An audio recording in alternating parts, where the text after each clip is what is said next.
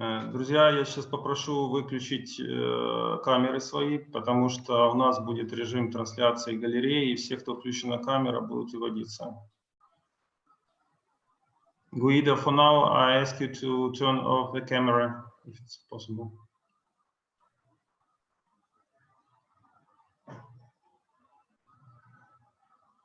Так, все, я вроде бы есть.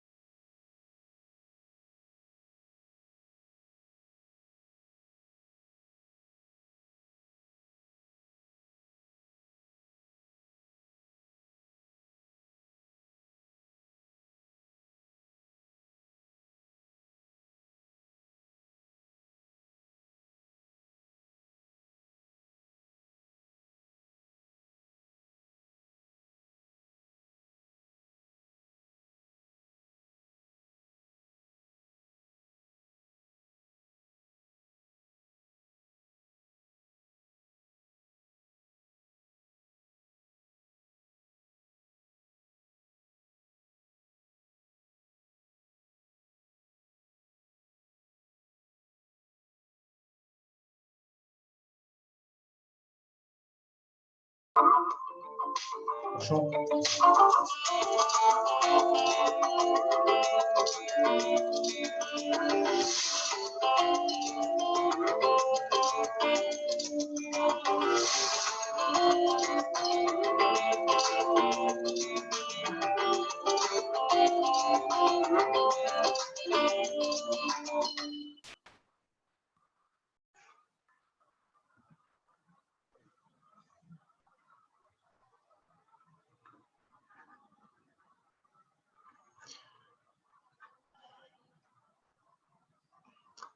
Дорогі друзі, доброго ранку. Вітаю вас на другому дні форуму. Сподіваюсь, мене чути добре, я зараз перевірю. Так, Дмитро? Мене чути, в мене тут є помічники.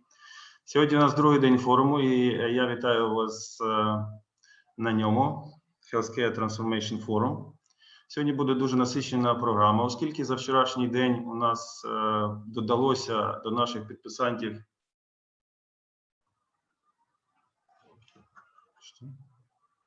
Что?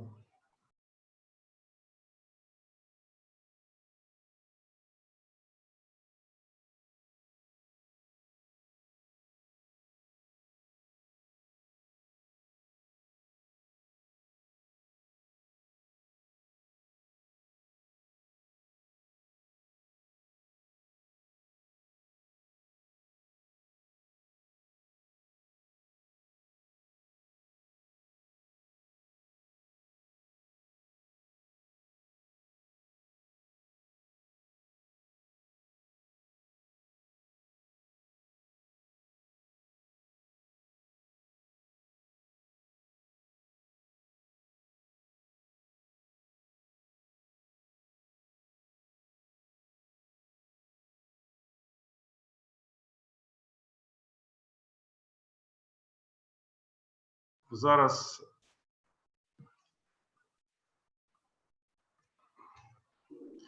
Ось так виглядає форма, наше подання нашого проєкту. Це національна платформа «Форум трансформації системи охорони здоров'я».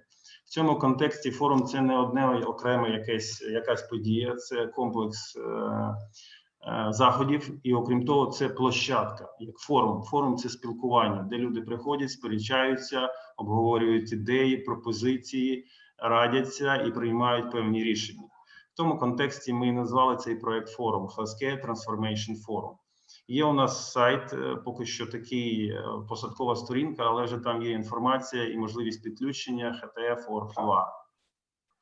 Перший проект в рамках нашого форуму – це перший рік роботи програми медичних гарантій, 2020-2021 рік. Відповідно, планується проведення 5 заходів. Це певні апдейти, тобто 1 місяць, 3 місяці, 6 місяців, 9 місяців і рік роботи в нових умовах.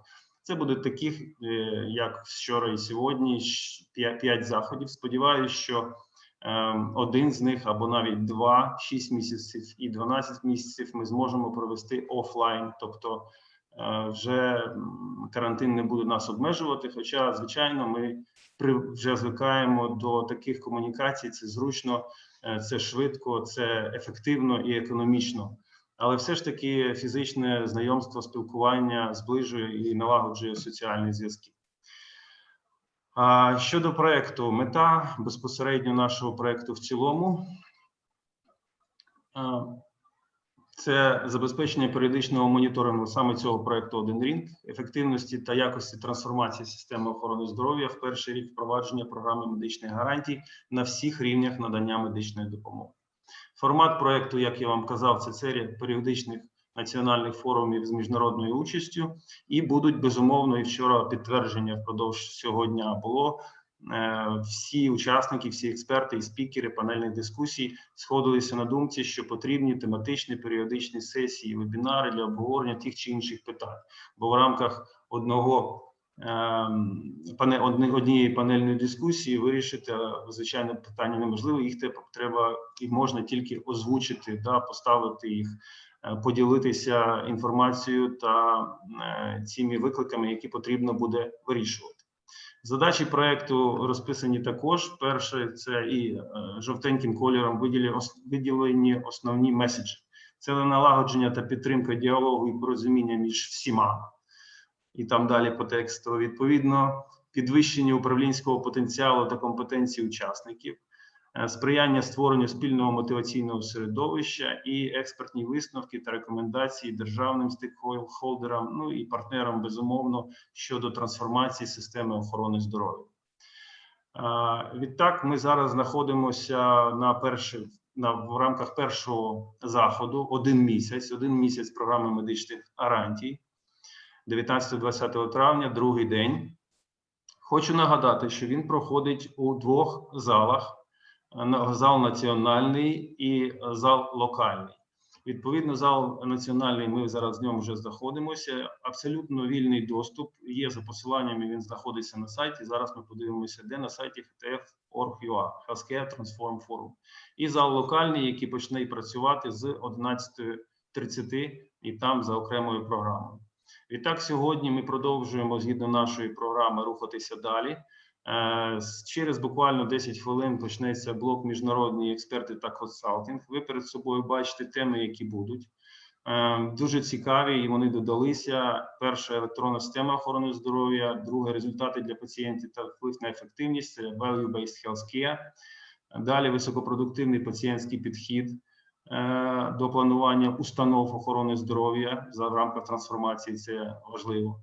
Далі інвестування в систему охорони здоров'я України, чому, коли, де і як.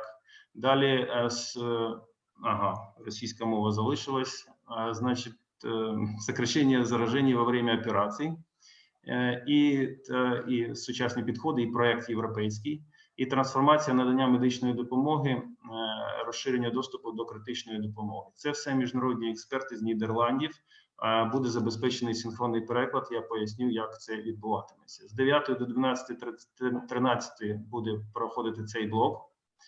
Відповідно, після цього ми розділяємося на два зали. В залі національному, де ми знаходимося, буде наступний блок. Перший місяць роботи в умовах програм медичних гарантій, говорять керівники медзакладів. Ми даємо можливість висловитися в прямому ефірі і поспілкуватися щодо проблем, успіхів та недоліків, які виникли і були виявлені і до першого місяця, і, в принципі, впродовж першого місяця роботи програми медичних гарантій.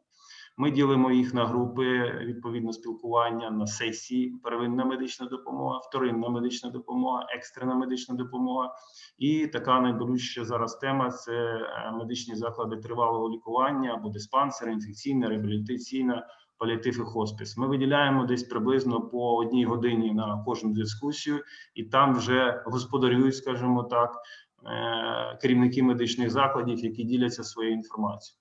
Паралельно з цим блоком буде йти з 12:13 до 16:00 шостий блок в залі локальний, з 12:30 до 16:00. Це презентація функціональних можливостей медичних інформаційних систем. У нас є 6 заявлених медичних інформаційних систем і ERP для управління охороною здоров'я.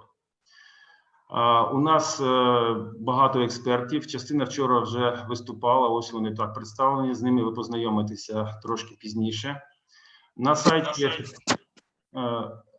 HTF.org.ua заходьте, будь ласка, у нас відкритий доступ абсолютно до веб нашої вебінару, відповідно в Zoom. Заходите на сайт, є 2 посилання: на зал національний, зал локальний. Уявляєте, що ви начебто зайшли в конгрес-хол, і для того, щоб зайти в один зал, вам потрібно вийти з одного і зайти в інший, натиснувши на посилання. І ви зайдете в режимі вебінару з можливостями задавати питання, писати в чаті і комунікувати. Якщо вам зручніше дивитися в прямому ефірі, зал національний у нас транслюється зараз на YouTube-каналі. Теж можете натиснути на посилання і побачити. І зал локальний буде транслюватися у Фейсбуці на сторінці Healthcare Transform Forum, відповідно, з 11:30 приблизно. Так само ви тут можете завантажити програму форуму для того, щоб її подивитися і побачити. Вона достатньо потужна і змістовна. Другий день для того, щоб орієнтуватися, коли, до чого і як вам треба приєднатися, і, відповідно, в той час, коли вам зручно і цікаво буде можливість. На цьому ж сайті є така кнопочка «Приєднатися». Це в тому плані, що ви приєднуєтесь до платформи в цілому, до нашого проєкту, до платформи форуму. Ви один раз тільки заповнюєте інформацію, таку форму щодо приєднання, і після того вам не потрібно буде кожного разу на кожний захід реєструватися. Ви будете отримувати посилання для доступу, повідомлення, і, безумовно, матеріали цих форумів після реєстрації будуть вам доступні і будуть вам надсилатися на вашу електронну адресу, яку ви зазначили. На цьому ж сайті, що важливо, ми, безумовно, збираємо від вас фідбек і інформацію повністю щодо трансформації. Я прошу спікерів вимикати мікрофон, у кого ви вимкніть, будь ласка. Відповідно, там на сайті ви знайдете посилання на опитування. Скажімо так, це не опитування, це прохання писати ті питання, які вас турбують. До цього опитувальника, скажімо так, який структурований, ви обираєте, можливо, декілька можете обрати тем запитань, ви ставите їх і потім заповнюєте.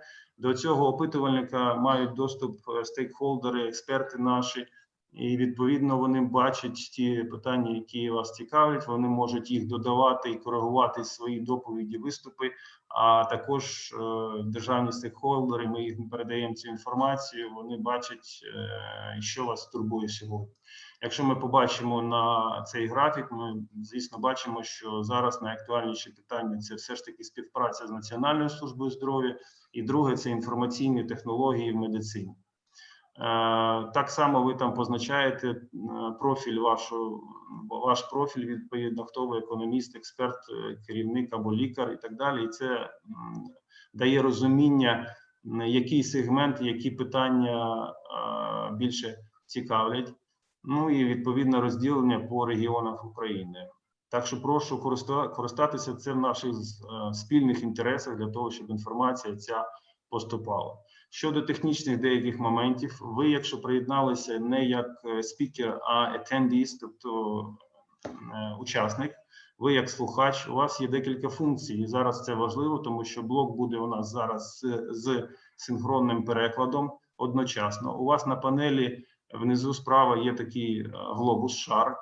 Якщо ви на нього натиснете, ви побачите, що у вас є два канали – англійський і русський. Ну, в Zoom немає вибору картинки, скажімо так, або значка української мови, тому там за замовчуванням стає російська мова.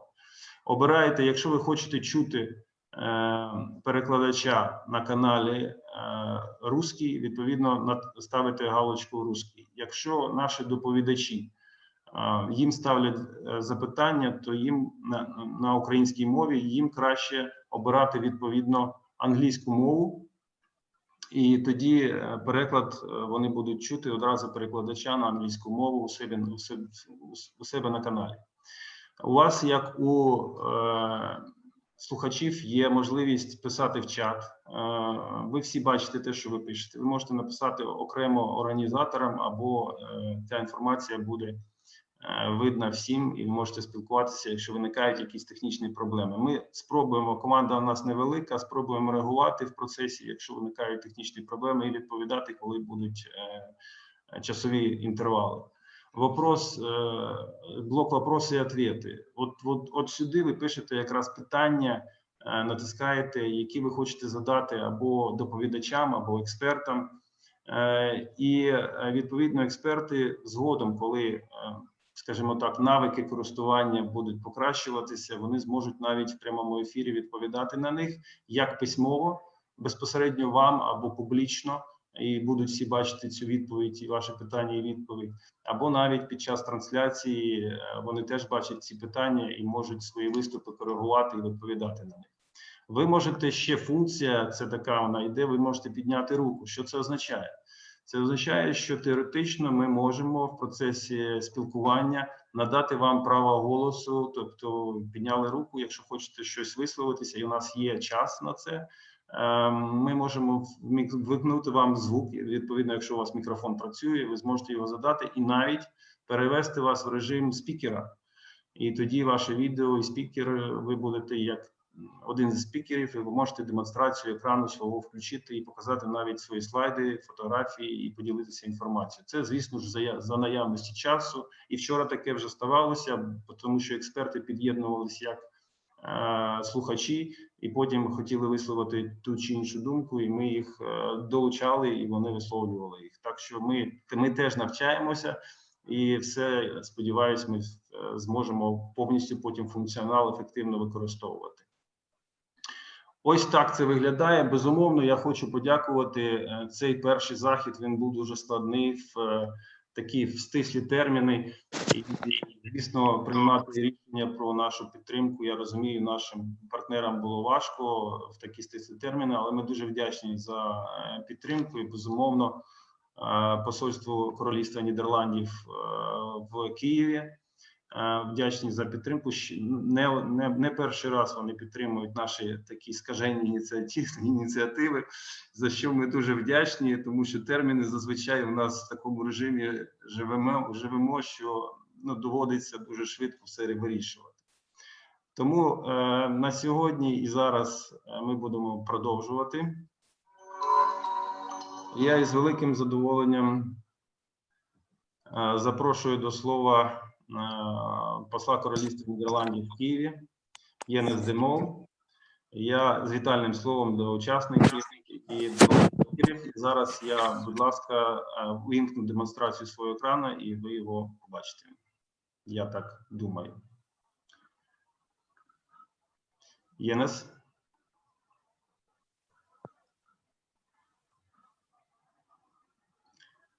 Я вітаю, вам слово. Okay, good morning. I hope that you will be able to hear me. Is that so? Yes? Okay, excellent. Good morning. It works, ladies and gentlemen, it works. And I'm very much impressed by your introduction, Yevhen. I'm very impressed by the fact that we meet to talk about healthcare, and at the same time, the healthcare service is actually fighting COVID-19. So I would like to express my enormous gratitude for those who work in the medical sphere for all their activities. These people are actually the real heroes of our time, and our appreciation is enormous. And I think also that as a society, it is our obligation to protect and take care of these people who are often also threatened with their own lives by the activities that they do in order to protect our health. It's a strange time. It's a really strange time because we are in a lockdown, and at the same time, the pandemic is traveling freely. There are no borders, and we see that the virus is actually not discriminating. It's addressing everybody. Therefore, it's really time for solidarity and cooperation to tackle these issues. And the effects are also, in a way, it seems strange to say, but it's also positive in a sense that it drives innovation. And the meeting that we're having today is a beautiful example of it. At the same time, it is also clear that security of human life has the highest value, and that a global response will evidently cause also far-reaching consequences for economic, social, and political settings. So after having managed the coronavirus, the challenges will be enormous for our societies, both on a global and on a national level. Well, this being said, Ukraine is undergoing a major challenge at the moment. On the one hand side, it is fighting COVID-19 and is doing actually quite well. On the other hand, this is only the beginning of a lot of economic problems that will arise and macroeconomic challenges. And one of them is actually also the, let's say, the reform process in the healthcare system. In both cases, postponement or delay is actually not an option. The elements that are actually related to this are commitment, transparency, teamwork, and communication. As the Netherlands, we've been supporting the healthcare reform in Ukraine in order to improve the quality and accessibility of healthcare for all Ukrainians. If you listen to the people around you nowadays, here in Kiev, for example, it's all about availability of medical care, about access, about affordability. It's about quality. And the challenges are enormous. Our countries have been engaged in bilateral cooperation for a long time now. And as an embassy, we've been involved for in a couple of projects over a longer period of time. And I think it is an excellent example of how cooperation should be. It's not a one-time affair. It is something that you do over a longer time. And I will give you some of the examples of the most recent forms of cooperation. Well, first of all, it's in the sphere of government-to-government dialogues. So, for example, the Dutch experts have been involved in the building code for Ukraine for the healthcare infrastructure. So it led to cooperation in the architectural sphere. But there has also been exchange of knowledge between the Center of Public Health of Ukraine and, for example, the Amsterdam municipality, or the Leiden University and the National Health Service of Ukraine. Then there is business-to-business contact. I see a lot of familiar faces on the screen, and some of them took part in a business mission of 19 Dutch companies from the sector of life science who paid a visit to Ukraine. And I'm aware that many more companies of the Dutch sector actually have an interest to enter the Ukrainian market in order to assist Ukraine in the reform process and sharing its innovative solutions. Then, lastly, there is the institutional cooperation in the field of knowledge-to-knowledge institutions. For example, the Kiev Mohila Academy and the Maastricht University. So these are just examples of the institutional cooperation that we think is important. But it is important also to underline that from a Dutch perspective, we are not here to teach.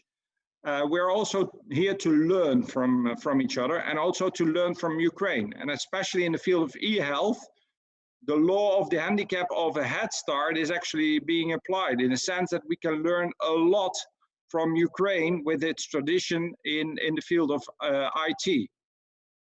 I'm very happy to see that today 4 Dutch presenters will represent the Dutch governmental, business and knowledge institute perspective. And they deal with a value-based healthcare system, healthcare digital solutions, and the follow-up of patients with COVID-19. So this forum is very well timed. It shows our commitment, and I'm extremely happy that we have an opportunity to exchange best practices and learn from each other.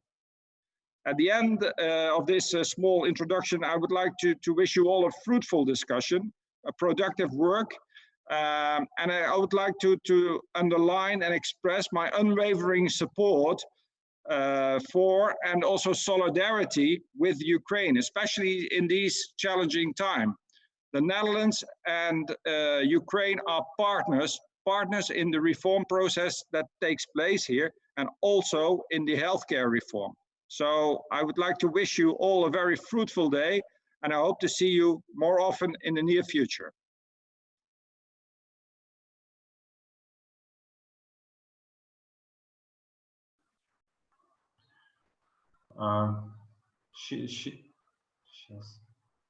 Щиро дякую. Дякую, Єнес, за вітальне слово, за такі настанови. Дякую за підтримку ще раз.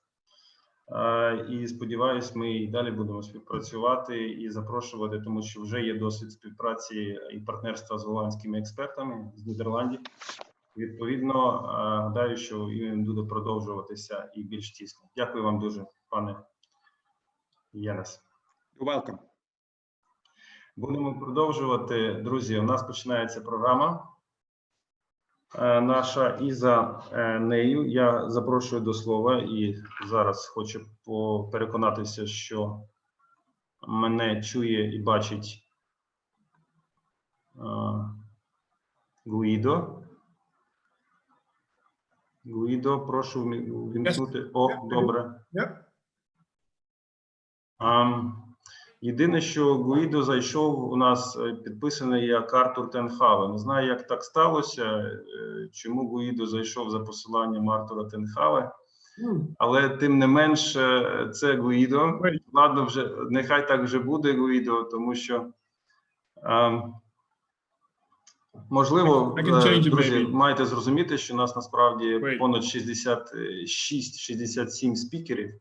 У кожного є персональне посилання до кожної зали, то, можливо, і з нашого боку десь плутанина була. Хоча вчора Артур був Артуром. Дякую. Так, тоді я... Okay, wait, maybe I can change quickly. Добре. Зараз я хочу представити Гуїдо Данен. Справа в тому, що він програмний менеджер, програм-менеджер Task Force Healthcare. Возможно, він розповість трошки про цю організацію. Вона об'єднує компанії Нідерландів, які працюють в сфері охорони здоров'я. Це дуже потужне об'єднання. І в цьому році велика делегація була в Києві, міжнародна компанія, які обмінювалися досвідом і вивчали досвід України трансформації і зустрічалися з головними лікарями і медичними працівниками в Києві. Був такий великий семінар і зустріч, і обмін досвідом B2B такий, да, добрий був захід. Гуїдо, вам слово. У Гуїдо буде зараз презентація, яка називається «Електронна система охорони здоров'я Нідерландів». Прошу декілька слів і потім запустити трансляцію екрану відповідно. Дякую. Excellent. Thank you very much. I think I'm now myself again. Apologies for that earlier.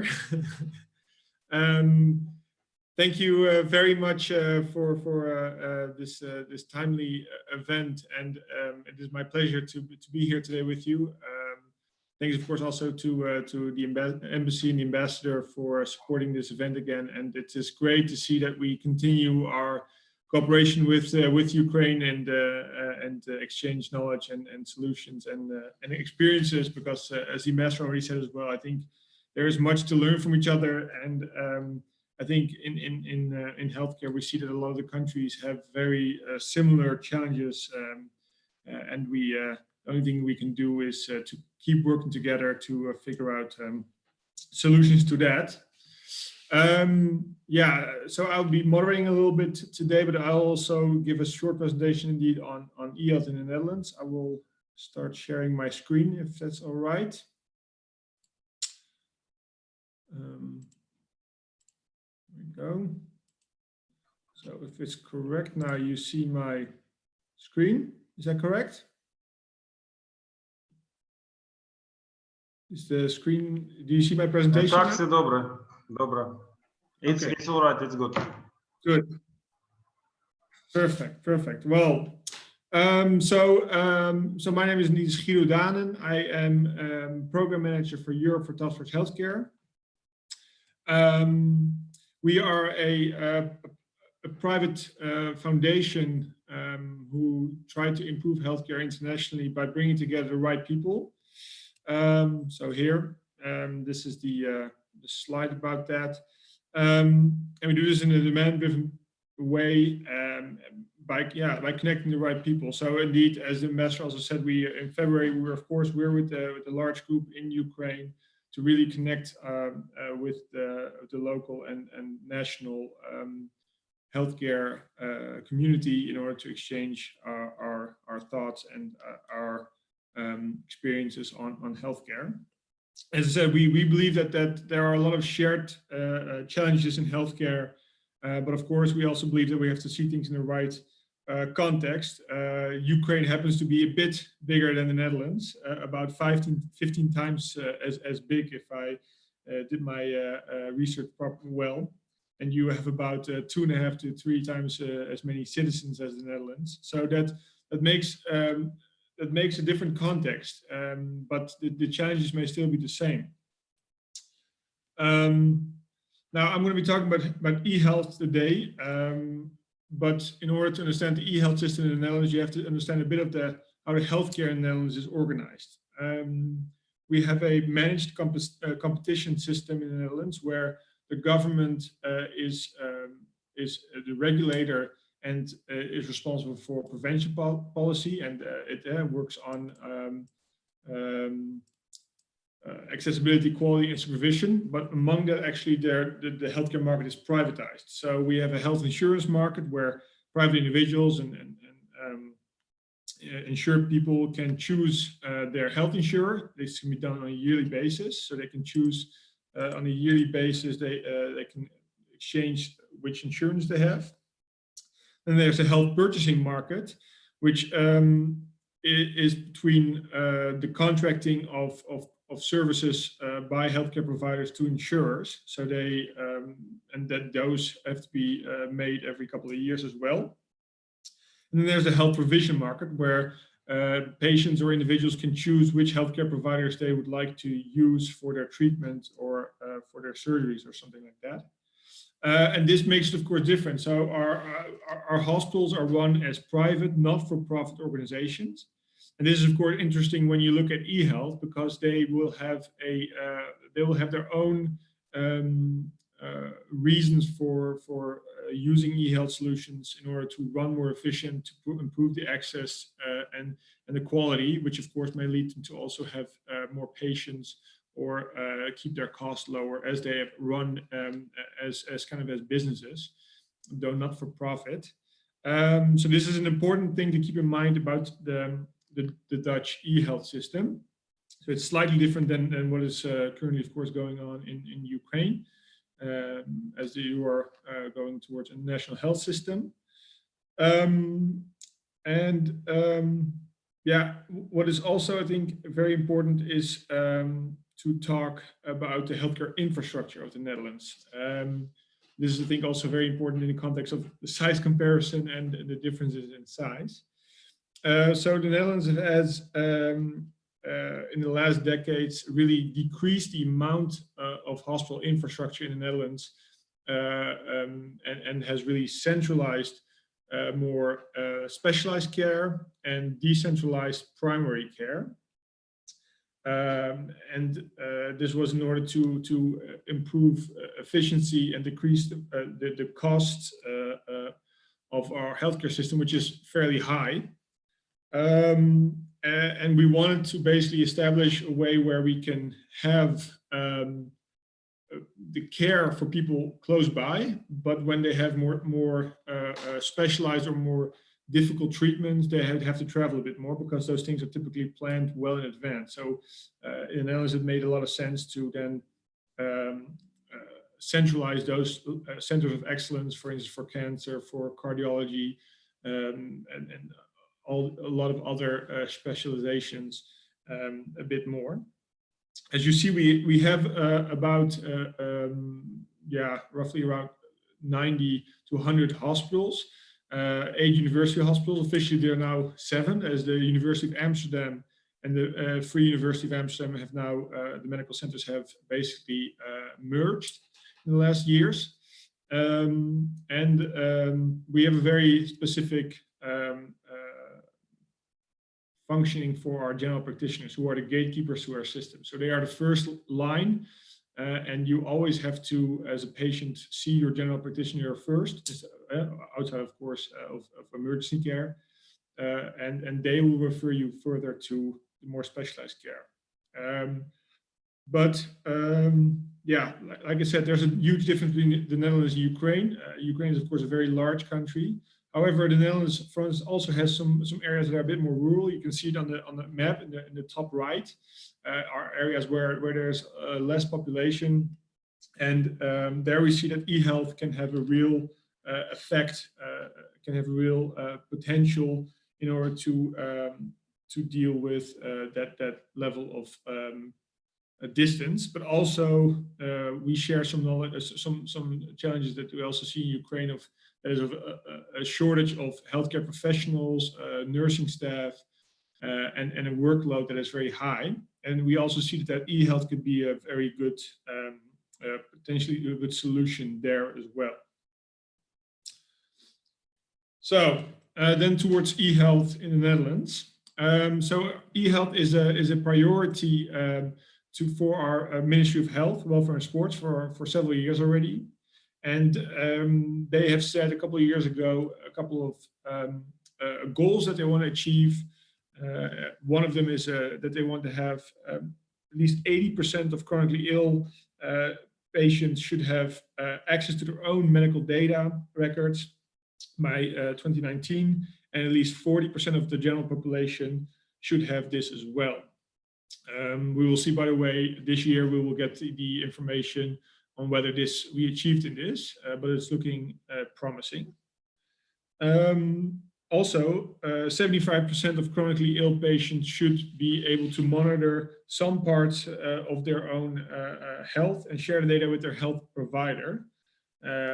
Things like blood pressure, cholesterol levels, and this should also count for elderly people. The ministry also wants people to have the opportunity to have online contact with their care provider. So meaning that they can communicate, people who are receiving care at home, a support at home should be able to reach their care provider 24/7 via a screen if they wish to do so. The overarching goal of the Netherlands is to keep elderly people longer in their own home for several reasons. First of all, because in the Netherlands it's shown that the longer people stay at home, the healthier they stay, the more active they stay, and it really supports their quality of life. However, of course, this needs to be done in a safe and responsible manner, and this is where telemedicine and monitoring can really be effective. So the ministry is basically supporting and pushing these e-health goals by providing support for innovators via an online platform where they can learn all about rules, regulations, grants, their community bodies, coaches, and how to get funding.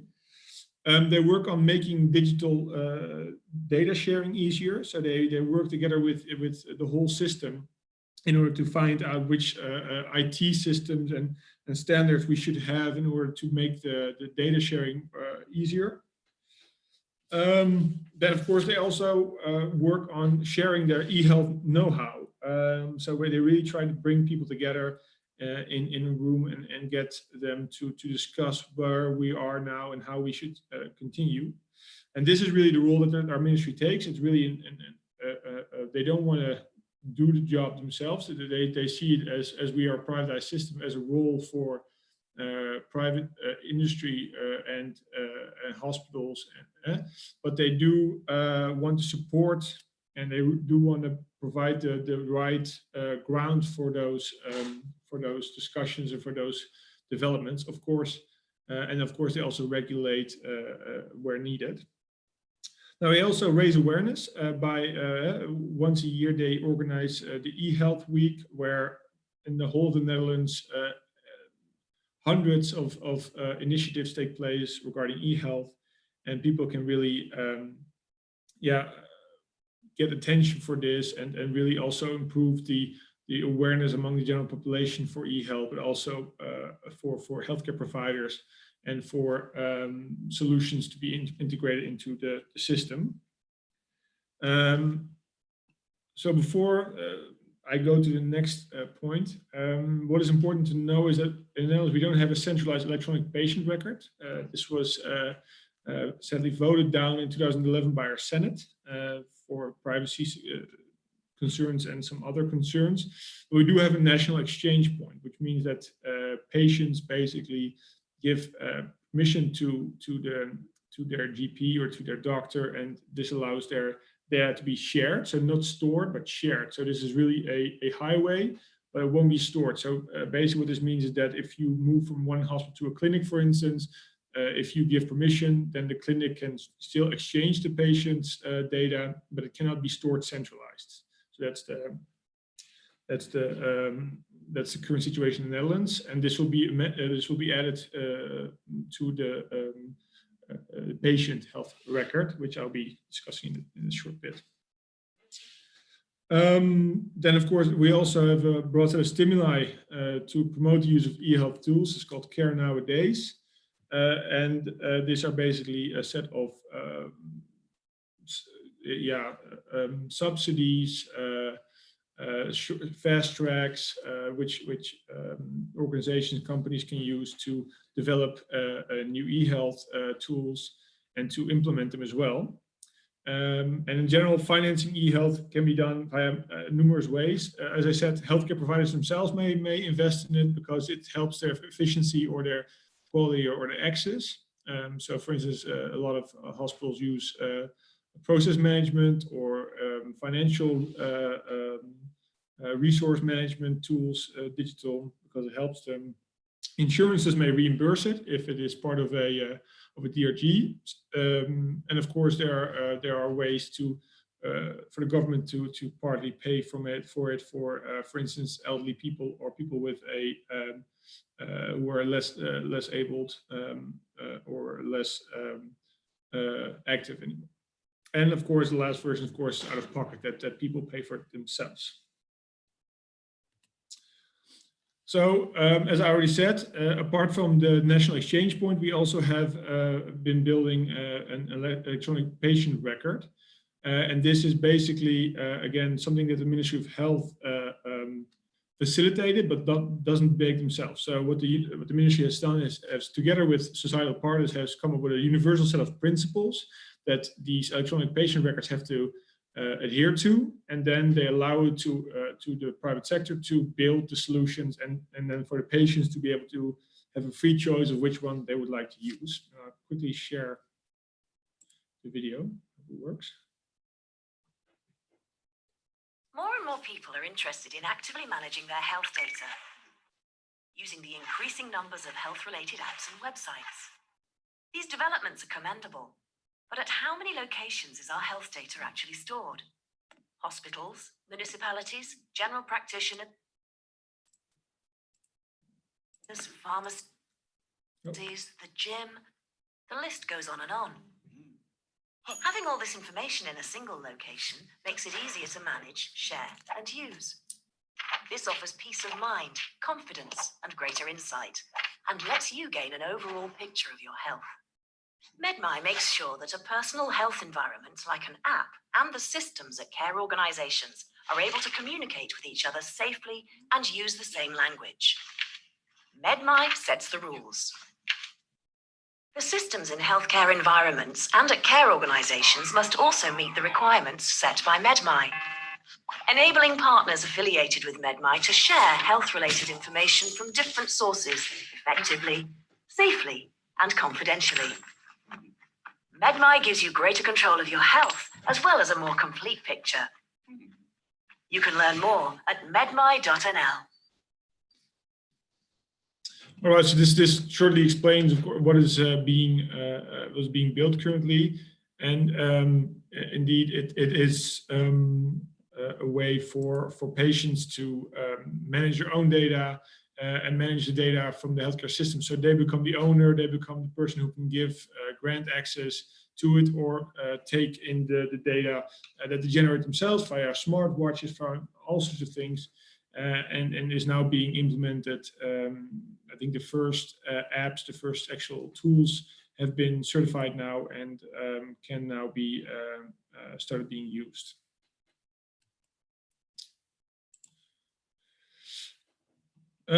So now a bit about e-health analysis, the results and the use of it. So we have an e-health, the Central e-health Authority called NICTIS.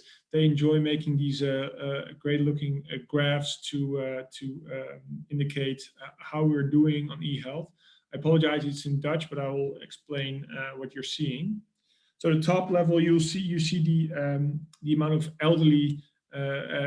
This is in regards to elderly patients.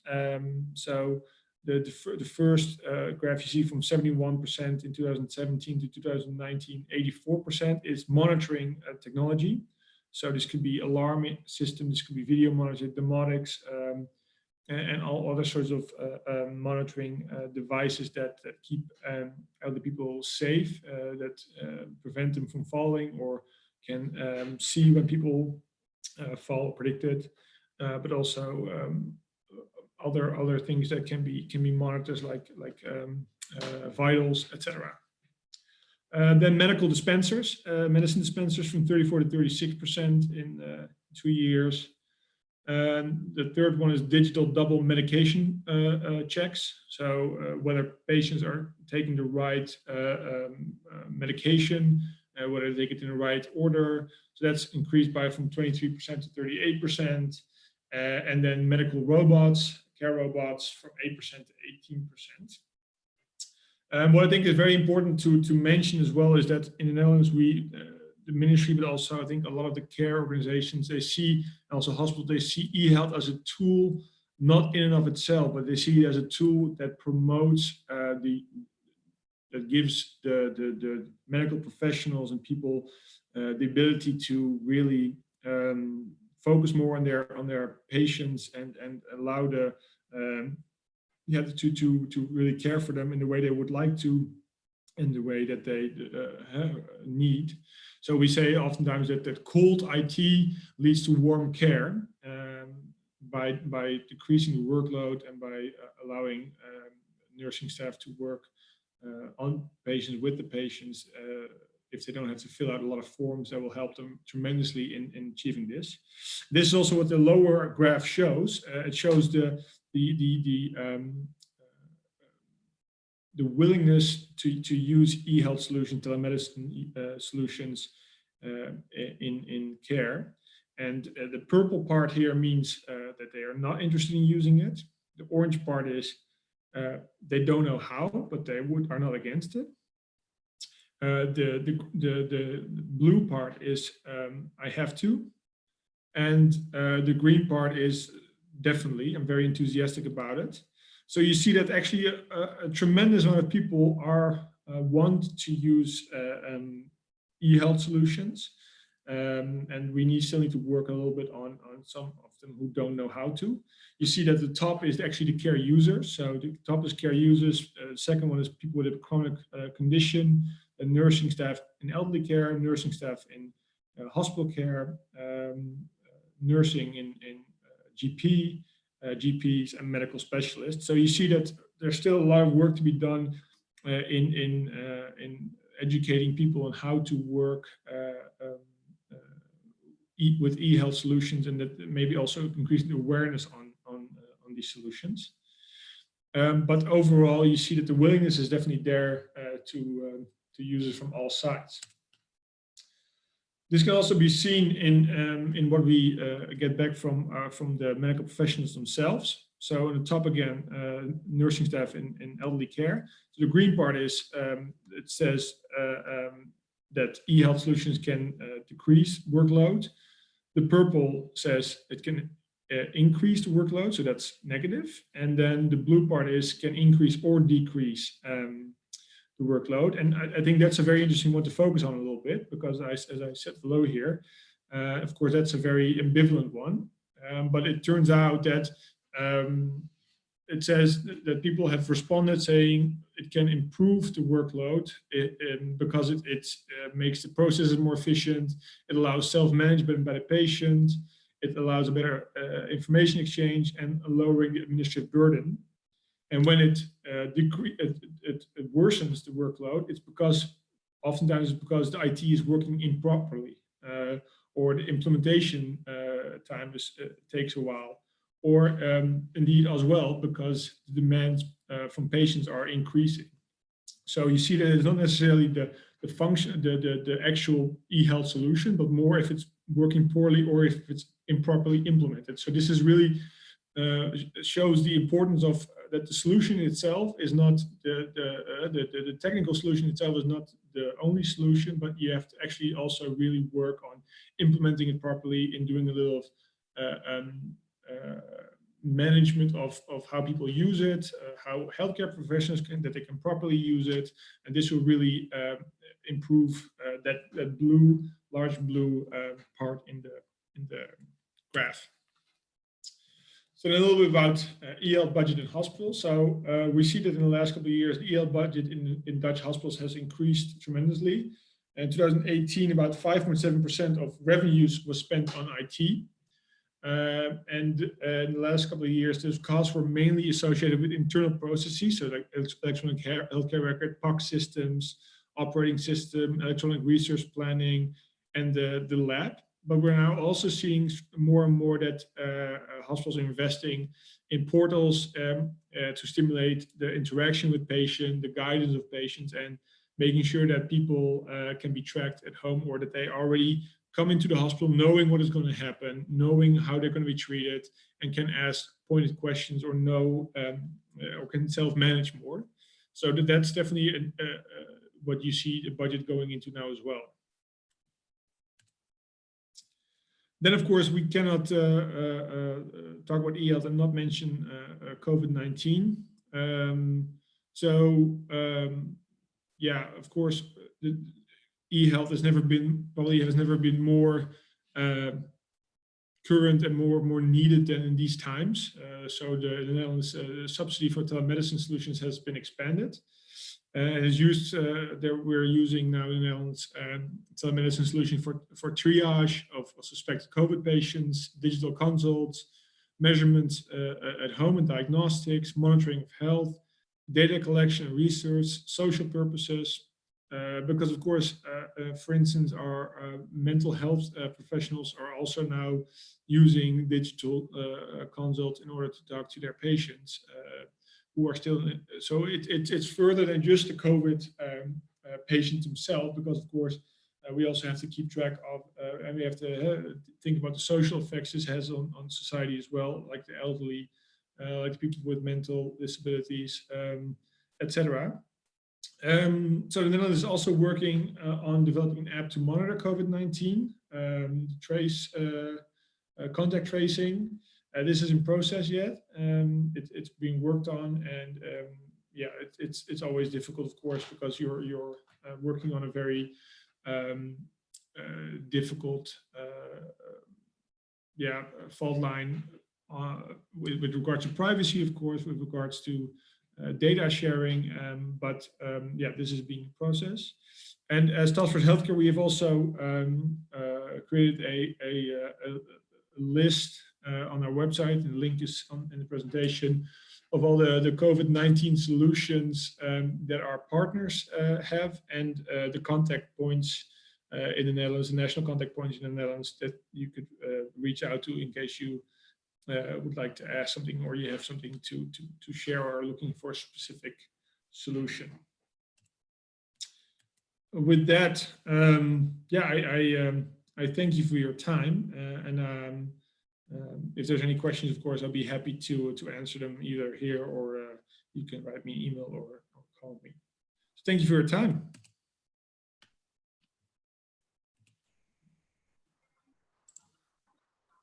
And I think, will you take over now, Jelle?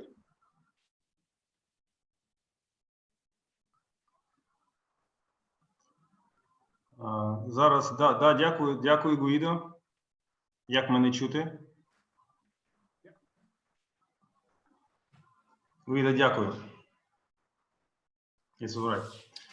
Я не знаю, як зараз перекладе перекладач Гуїдо. Ну, я скажу образно. Гуїдо, ти проїхався танком по всім нашим болючим проблемам інформатизації. Справа в тому, коли ти сказав, що якщо інформаційні технології ускладнюють життя, то вони побудовані неправильно, то видається, що воно так і є. Зараз у нас дуже багато проблем з цим, і я хочу всіх слухачів звернути вашу увагу на декілька аспектів, які, можливо, не були помічені під час презентації Гуїдо, а я хочу заакцентувати. Там багато було моментів, які ми будемо ще розбирати на частини і просто цитати ці робити. Справа в тому, що Гуїдо дуже вірно сказав, що в Нідерландах немає централізованого збереження електронних медичних карт. Фактично, вони зберігаються там, де вони збираються, в медичних закладах. І потім обмін, Гуїдо може мене поправити, але потім обмін відбувається через певну шину обміну інформацією. І зараз я просто знайшов, поки Гуїдо виступав, слайд із проєкту Світового банку, який мав би бути запущений у нас в 2014-2015 році. Він розроблявся, і там був кластер розробки e-health, центрального компоненту на всю країну. І зараз я покажу цей слайд. Над цим проєктом працювала от така робоча група 2013-2015 рік. Пауло Беллі був керівником напрямку охорони здоров'я Офісу Світового банку. Ну, ви бачите, достатньо потужні експерти працювали над розробкою. І далі я вам продемонструю слайд. Можливо, він трошки виглядає незрозуміло, але ви побачите на ньому дуже чітко, що є інформація в закладах охорони здоров'я, і вона там і зберігається. Відповідно, в закладі ДОЗ на рівні регіональному або, відповідно, з медичних закладів потрапляють в департаменти охорони здоров'я, а потім тільки через шину обміну інформації відбувається комунікація, точніше передача інформації від одного медичного закладу лікаря, але не всі дані кожного пацієнта не зберігаються в центральній базі даних. І я хочу сказати, що саме ця модель побудови і застосовується, в принципі, в світі. Да? Неможливо збирати. Ну і ті проблеми, які труднощі зараз у нас є з передачею даних, коли направлення лікар виписує 30 хвилин або навіть більше, да? Тому що під'єднання через інтернет, пряма передача, навантаження, можливо, частково ця проблема буде вирішена, але сама архітектура, ну навіть згідно рекомендацій Мирового банку, вона побудована, Світового банку, вона побудована некоректно. І коли ми говоримо, що інформаційні технології, і я просто знову і знову повторюю цитату Гуїдо, якщо в основі лежить все ж таки побудована неправильно, то вони ускладнюють життя і пацієнтам, і життям, і самим лікарям, насправді. І ще один аспект, всі мають розуміти цінність, що за це треба платити. От я хочу сказати, що за це треба платити. І коли ми бачимо бюджет медичного закладу, де 16% йде на інформатизацію, то ми розуміємо, яка цінність цього для системи охорони здоров'я, для медичного закладу, для ефективності надання медичних послуг. І звичайно, у наших скрутних фінансових можливостей навіть пояснити медичному закладу, керівнику або навіть лікарю, що на це потрібно витрачати більше грошей, тому що це ефективність надання медичних послуг, це спрощує їм життя. А коли, звичайно, у нас, умовно кажучи, медичні інформаційні системи встановлюються для передачі даних за 1 гривню, то ми маємо таке рішення, відповідно, і така ефективність цього рішення, бо цінність така, це дуже дорогі розробки, вони тривалий час, і експертиза має бути великою. Вибачте, я просто не міг втриматися. Дякую, Гуїдо, дуже за презентацію. Це мій коментар додатковий. Ми трошки вибились з таймінгом, але, Гуїдо, залишайтеся з нами, тому що, можливо, залишиться ще час і будуть ще питання після того, як будуть виступи інших експертів. Ну і враховуючи, що Гуїдо я попросив зробити і бути модератором всієї цієї панелі, я прошу представити наступних спікерів. Якщо є можливість, я навіть зараз спробую виведу на екран першого з них. Гуїдо, можеш включити звук свій, і якщо він вимкнутий. Yes, thank you, Evan, and thank you for your comments. And I'm happy to hear your thoughts on this. And I think, I cannot stipulate enough how important it is to have these processes properly implemented and being part of the integral workflow of the patient, of the healthcare professionals. Apologies. So somebody who knows a lot more about that than I do is our next speaker, who's Dr. Nick Guldemond, who will be talking about the results for patients and impact on the effectiveness of medical care, so otherwise known as also value-based healthcare. Nick Guldemond is a professor of integrated care and a senior researcher at the National eHealth Living Lab of Leiden University Medical Center. He holds a degree in medicine and electrical engineering. During his career, he worked as a clinical researcher on numerous health innovation, like pharma, medtech, health, IT, AI projects. He's a key expert for various governments on different continents, NGOs, and multinationals and startups. I'm very happy we meet each other a lot, Nick, these days, and I'm very pleased to see that we are still going out into the world, now digitally, to make connections and to share the experiences and the knowledge. I'm very pleased that Nick is here again today. If you could take the floor, Nick, we'd love to hear what you have to say. Thank you very much, Guido. Yeah, and it's also really nice to see you, and I'm very happy. Thank you very much for the invitation for this important conference. So I was giving a speech yesterday on also on digital strategies from an international perspective, and Guido gave a very good presentation on the Dutch situation. So we are nice complementary. It's a bit Dutch approach, so we do it together. So let me share my screen and the presentation.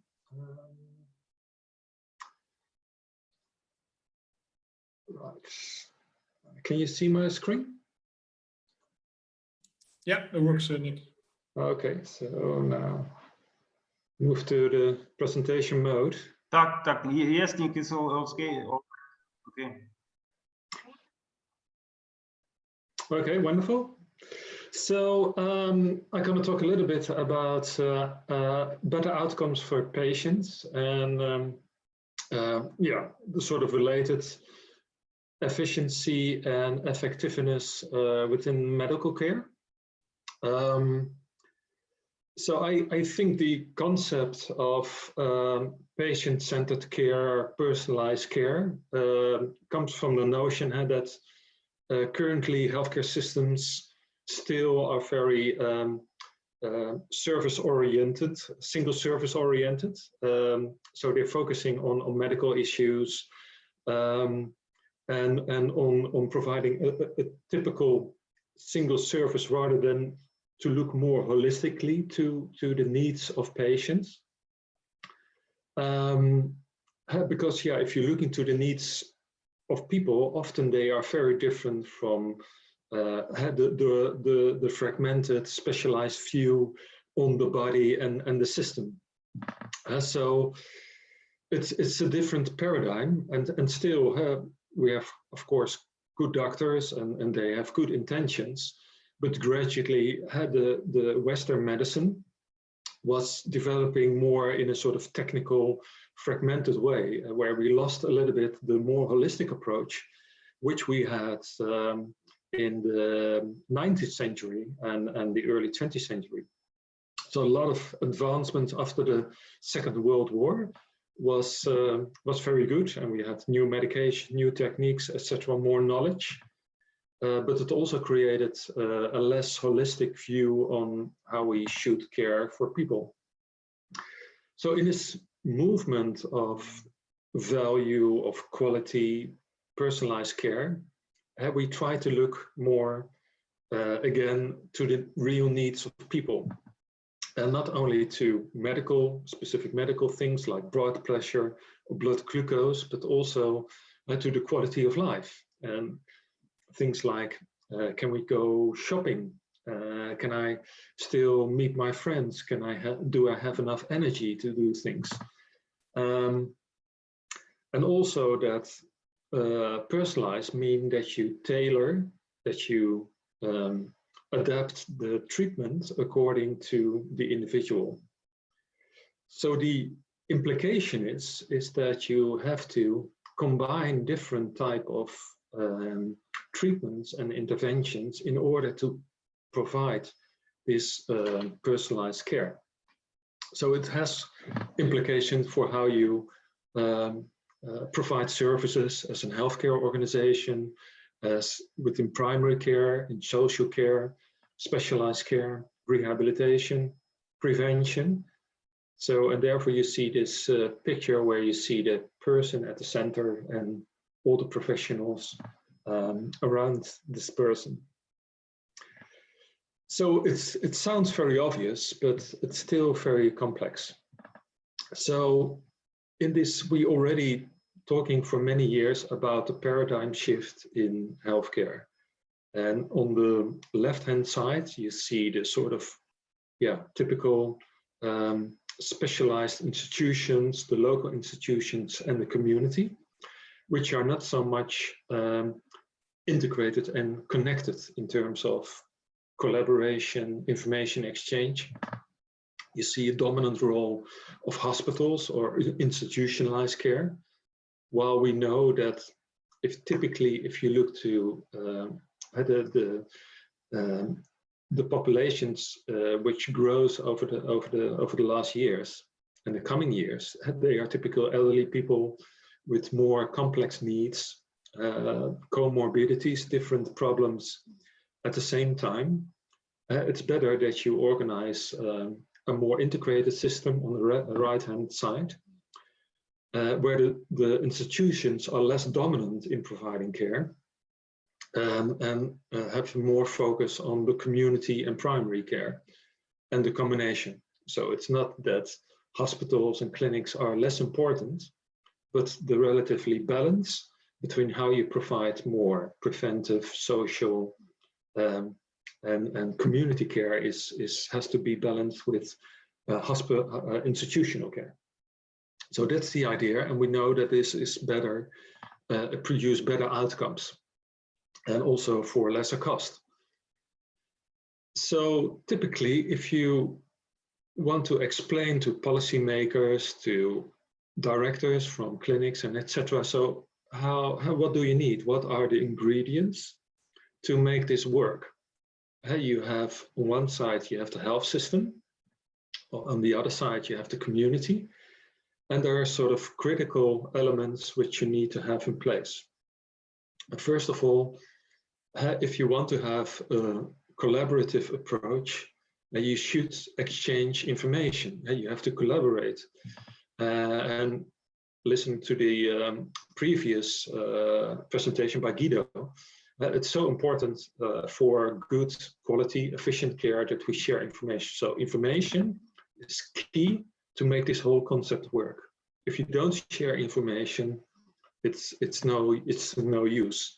You can't provide the type of care which is really needed by the people. You see decision support. I'm really sorry. I'm really sorry if it's possible. Sorry, no, go ahead. I interrupt you. Maybe you share your screen, full screen. You know, it will be better your presentation to full screen, if possible.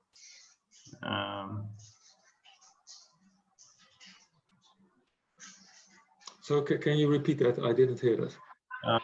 Развернуть на весь экран. Oh, To full screen your presentation. okay, sorry. Maybe, yeah, this has to do probably with, I changed the mode of my,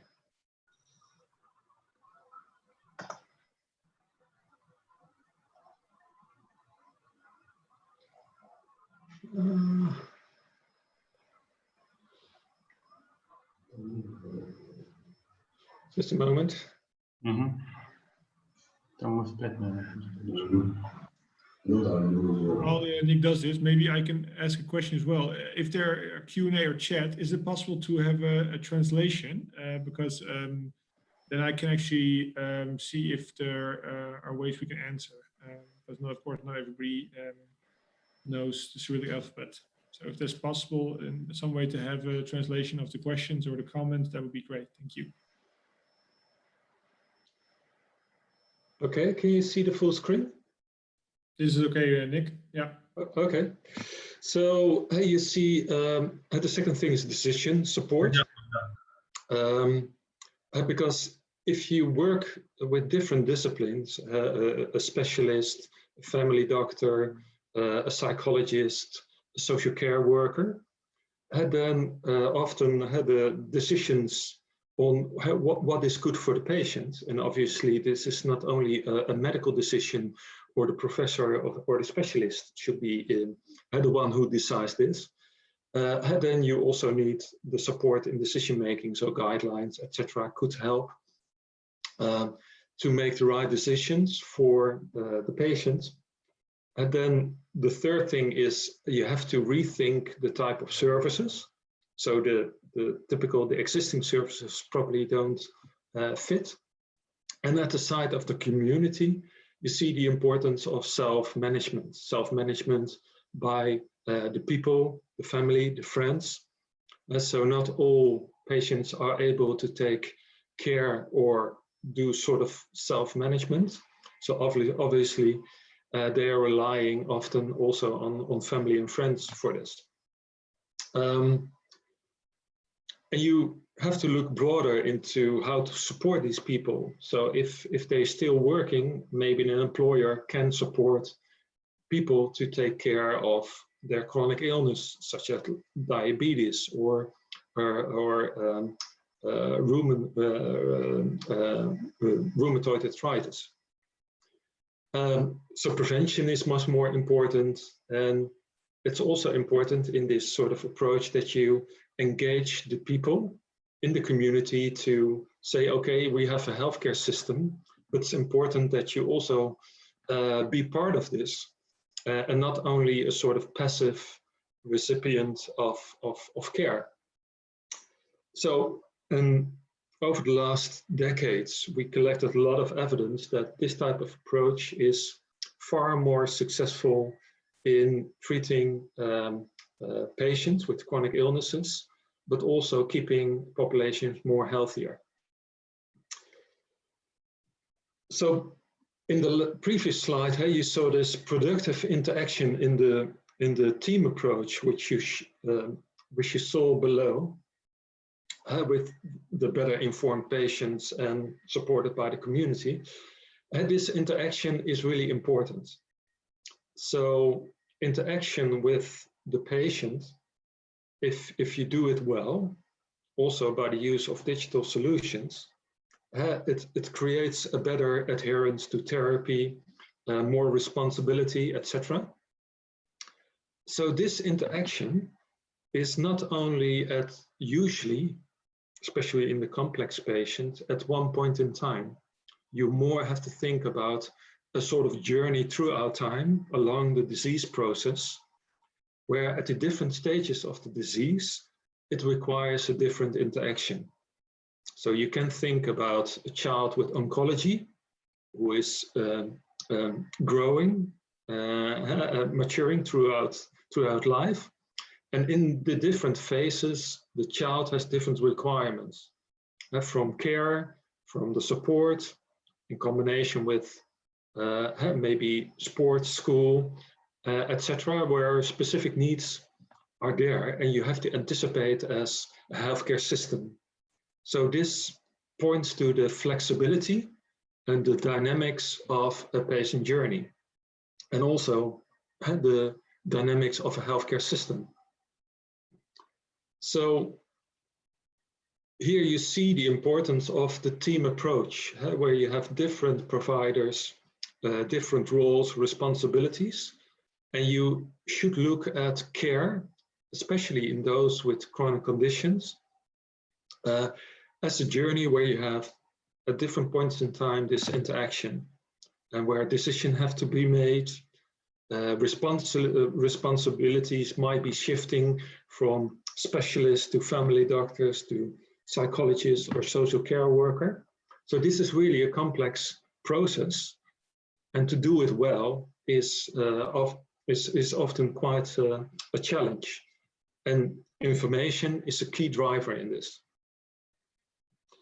So how does what we know from healthcare system across the world, what makes the infrastructure successful for this? So on top you see the different disease stages, from no problems to going to the hospital, having treatment, going back to the community, to home. So usually at the point of entrance of care, it's an important moment where you do the sort of filtering of the patients, and you, of course, you look, okay, what is important? What is the problem we have to tackle? And mostly they are very simple, but when it's required a more complex, a more integrated approach, it's important that you filter out those who need a more integrated, multidisciplinary approach. And accordingly, you have more sort of approach where you see the patient as a case, and where different disciplines are working together to formulate a treatment plan, and also discuss throughout the process on how we should take care. Ideally, this is based on evidence, on support by literature, by guidelines. It is, of course, the clinical expertise of the professionals, but also taking in account the values, the needs of people. And this is what we call evidence-based practice. So, and often it's, especially in chronic conditions, if you're thinking about diabetes, or if you think about COPD, rheumatoid arthritis, typically the patient, the sort of needs, which fluctuating over time, it's a sort of process which repeat itself over time. And so it's more like a sort of patient journey over time. And obviously this cannot be done without information exchange and the use of digital tools. So we know that this sort of gatekeeper system, where you have a sort of entry point in the system and you have the sort of screening and filtering of patients, and a point where you can direct the care that's necessary. That in the Netherlands, for example, about 90% of all problems of people are solved at the primary care level, and only 10% is referred to a specialist in a hospital.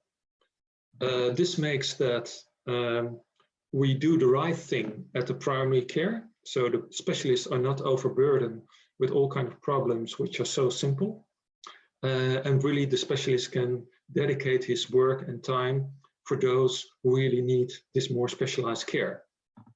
So we know in terms of efficiency and cost effectiveness that hospital systems which are based on primary care and gatekeeping are more efficient than, for example, the system in China, where the hospitals are overflown by patients, and currently where they have a crisis already for years, where they can handle the stream of patients, the overflow to hospitals. Even you have hospitals with 5,000 beds or more. So in this quality of outcomes is this provider integration, how well providers are able to work together, specialist, family doctor, social care worker, is when it's better. We know also that the patient, the quality of care is much better, also how it's perceived by patients. And it's also more easier for the patients to understand how it works and what they can do. So then it comes in, so what do we see as the sort of quality of care through the eyes of patients and authorities about institutions? So this is not really easy, and we are still in the process of defining what is value in healthcare, but it's obviously consisting of different elements. So it's not only about the medical aspects, but also about physical, it's about daily life, social participation, etc. So it's quite a complex combined thing, but involving the patient with patient opinion on the care perceived, and also their experience of how to perceive care are important indicators.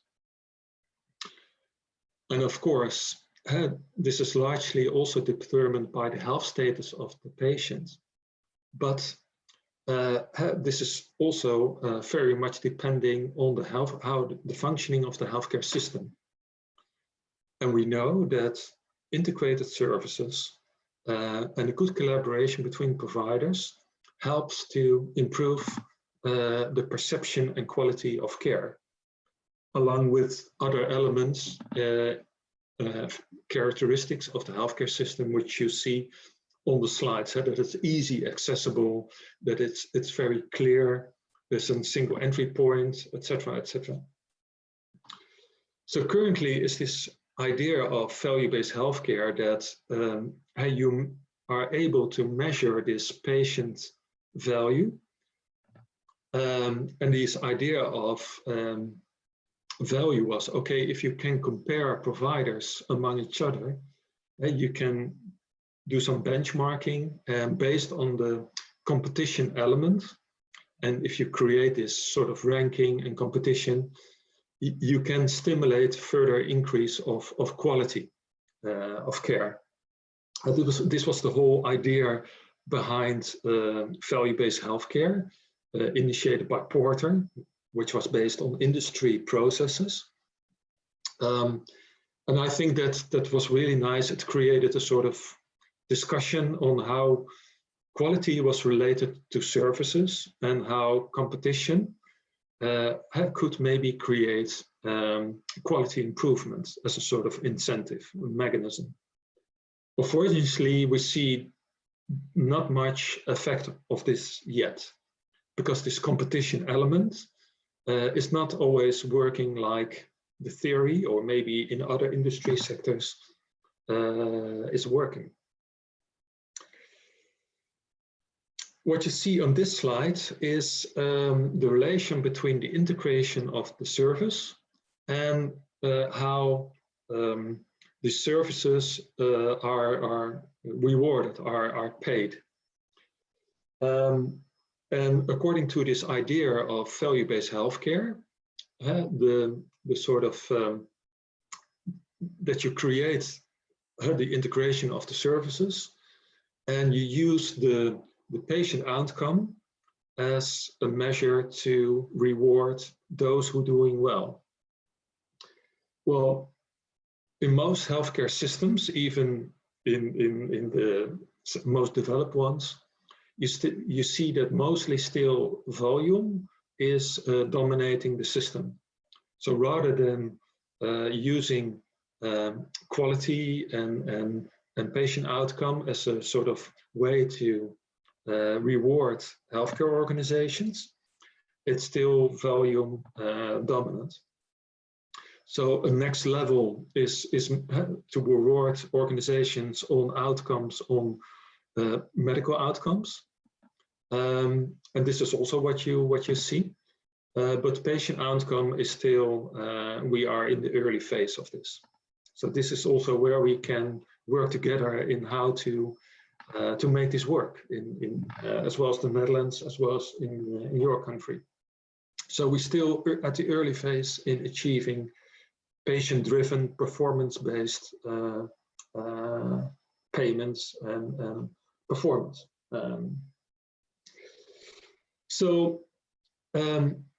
Obviously, this service integration and the patient journey and the outcomes are related. You see this on this slide, the sort of patient journey differentiated in the different phases of care. And this should eventually lead to better health outcomes. So here again, you see the integration is important to achieve better outcomes. This is still a very complex process, and the sort of discussion on how to improve the medical services is now very much focusing on different ways how to improve the process. So there are different methods used. I won't go into detail, but just that you know that the main principles now very prominent in healthcare management is that to improve efficiency and quality is that you try to reduce the variation in the process, so that you standardize the processes for typical patients, patient characteristics. So that is one way, and Six Sigma is one of the approaches how you can look at variation in the process and how to reduce this variation. Lesser variation will increase quality. Another approach, which is very prominent, very popular currently in this sort of service orientation, is to remove waste and to make it more efficient. So where are there elements in the whole process which are redundant and takes too much time or unnecessary? So lean is a sort of approach which is often used in this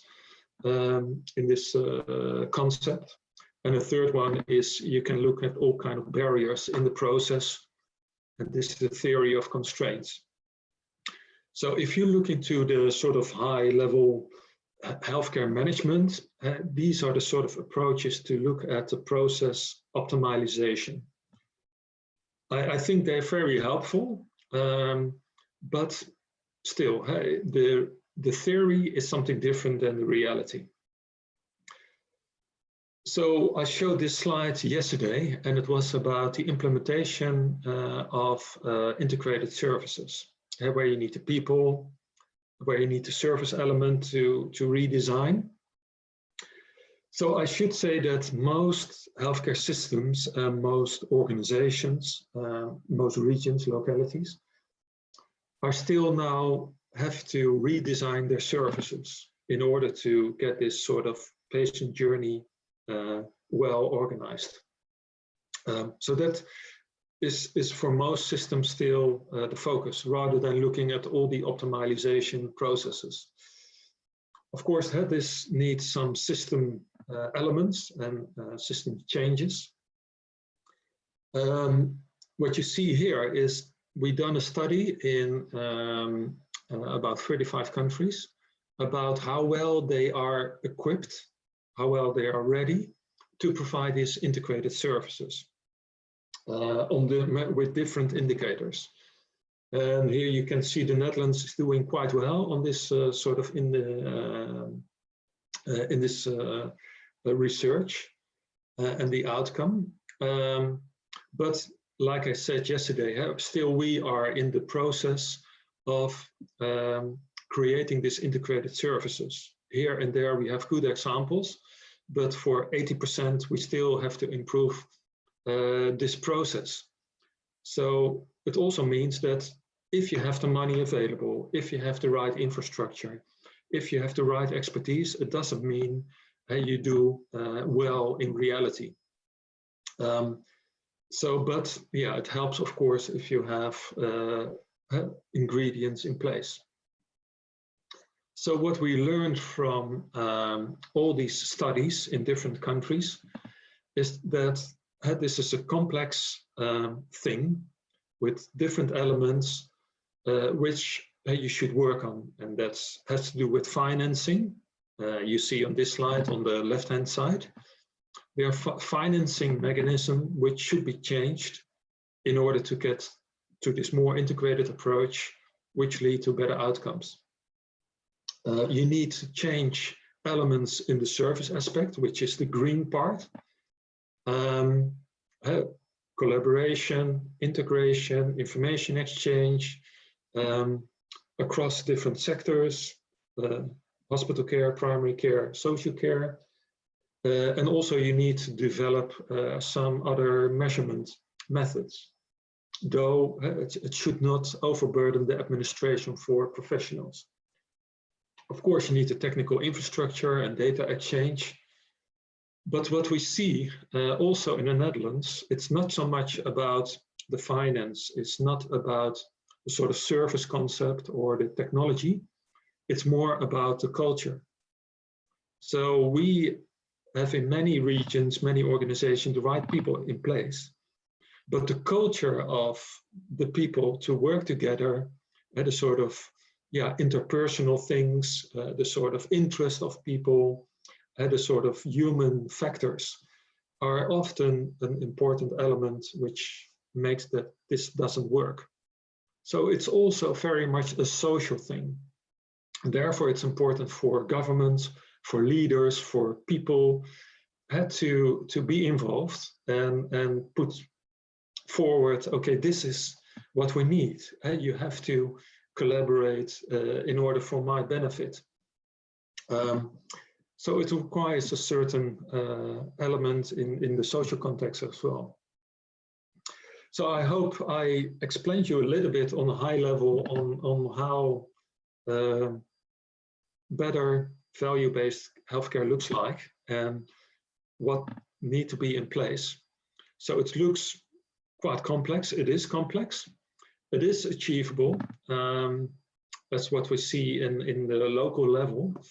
But I think you need the different elements. And what I explained yesterday, both from a policy level as well as at a work floor level, you need the people to have involved in sharing this same vision. Thank you very much. Thank you very much, Nick, for the excellent presentation. I think, Evgeny, you want to say something?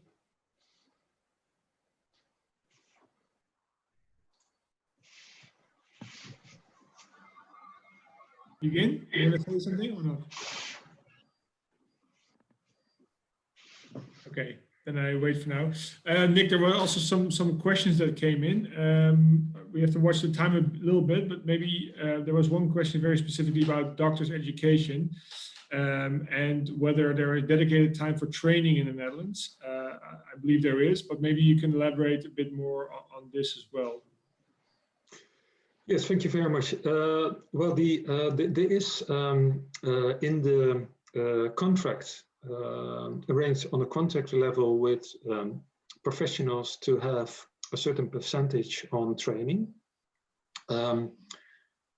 Along with the contract, there is a sort of infrastructure where you need accreditation. So you need to go to courses and keep yourself up with skills and knowledge through courses and trainings.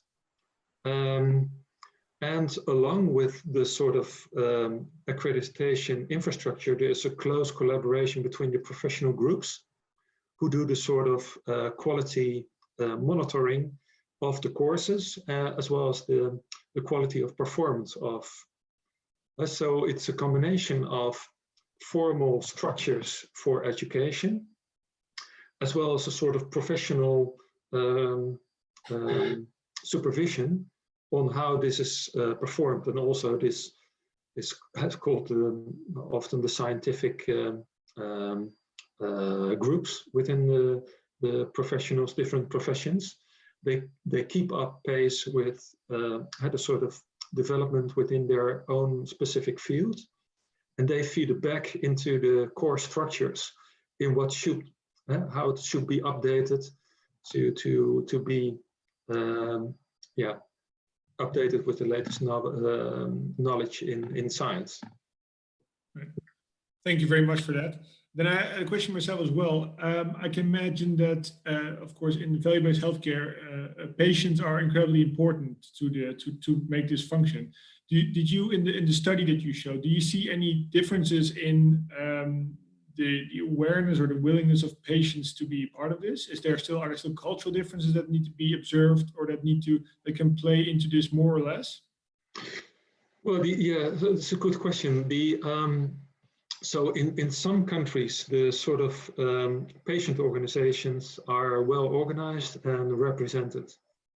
And they are typical, the sort of organization where you can ask, have this involvement, okay, give us information and etc. on what you need. So the lessons is that if you want to improve your quality of healthcare, it's important also that you take attention for this representation of the patient in the sort of patient organization type of structure. But also at the hospital level or a clinic, it is always good to have patient representative on your board or in some other way where you can collect the sort of experience and opinions of your customers. Right. So that's, but yeah, there are definitely good examples and some bad examples if you look internationally. All right. Thank you, Nick. I think you will be there for the Q&A afterwards as well. Can you stay? I think at 10 o'clock I need to leave. Yeah, so at 10 o'clock I need to leave. Okay, then we won't, but if there are other questions for you, I think your contact details were in the presentation. So if anybody wants to ask any questions, they can contact you directly, and then you can answer or get in touch. So thank you very much, Nick. And we now go quickly to the next speaker. Hanneke van den Bos, who will be speaking about patient-centric high-performance hospital designs, so a modern approach to hospital planning. And Hanneke brings 9 years of experience in healthcare consulting in design roles with Philips and PwC.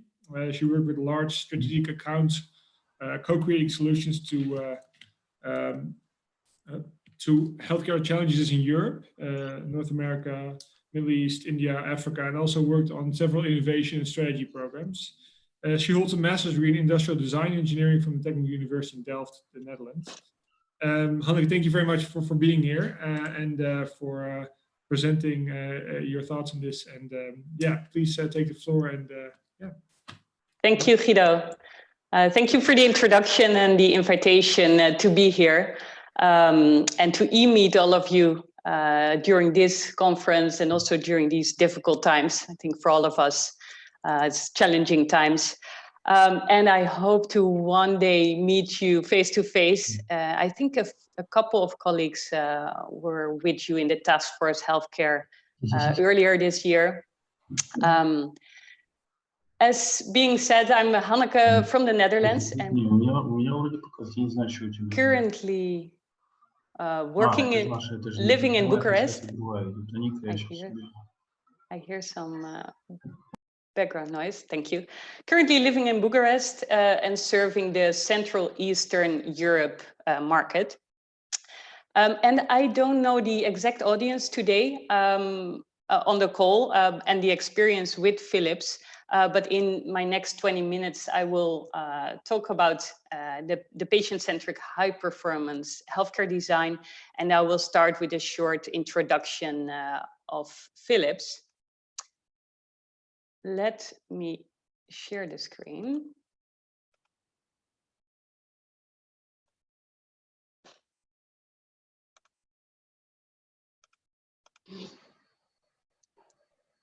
So my presentation is in Ukrainian. I have my slides over here in English, so I will look a little bit down at my slides. And I'm curious to hear your Ukrainian insights and questions at the end. But first of all, a bit about the context. And I've heard already in Nick's presentation and also with Guido, we see four major economic realities that are currently going on. The first one, we have to and we will move from volume to value-based healthcare, and that is what Nick touched upon. We have to steer on the outcomes, and also clinical and economic outcomes will drive the provider reimbursement and also the compliance to standards of care. So that is one thing that we see happening. Second one is move from the responsive actions to more preventative care, prevent people from falling sick, and also prevent them for readmitted to the hospital. Third one, the episodic, more towards the continuous care, care delivery. So to deliver the care across the entire health continuum and the healthcare journey of the patient. And lastly, move from limited to accessible care. So that will also include solving challenges that are related to affordability and remote access. And the connectivity, so that we have the information flowing throughout the continuum of care.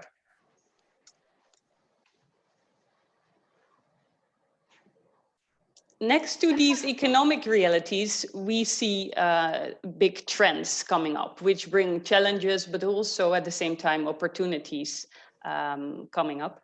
So the first one is the global resource constraints. And I see that also here in Romania and the further region, that people are leaving the country to be a doctor in Western countries. But also the urban versus rural areas is giving a resource constraint and is also driving the shift towards value-based healthcare. Then the aging population and the rise of chronic diseases, which will need to prepare ourselves for the care outside of the hospital and more into the homes and the smaller care settings. Thirdly, the increase in consumer engagement, which with the people being more digitally connected, it also brings us a lot of focus and opportunities around healthy living in that area. And lastly, the digitalization increase, which brings us from individual products and box shifting towards connected ecosystems and solutions. Taking these contextual changes, the economic and the trends, within Philips, we chose to focus and transform a couple of years ago into a health technology company. And also the second part, we moved from product to solutions to spend our efforts on the complete and connected continuum. And lastly, we want to move into to building these longer term relationships with our customers, but also with governments, so that we really start to understand what are the needs and what is happening in the healthcare challenge, and similar for Ukraine. That is also why we strive for the support of our customers, as I said, hospitals, healthcare systems, as well as private, as well as public, and governments, with our clinical expertise and our know-how to address the quadruple aim. You see that here on the screen, which is actually to help achieve the better health outcome for the population. The first part, second and third are more on the patient experience and the staff experience to bring that up, and also make sure that the quality of the healthcare and the satisfaction level is up to date. And lastly, a very important one, lower the cost per capita of healthcare. We have worked in healthcare and personal health for the last 129 years. Actually, last week it was our anniversary, and by now we have a lot of solutions and products that help people across their health journey. And I saw that in the previous presentation. We like to look at the health continuum as a closed loop from healthy living, prevention, to precision diagnosis, treatment, and home care, and then loop it back to the healthy living and stay at home and prevent from falling ill. Also, at the same time, help our doctors to make the first time right diagnosis, and help patients to, for example, in the home healthcare, monitor their chronic conditions from home, being connected with their doctors. And we hold strong positions across the continuum, for example, in diagnostic imaging, in IGT, image-guided therapy, and obviously at this time, in the COVID situation. We fight the crisis with our connected care, with the middle part, with our portfolio, patient monitoring, and we are heavily focusing on the ICU telemedicine. We keep on innovating in the field and to grow and support you best. But where I want to focus on today is our division, where we have our designers, architects, strategic and business consultants that design the services and the healthcare system of the future. And I was part of the global team before, and now taking that role here in this region. Our approach to hospital and healthcare design is to integrate these four pillars here on the right-hand side. So the clinical, the operational efficiency, technology, and also the experience into a balanced part.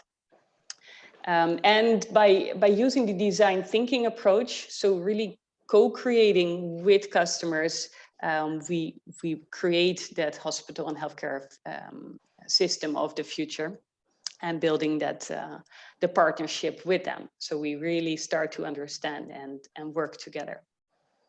And today, even more than ever, we are designing for tomorrow's system and healthcare system. And how is that going to look? We have to do that together. No one can do that by themselves. And we take four aspects in mind. These people-centeredness, so we deeply empathize with the patients, with their family, with doctors, with nurses, but also of course the C-suite and the IT people really understand what is needed.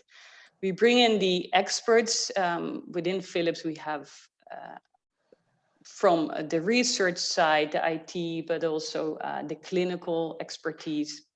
We bring them in at the right time to serve as best as possible.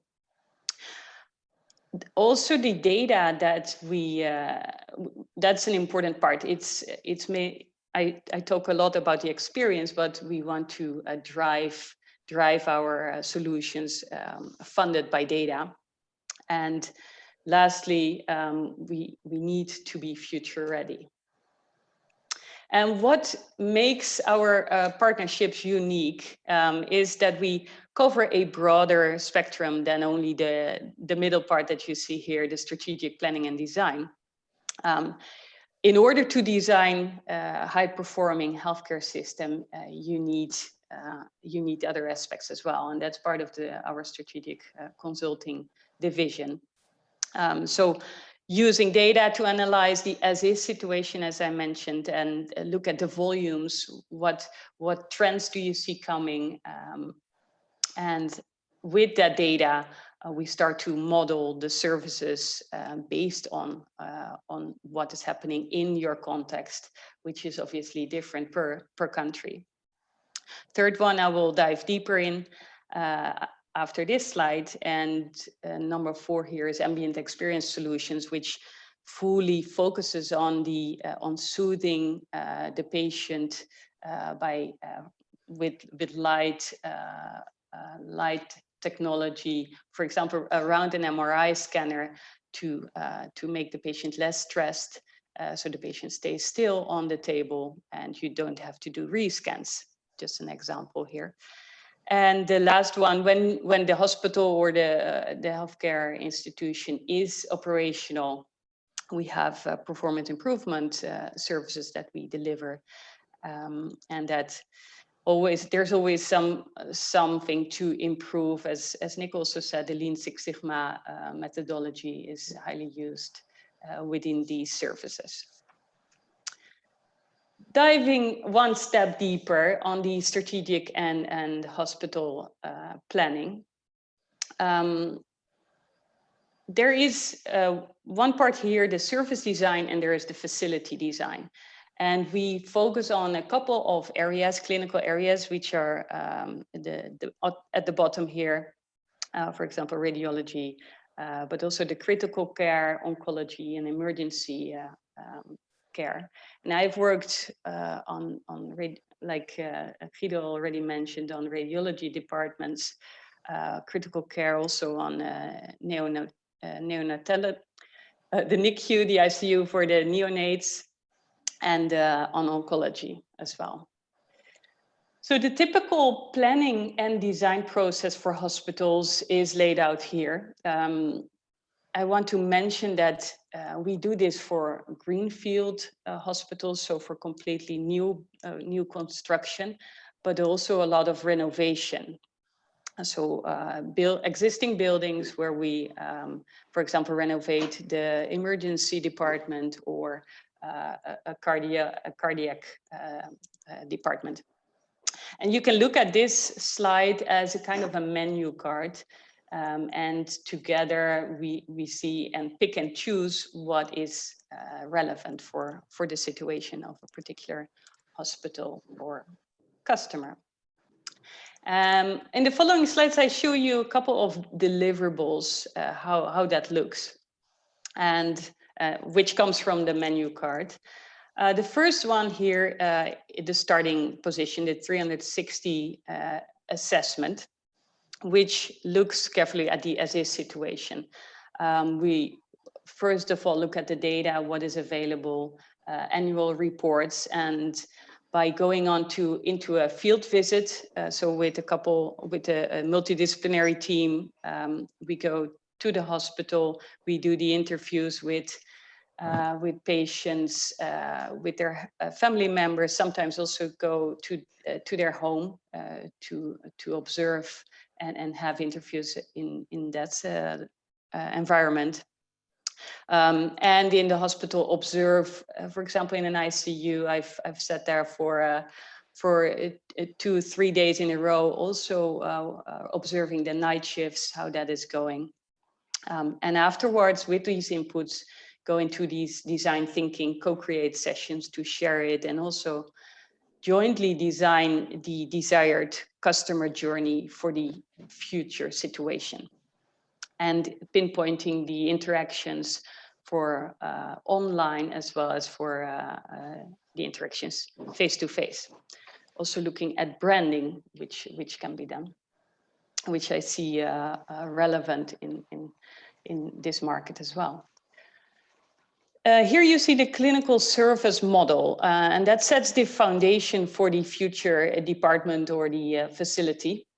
And it takes the clinical, we take the clinical focus and the strategy of the hospital. So what is the ambition, and map the volumes and the expected trends.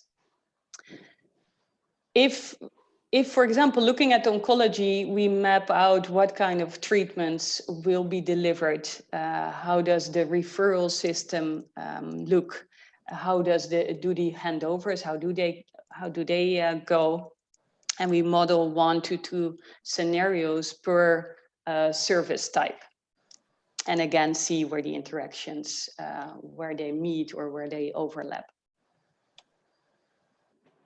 Then we go into the design of the care pathway by visualizing a persona.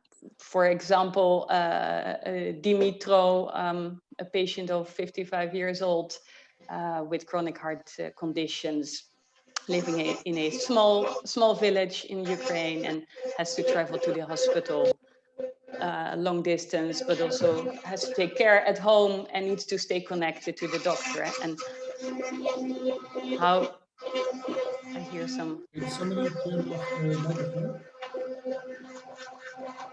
Maybe Nick there. Thanks. And we map these pathways and also the critical care moments, and that is what you see. You come up with these customer journey mapping, and important moments when, for example, a patient is waiting for results. That is an intense moment, and what do you need to do to overcome that? And with that, we create a service blueprint so that you know what is front stage, what is backstage, what needs to be done in order to serve. Capacity planning, that is the next step. What is exactly required in space and medical technology? And that is based on the chosen scenarios in the previous step. What has also been done here is the resource planning. So how many staff, nurses you would need in your future facility, and how, of course, depending on the staff patient ratio. And this plan forms the input for the design brief and also for the financial feasibility study, which is obviously important. Then based on the before step, we create a functional program, which shows all the services provided, and here it comes in the clinical as well as the non-clinical services and the relationship between them. And we also look at the broader region. How is the connection with the other facilities in the region?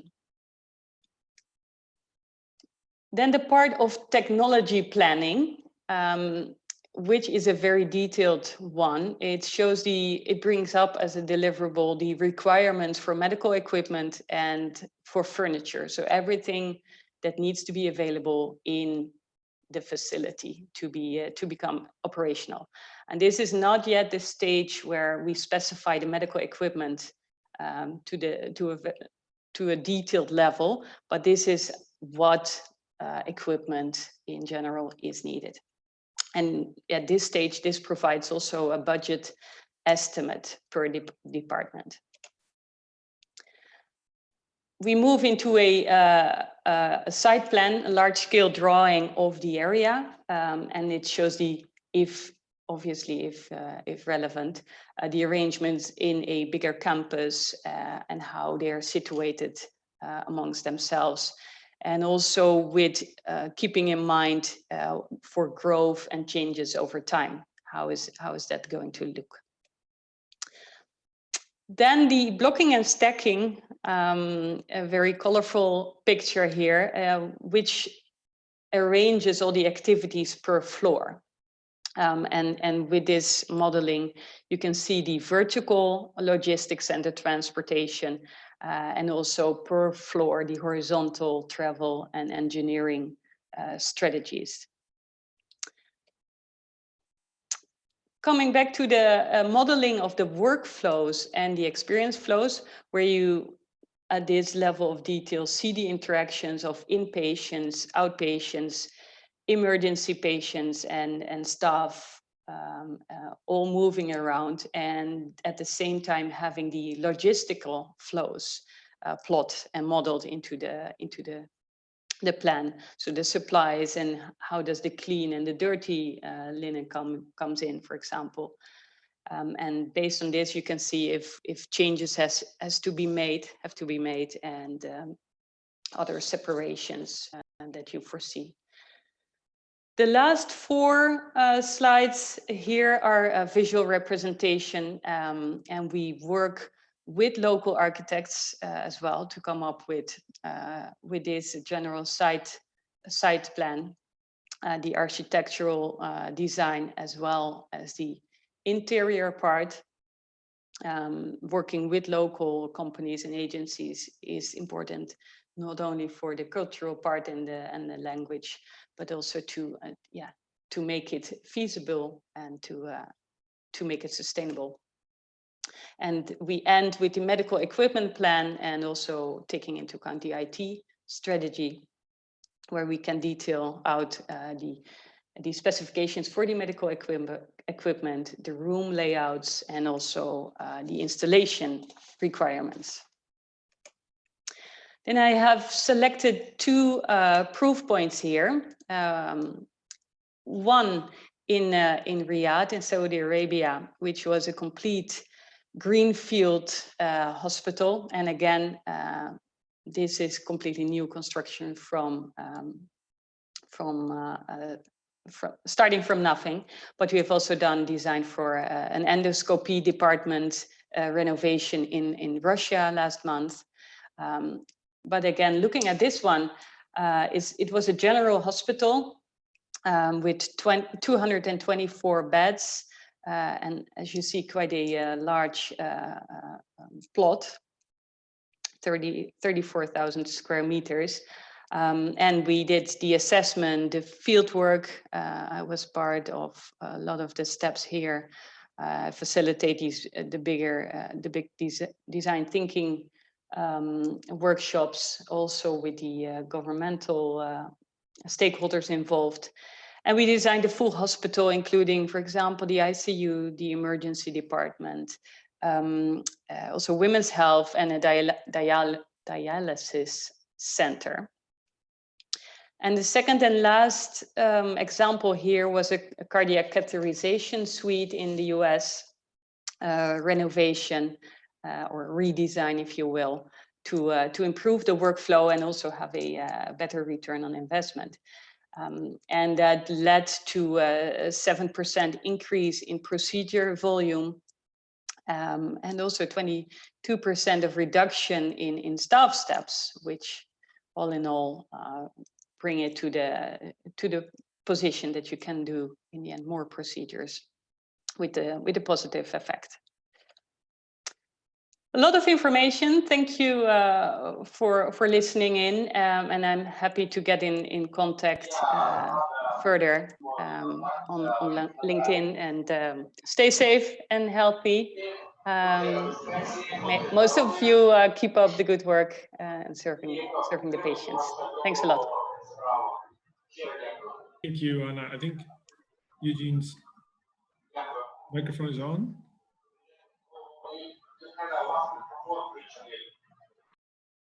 Okay, there you go.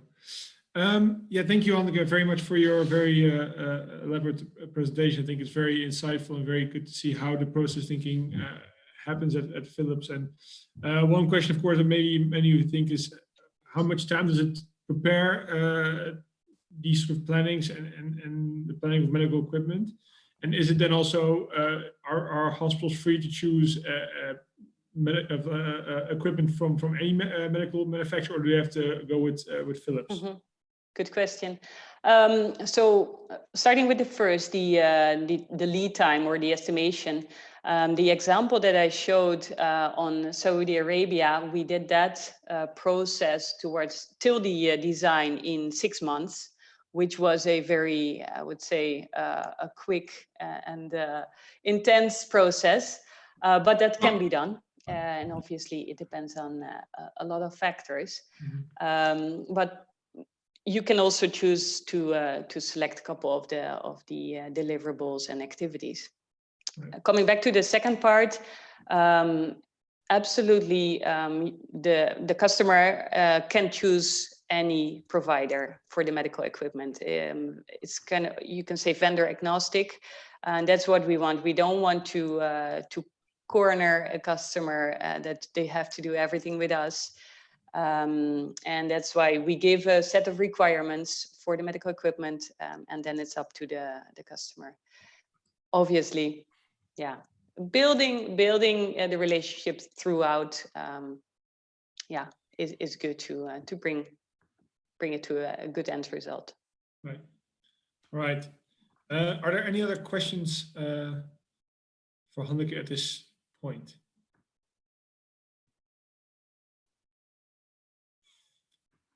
Okay, then thank you very much, Hanneke. Will you stay for the Q&A or? I will stay a bit longer, yes. Okay, perfect. So if there are any questions, Hanneke, you can point them in, ask them in the chat function, and she can answer them later. Thank you. Thank you. Okay, then we go on to our next presenter, Arthur ten Hapen, who is the principal of Orange Health Consultant, and he'll be discussing investing in Ukrainian healthcare, why, when, where, and how. Arthur is an economist with extensive knowledge and exposure to Ukrainian ecosystem. He conducted an investment study for the Dutch embassy in Ukraine, and has said experiences working in and for. Arthur, can I give you the floor? Thank you, Guido. Could you start the video up again? Because you might says that the moderator stopped it. I did not do that, but let's see if we can. You can't start your video because the host has stopped it. I'm not the host. Can somebody start up Arthur's video, please? Yes, start my video. Yes, yeah, it's coming. There you go. Okay. Hi, Arthur. Good to see you. Yes. Hi, Guido. Good morning, everyone. Very nice to be here and to be invited for this this webinar in these special times. It's an honor to be there. Good to talk with and to people in Ukraine again. I left on the 12th of March. Turned out that I was probably one of the last ones, as of that weekend, many things stopped, also in Ukraine. And I'm happy to give you a brief presentation today from a bit of a different perspective, perhaps.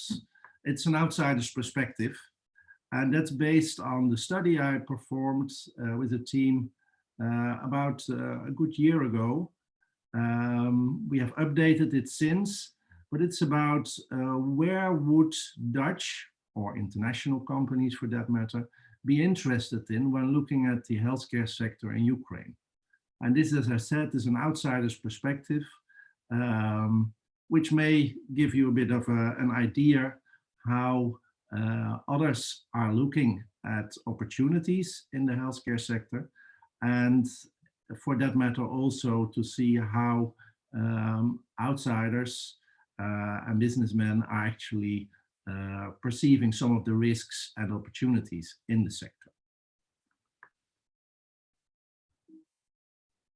And I want to see whether I will start now sharing my screen.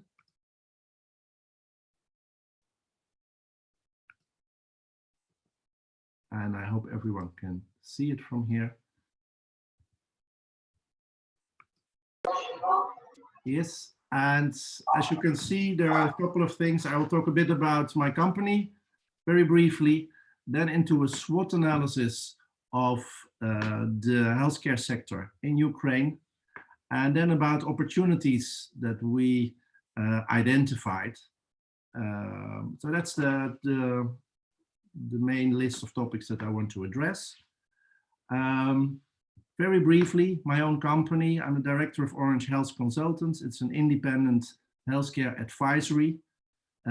We work in Europe and neighboring countries, sometimes a bit further abroad. We are specialized in project development and advisory services that could be policy oriented, but quite often it's also oriented towards the development of healthcare infrastructure, so hospitals, clinics, etc. And we work together with medical doctors, biomedical engineers, hospital architects to help develop projects. We've been active in Ukraine for quite a while. Personally, I was involved for the first time in the hospital sector in Ukraine back in 2009 on a project on secondary healthcare reform.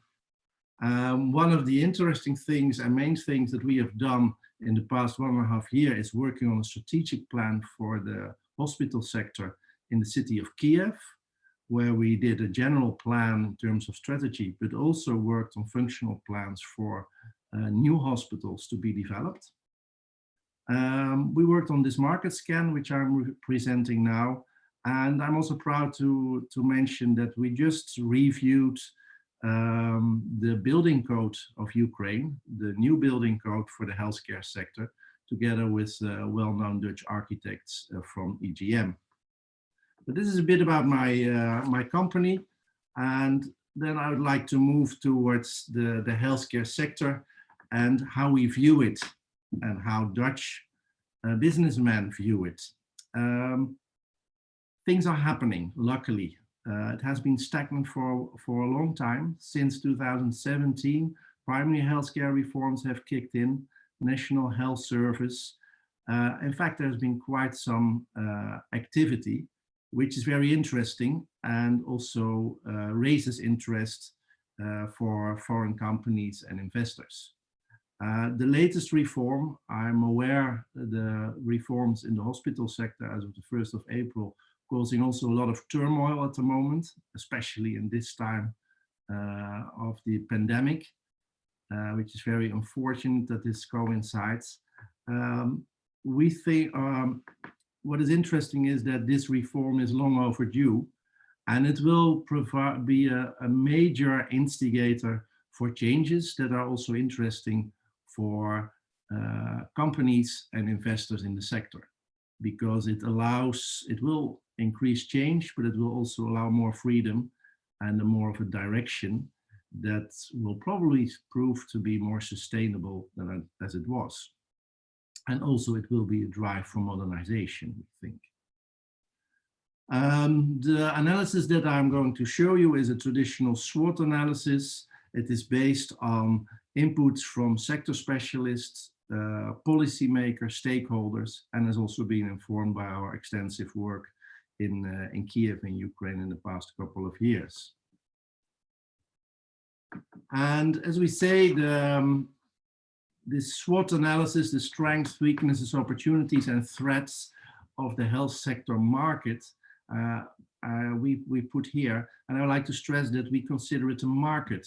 That is something else than just looking at it from a health systems perspective. We're looking here more from a perspective, from an economical perspective, and what can Dutch companies contribute? Why would it be interesting for Dutch or other international companies to work in Ukraine, and with whom to work with? I will not touch upon all the different bullets that I mentioned here. I know that the information is being shared also afterwards, and you can always approach me for further questions, but I will take the main highlights out of it. I already mentioned that one of the strengths is that something has started moving about 2 years ago. It's continuing to move. It's causing a lot of havoc, and it may not be implemented always as people wanted, but it is important that things are happening. and it will be a process that will take quite some time. And I already mentioned that this hospital reform will be crucial. I think macroeconomically, I mentioned here that Ukraine's economy is stabilized. Things have changed over the past months. We all know in the Netherlands, in worldwide, macroeconomic projections are completely uncertain. There's one thing we know, that the coming year, and perhaps also the year afterwards, we will have less money to spend, most probably.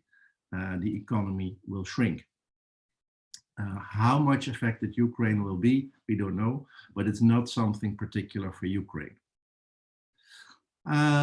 One of the important things when companies and people from outside are looking at Ukraine is the size of the market. And that is potentially very interesting. Ukraine has a sizable population and workforce as well with sound educational standards. So not only to sell things in Ukraine, but also to work together with people in Ukraine is interesting. Crucially is that the international finance institutions continue to have confidence in Ukraine. I know this is a hotly debated topic with high-level reforms going through or not. So far, I think the international finance institutions are with Ukraine, and maybe increasingly so in the future. So I think it probably is a strength. Ease of doing business, yes, it's improving a bit. It's not easy. I think some of the strength is also that there is a large informal private market. And I think the myriad of smaller diagnostic enterprises that are available is an interesting chance. That's something that foreign companies would look at in terms of being able to sell what these companies need, but also more long-term, because diagnostics typically you can also view as a scale business. And there are also opportunities to integrate the things and make these companies larger and make them more efficient. And I don't have to tell you that in terms of diagnostics, this is one of the areas that the coming years will see a lot of attention worldwide, given the pandemic.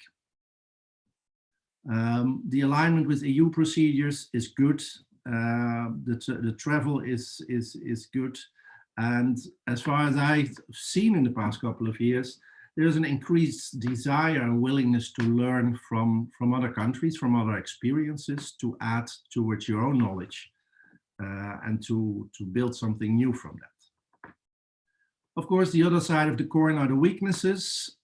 Yes, there is bureaucracy.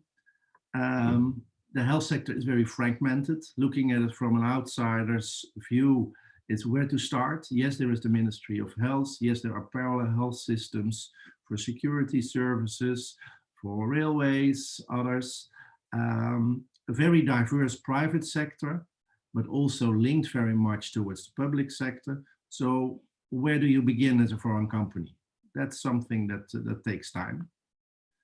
One of the things I would like to mention that I think is important, especially, is the blueprint thinking. I have encountered quite often that people say to me, okay, just give me the plan based on some international standards and then we'll fix it. With the connotation that the plan is something that will guide the work for another 10 years. And especially when it comes to hospital planning, long-term planning, doesn't work like that. There's huge uncertainty. And one of the lessons when it comes towards planning in the Netherlands and in Western Europe over the past 20 years is that blueprint thinking is not flexible enough to deal with reality. Things need to be updated. There needs to be room for change. So that's why I also not talk about master plans, but by strategic plans with principles for planning. Okay, we have corruption, we know this. The English language is improving, but is still an important issue for companies coming to Ukraine. Medical education, yes, it needs to be reformed. There are some efforts going on, but when you work with new technologies, when you want to implement new procedures, then also your doctors, your nurses need to be able to work with them, or to work within such a system. This has not been fully developed, and that's an important area that may be considered a weakness for the short term.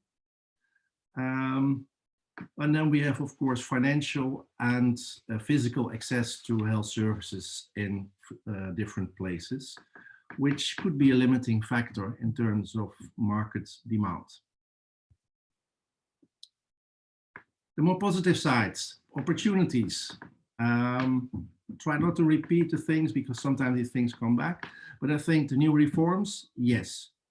Primary care will open up also the secondary care sector, because it will take away some of the services that are not needed to be provided in hospitals towards primary care.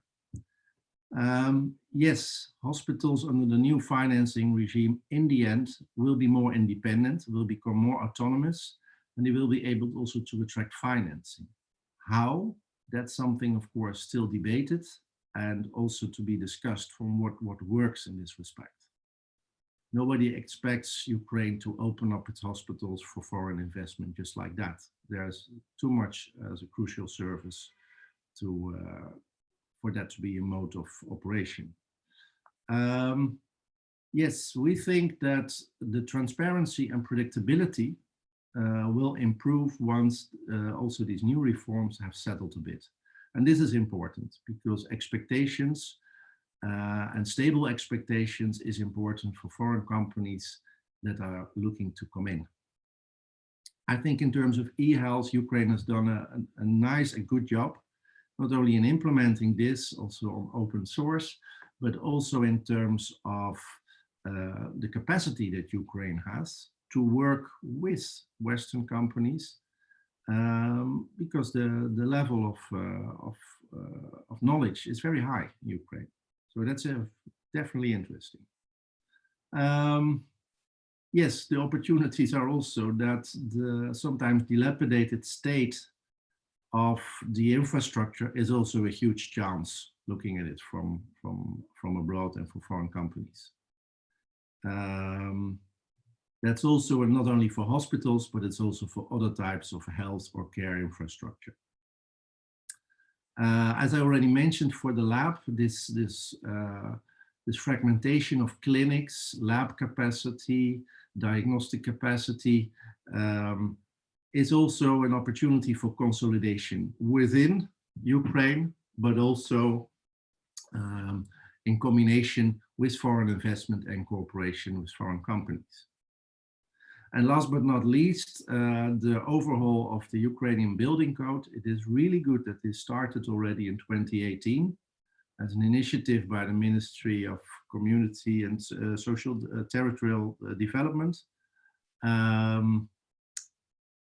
We have been working on it in the past half year together with Dutch architects from EGM. We delivered our report in order to help it, the new building norms, to become as aligned towards modern technology and modern practices as possible. Why I'm stressing this is a very technical and small aspect. On the other hand, you couldn't build, or you can't build modern healthcare infrastructure based on the existing norms. Only a couple of months ago, I saw a proposal for tens of millions for a new hospital, but based on old architectural norms. And that would be a real waste if that would happen. That's why I'm very happy, and I think it's a strength that Ukraine relatively quickly is now overhauling its building standards. Threats. Yes, macroeconomic situation deteriorating. We already mentioned it. There's uncertainty. Ukraine is not alone. We have the conflict. Of course, financial room is still modest. Let's not forget that for investment, the international financial institutions will remain crucial. I heard World Bank is preparing work for continued assistance towards Ukraine, so that could be good. And then, of course, there is the migration of younger generations, which also influences nursing and other care specialties. I have to say that maybe COVID pandemic now may change this a bit, at least for the short term. Not sure about the long term, we don't know yet. But we also see that, that at least temporarily, the markets where these younger generations move to are becoming a bit more closed. So we have to see how that develops. It may be a bit, may help Ukraine a bit. I like to move now towards the opportunities that we saw for Dutch or international business. We divided them into the real short term, so this year, next year, and I have to say that we have to deal or to acknowledge the uncertainty that's currently there. We don't know if there is a second wave. Nothing will happen this year, maybe also not next year. Maybe we're lucky and in September things look much more like normal again, and business start working again and investing again. But so this, with this caveat, I think you should read the short-term opportunities. And I've divided them in several groups of services. And still, mind you, this is the outsider's perspective. Why would it be interesting for foreign companies to come to Ukraine? Advisory services, yes, in general, Ukraine can and must learn from knowledge and mistakes in as have been done in other countries. This relates towards the topics that are at hand. It's about health financing, hospital financing, costing of DRG packages.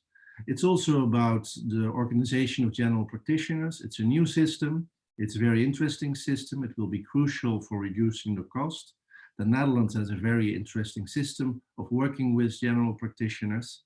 So the Netherlands will be well positioned to support Ukraine in there. Other areas, of course, rehabilitation, planning and design of infrastructure is important. And okay, which kind of organizations from the Netherlands or from other European countries would be interested then in working with Ukrainian partners? And typically these would be knowledge institutes from the Netherlands. These would be consultants like myself with Orange Health Consultants. There are opportunities for us to work more in Ukraine with you on these topics. A second group is medical goods and equipment. I think we know that there is innovation related towards new medical equipment, medical goods. These high value projects in imaging, I think most people in the hospitals know what are the possibilities. There are major decisions. They're also very much needed. We know the suppliers. The previous presentation was from one of the most prominent suppliers in this respect. We also talk about the diagnostic and imaging. There are products and procedures, as well as reagents and other things that there will be an increasing need in Ukraine. So that's an interesting area. So these were suppliers of medical goods, but also pharma companies working in laboratory areas, etc. I would say another element is e-health. Lots of people talk about e-health. To be frank, also in the Netherlands, where the boundaries are of e-health, we don't know yet. It's really in a field of innovation. Many things are happening. Ukraine has taken important steps in this respect. I want to highlight that this is an area where Ukraine actually is much more an immediate partner of possible Dutch or international companies because of the good knowledge base and experience that Ukraine has. and working together, co-creation in this respect, to some extent outsourcing some of the work of Dutch companies to Ukraine are all possibilities here. And this can be done for all kind of systems. Now, one of the things is, for instance, also data security services, which is coming up in the healthcare sector as a new element. And then it helps that also Ukraine is following the EU's GDPR regulation. I already mentioned a bit medical education. Medical education is key for the success. You need the people with the right skills. That's not something that's done overnight. It can start quickly. Typically, your Dutch university, but also development partners, could play a role in working together with hospitals, with your universities, with your medical institutions, to help change curricula, maybe to exchange students, to exchange tutors, things like that. And I would like, and I hope that structural partnerships between Dutch institutions like universities, etc., can take shape in the future with Ukrainian counterparts. This is a key element in the reform. Coming to already my last slide is actually what about the more longer term, the strategic areas for afterwards. And we can see a couple of things that will remain or will come up later on.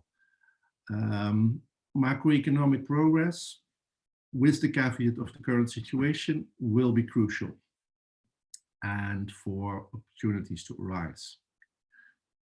For sure, everyone knows that construction and equipping of new health infrastructure is interesting for international companies, also for companies in Ukraine. It's necessary, it's overdue, and the planning of that I expect already the coming year to take place much more quickly, given the changes in the health financing reform for hospitals. I also see, and that's something that I would like to stress, the health sector always talks about, likes to talk about itself and defines itself quite often as the clinical part, the curative part, sometimes with prevention, but social care, elderly care, etc., quite often is a different ministry, is a different ballgame altogether, different expertise, and it's often overlooked also when during the current pandemic in many countries. I would like to stress the link that exists between building infrastructure for social care, for elderly care, hospice, etc., because currently many of these functions are taken care of in hospitals, and they shouldn't be in hospitals because hospitals, especially new ones, will be too expensive environments and also not very nice environments for people to stay in. It's also much cheaper to invest in those facilities than in full-fledged hospitals. And I think that some of the infrastructure that exists can actually be renovated into social care homes, elderly homes, hospice, relatively easily, whereas they would almost impossible to renovate them into modern hospitals. And it was also something where some of the workforce may be employed again. So it's important to create those opportunities. Are these opportunities for Dutch companies? Probably not so much. It's much more local. But I think it's important that the link between this type of infrastructure and hospital infrastructure is being made. PPP is something that's also much discussed. I'm a bit wary about full-fledged hospital PPPs. I do think that public-private partnerships have an important role to play, like in the Netherlands. I would say that the first places where this could happen is in actually outsourcing of general services for hospitals, etc. That's maybe also for diagnostics and for imaging. That's to be tried and tested. That should be done, but doesn't have the complexity like the projects we see in Turkey or the UK, where frankly, also the experiences are rather mixed to sometimes negatives with these very large-scale projects. And the legal framework will be necessary for foreign companies to come in and actually engage on these terms with the public sector in Ukraine. Longer term, I think also mental health care is an important area, which is interesting. It's still very much institutionalized, and it will require attention to de-institutionalize, and it will also open up quite different type of services to patients. Prevention will also be an area that will come up more prominently. As a resume, I would say this, I presented to you an outsider's view from an economic point of view, and I hope that this introduces some topics or maybe a perspective that helps you see where Dutch companies have an interest to work together in Ukraine with Ukrainian partner. And I would like to stress again the uncertainty with a small anecdote or anecdote reflection. When we were working on the hospital master planning, on the strategic plan, we all said that we should get rid of these infectious disease hospitals. We don't do it like that in Western Europe. That's a department within a hospital and not separate. This is, I would say, common knowledge. That's how we do it. And one of the impacts of the pandemic, I think, is that in the Netherlands, we found out that at some point we could have had difficulty with having hospital capacity where no COVID patients would be. And that would be quite critical for being able to sustain other types of healthcare for non-COVID patients. So I would say that this pandemic will change perspectives, I think, in unexpected ways. And this maybe reassessment of some of the capacity, in fact, of infection hospitals that Ukraine has, may actually turn out to be a blessing in disguise at the moment, if managed differently and adapted and renovated in the coming period.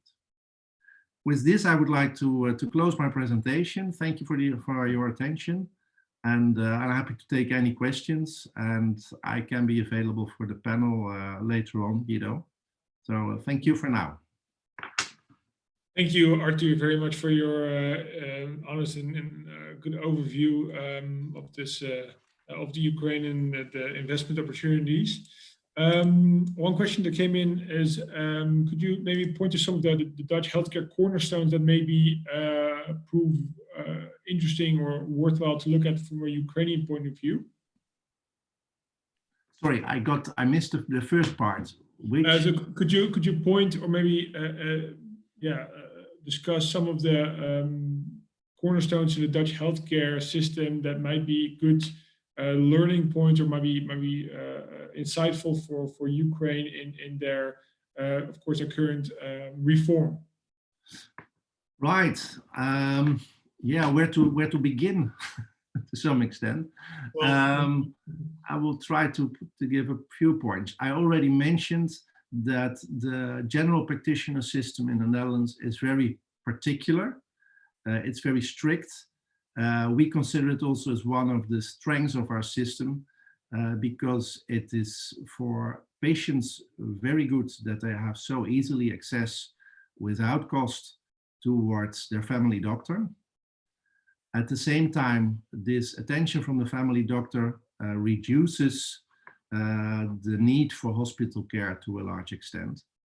And it also comes, this strength, with a lot of organization and attention towards the role of the general practitioner in terms of, sorry, I have to decline this, in terms of special curricula.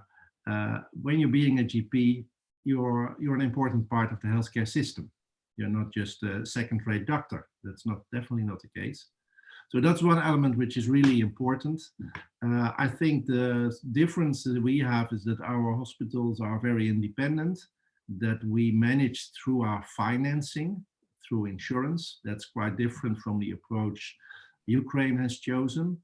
Still, when it comes to provider payment mechanisms, as we call it more generically, the things are the same. I think Holland has learned that trying to be very precise in terms of provider payment through its very extensive DRG type of systems has proven to be very costly and very bureaucratic.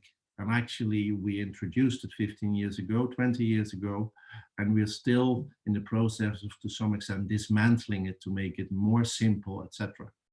So one of the messages should be, when it comes to hospital financing reform, keep it simple. The DRGs that you defined at the moment, I would say they're already, to start with, a bit complicated, but it's good that it has been confined to relatively few groups of to be used in financing. So these are the one of the two things that that come to mind. There may be many others, but maybe there are other questions as well. Yeah, no, I think it's very interesting, and absolutely agree that I think one of the key roles is for our GPs in the Netherlands is what keeps our, as also mentioned by Nick, of course, that keeps the cost of our healthcare to a level that can be managed, although we are increasing sharply still, or maybe not so much anymore. But another question, maybe general more, is you talk a lot about international and Dutch business. What would you recommend Dutch businesses to do in order to establish a relationship in Ukraine? Yeah, I think the important thing, of course, is to invest very practically in your understanding, meaning that you may prefer people with English language capacity. On the other hand, it's very important to also work with people that may lack this capacity. So you may be biased if you only talk to people with good English language capacity, although it's much easier for us to work with. But my experience is that, yeah, the lack of the understanding of English is not so well developed, especially also in bureaucracies. But these people have the real knowledge of the system. And they also your key partners when something needs to change or whether you want to work together. Right. So do not focus too much on where it is easy. You have to invest really in that. Yeah. One of the things I think that some people may overlook. I think it's fairly common to bring an interpreter to meetings, and they can also be oftentimes a very good source of information and good exactly advice. Yes, yeah. Definitely. Okay, with that, given also the time, I would like to thank you very much for the presentation, and we'll come back if there are some other questions later. Thanks again, Arthur. Thank you. We will now move toward our next speaker, which is Alla Dolinskaya. She's area manager Central Eastern Europe at Metaflex, and she'll be talking about the Flex operation system, reduction of infections. POWI. Metaflex develops and delivers high-tech door systems for the global life sciences and healthcare markets, and offer solutions that are renowned rollover for their extraordinary safety, reliability, and sustainability. Alla herself is also very familiar with Ukraine. She comes from there, and she can give us some more insight into what Metaflex does and in the work they may already do with Ukraine. So, Alla, if you can turn on your... Yeah, hello, Guido. I cannot start my video. You cannot? Okay, wait. Yeah, I try. Yeah. All right. Thank you very much for introducing and possibility to participate in this forum. And I will give my presentation in Russian language. I try to share my screen.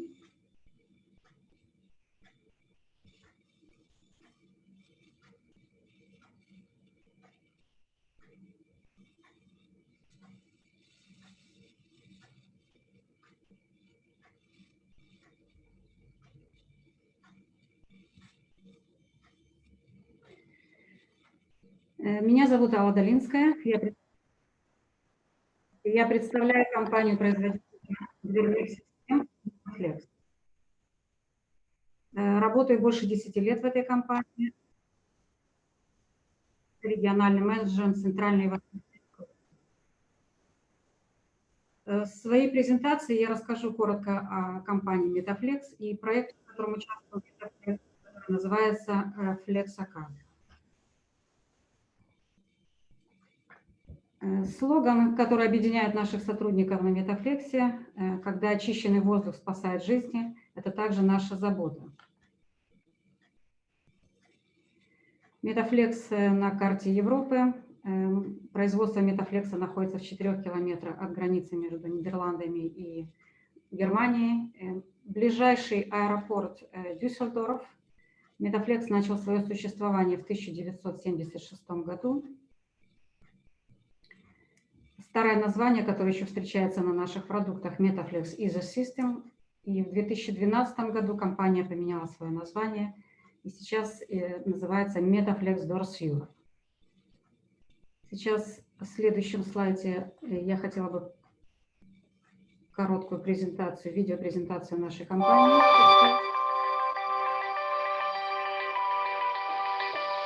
Забота о здоровье, безопасности и питании требует создания надежной и гигиеничной среды. Именно в этом вам поможет Metaflex. Metaflex поставляет надежные и передовые дверные системы по всему миру. Мы разрабатываем высококачественные двери в тесном сотрудничестве с нашими заказчиками и архитекторами, строителями и конечными пользователями, ориентируясь на их задачи и требования. У нас большой опыт успешной работы в области здравоохранения, пищевой промышленности, наук о жизни Life Science. Наши дверные системы соответствуют действующему законодательству и стандартам. Инновации являются нашим приоритетом, позволяя идти в ногу с прогрессом и соответствовать ожиданиям наших заказчиков. Производство Metaflex расположено в Нидерландах и Индии. Мы работаем с заказчиками по всему миру и предоставляем полный спектр услуг от дизайна до производства. Если вам необходима герметичность, эффективность, гигиена и безопасность, на нас положиться.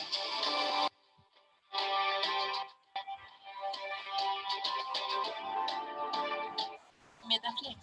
Meet reliability. Вы видели фильмы, мы имеем собственное производство в Нидерландах. Мы единственная компания, которая производит дверные рамы, дверные полотна и имеет дверную автоматику на своем собственном производстве. Также и имеется отдел разработок и тестирования, который отслеживает технологии и тестирует и внедряет новые инновации, новые продукты.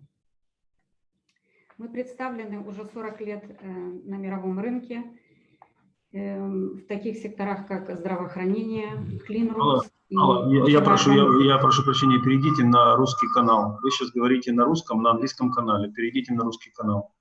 Нажмите и перейдите на русский канал. Получилось у вас?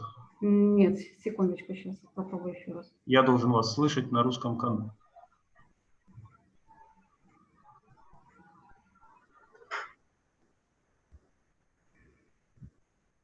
Алла, вы меня слышите? Да, я вас слышу. Сейчас я попробую переключить. Внизу есть выбор языка. Вам нужно перейти на русский канал. Иначе вы говорите на языке переводчика. Ну, в смысле, на канале переводчика. Да, только вот сейчас я попробую найти, где у меня. Внизу должен быть в меню. Вы сейчас трансляцию экрана включили, опустите в 100... нет, вам надо прекратить трансляцию экрана, тогда появится меню выбора языка. Прекратите трансляцию экрана.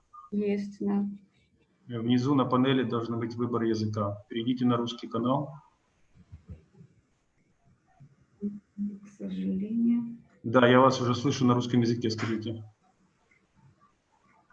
Или нет, не слышу. Алло.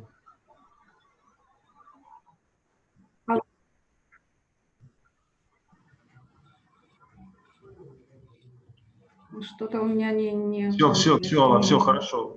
Все, вы на русском канале. Я вас слышу на русском канале. Продолжайте. На английском будет говорить переводчик.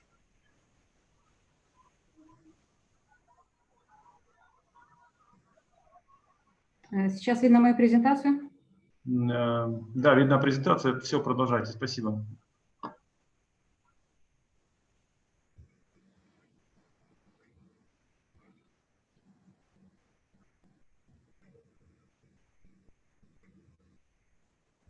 Метафлекс представим больше 40 лет на мировом рынке. В таких секторах, как здравоохранение, чистые помещения и пищевая промышленность. Здравоохранение, больницы, клиники, стоматологии, ветеринарные клиники, также пэт-центры, которые используют наши продукты. В клинрум индустрии это фармацевтика, конечно, лаборатории. Пищевая промышленность – это хранение и пищевая переработка продуктов. Воды, конечно же, розница. Здравоохранение, как правило, это наша дверь используется в операционных отделениях или отделениях интенсивной терапии, карантинные отделения, отделения госпитализации, скорой помощи, ПТ, МРТ и КТ-кабинеты.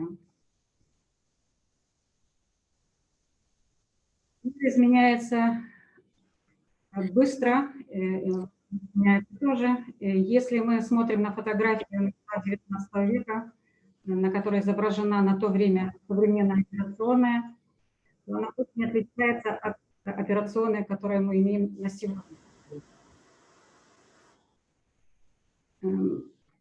Основными задачами любого медучреждения является безопасность пациентов и сокращение количества инфекций.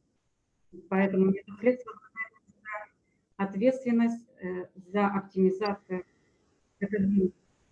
медицинских решений, учитывая в первую очередь, конечно, гигиену и безопасность, как для пациента, так и для персонала. Надежность в использовании. Мы гарантируем 25-летнее использование наших дверных систем. Немаловажный последний фактор – энергоэффективность.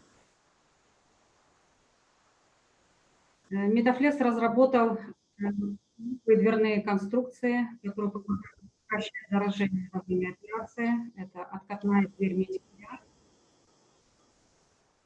откатная дверь Intelligence, которая помогает сокращать во время операции. И дверь откатная противопожарная по европейским, которая повышает безопасность пациента и персонала. Типы медицинских дверей, которые используются как в Нидерландах, так и в других странах мира. Используется различное покрытие. Все двери имеют абсолютно гладкую вертикальную форму. Могут быть использованы как HPL пластик, так и металлическое покрытие, пленка, специальная медицинская пленка, точнее пластика и металла. Также мы имеем герметичных откатных дверей из стекла, которые были специально. И, конечно же, рентгенозащитные и противопожарные двери. В 2013 году была собрана статистика и проведены исследования по заражению пациентов во время операции. Было установлено, что в Германии в год имеет место 41 тысяча заражений. 3000 случаев в Нидерландах, хотя это для статистики почти одинаковое количество больниц.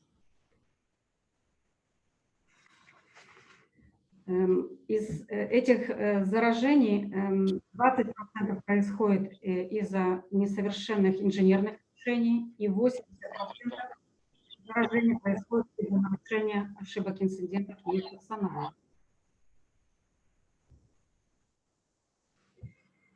FlexAK, такое название получил проект в Нидерландах, в котором участвовало совместно 20 и также MetaFlex. Гибкость разработок была необходима для поддержания операционной в актуальном состоянии на протяжении всего жизненного цикла, для избежания постоянного ремонта операционной, замены оборудования или каких-то систем. Работая над этим проектом, компании должны учитывать в своих разработках инженерное решение оборудования, оснащение операционных процессов и логистику, происходящие в оперблоках. В проекты были привлечены как медперсонал, руководство больницы, пациенты, также отделение инфекционного контроля. Использовался опыт и знания образовательных и научных институтов, архитекторов, поставщиков и, конечно же, законодательных органов и инстанций. MetaFlex участвовал в решении разработки конструкции. Так представлена схематично FlexAK. Мы видим, что это операционная представляет собой интегрированный модуль, который ставится в конструкцию здания.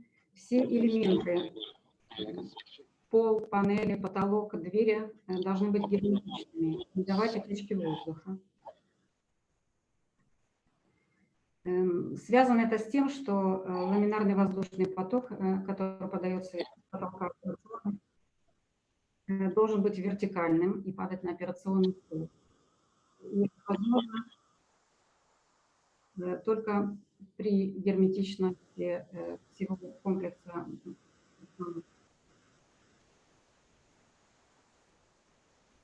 Были также разработаны новые ограждающие конструкции. На этом слайде вы видите схематично, что они представляют собой конструкцию, которая имеет модульный элемент панели. Это позволяет модернизировать ее, не простаивая длительное время на операционной. Специальный HPL материал был подобран для легкой дезинфекции, накапливания пыли и бактерий. Середина панели мобильно вы видите на этом слайде. Легко снимается из всей панели. Вы можете заменить какое-либо оборудование или оптимизировать свою операционную. Все необходимые устройства встроены в панели так, чтобы они были визуальны. В слайде вы видите, что они находятся за стеклом. При этом панели остаются абсолютно гладкими.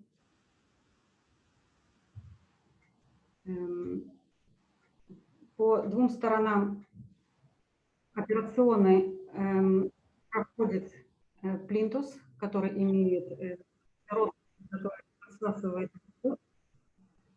по двум сторонам операционной. И этот плинтус соединен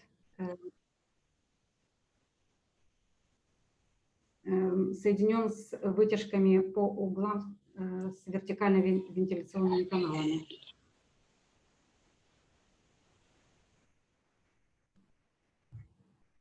Потолочная система также мобильна, она может быть перемещена, если в этом есть надобность, так как она состоит из специальных секторов. Заражение МРСА может привести к длительному восстановлению пациента или даже к смертельному исходу. Чтобы снизить количество случаев заражения во время операции, должны контролировать показатели воздуха.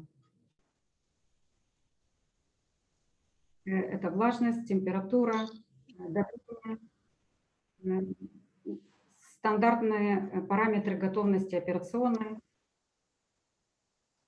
Это может быть достигнуто при использовании герметичной откатной двери, обеспечивающей наиболее эффективное закрытие дверного проема. Этот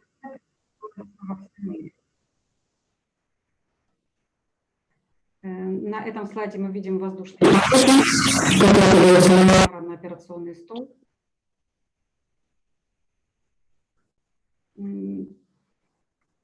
При идеальной ситуации, когда нет оборудования, лампы, например, или медперсонал вокруг стола.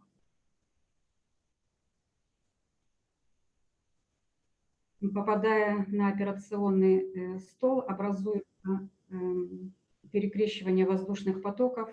Частицы, которые находятся на полу, приходят в движение.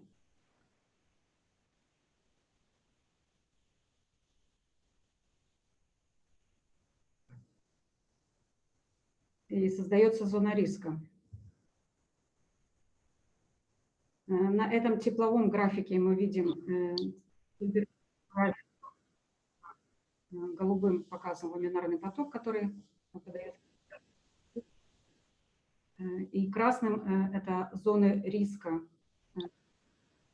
вокруг операционного стола. Медперсонал изменяет заложенные стандартные показатели микроклимата. Температуру, влажность воздуха и так далее. Открыв и закрыв дверь, вы нарушаете микроклимат. Распашных дверей в операционных и откатных. Открыв и закрыв распашную дверь, вы создаете сильную турбуленцию воздуха, перемещение воздушных потоков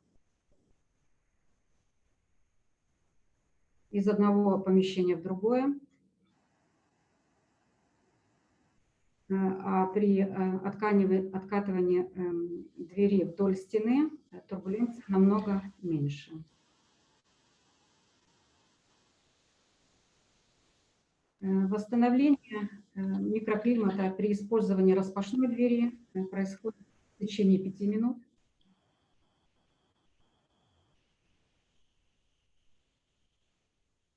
А восстановление микроклимата при использовании откатной двери происходит в течение 1,5 минуты.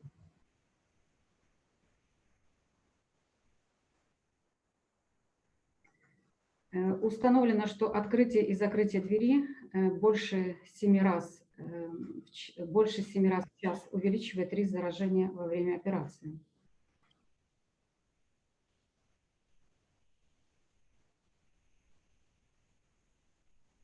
Поэтому в чем преимущество герметичной откатной двери? В том, что она поддерживает микроклимат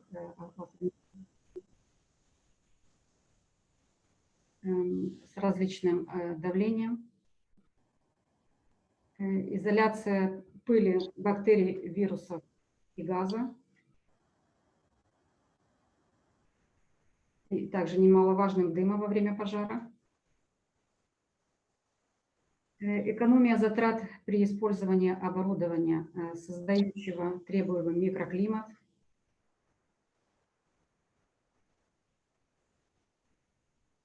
И 70% снижения турбулентности воздушных потоков. Постоянный контроль достигается за степенью стандартов чистых помещений.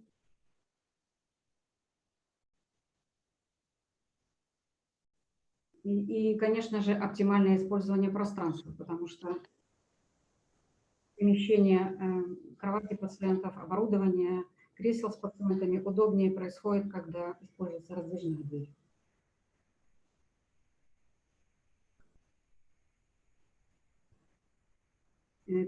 Перечисленные инженерные решения снижают риск заражения, и при этом очень важно использование и выполнение предписаний.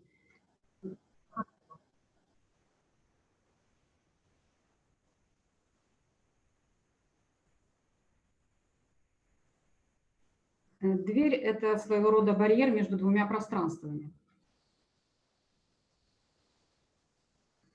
И человек по своей природе любопытен. И иногда пытается без надобности заглянуть за дверь, чтобы узнать, что происходит в другом пространстве.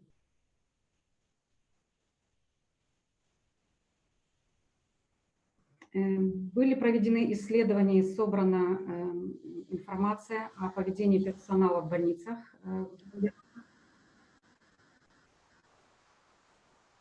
По выполнению инструкций или предписаний. Установлено, что человек не реагирует после 5 дней на предупреждения, которые он видит ежедневно в рутине рабочего дня.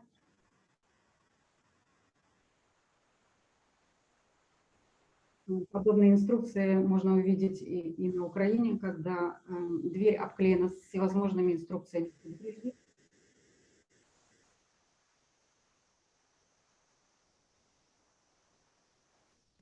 Иногда даже чрезмерная информация, на которую нет времени и реагировать или обращать внимание.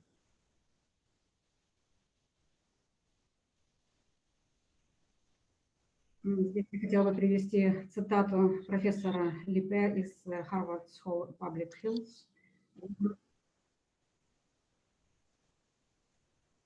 Людям свойственно ошибаться, поскольку системы и задачи и процессы, в которых они работают, плохо разработаны.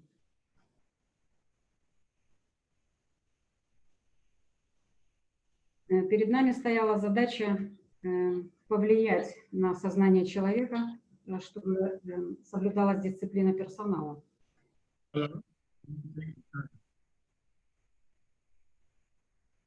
Для этого должны были быть определены, что это будет инициатива персонала, это будет визуальное напоминание,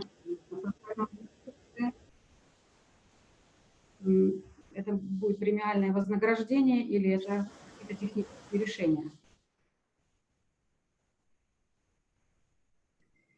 Было установлено, что внимание человека привлекает светодиодная подсветка, электронная информация, которая бы находилась на высоте 1,60 м.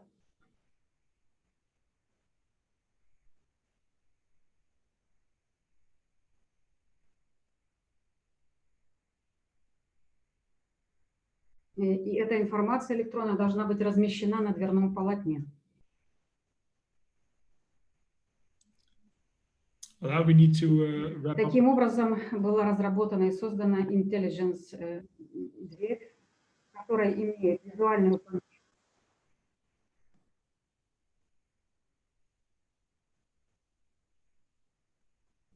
Очень важный аспект для безопасности пациента и медперсонала – светодиодная подсветка, которая предупреждает о процессах, происходящих за дверью.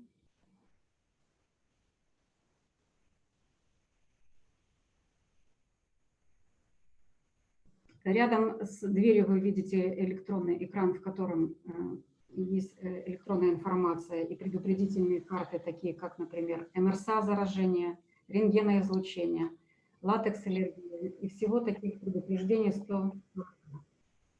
Ola, could you wrap up, please, because we're running dangerously out of time.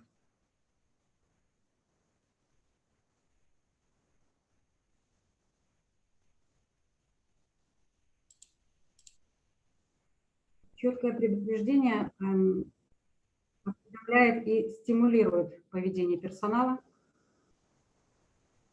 также направляет на выполнение предписаний и унифицированных протоколов в больнице. С помощью электронного экрана снаружи интегрированная система, возможно, не заходя в операционную, проконтролировать ее готовность, влажность воздуха, увидеть, какая команда работает, и также эта система оснащена переговорным устройством. Так были сделаны предписания, чтобы дверь блокировалась при нагревании, то есть чтобы дверь не открывалась во время операции. В эту систему можно внести всевозможную информацию на усмотрение самой больницы. Это имя, и различные другие процессы.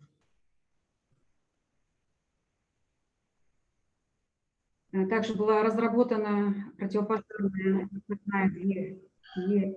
Алла, я прошу прощения, у нас 60 тайминг. минут. Я прошу прощения, тайминг уже мы... Алло? Алло, тайминг мы уже перебрали, я прошу быстрее. Okay. I would like to share a short film about the Flexoka. De deuren die Metroflex levert aan de Flexoka zijn in eerste instantie luchtdichte schuifdeursysteem. Dat heeft met name te maken dat je in een geconditioneerde omgeving werkt. En door toepassing van een luchtdichte schuifdeur krijg je een gecontroleerde luchtstroom in de OK. De Metroflex Intelligence heeft een bijdrage aan het Flexoka-concept, waarbij binnen het OK-concept het aantal deurbewegingen moet worden gereduceerd. Door een juiste weergave aan de voorzijde van de OK, met betrekking tot LED-verlichting en de waarschuwingskaarten die vanaf de binnenzijde worden bediend, is de gebruiker op de hoogte van de situatie, zal daardoor minder gauw de deur openen en dat heeft een positief effect op het aantal deurbewegingen en uiteindelijk ook een bijdrage aan een stukje patiëntveiligheid. Het sterke aan de Flexoka is dat een aantal bedrijven die bekend zijn met de processen op de OK elkaar hebben gevonden en elkaar versterkt. Спасибо за внимание. Хочу только добавить, что это техническая операционная, она реализована и доступна для подключения любых специалистов из различных стран.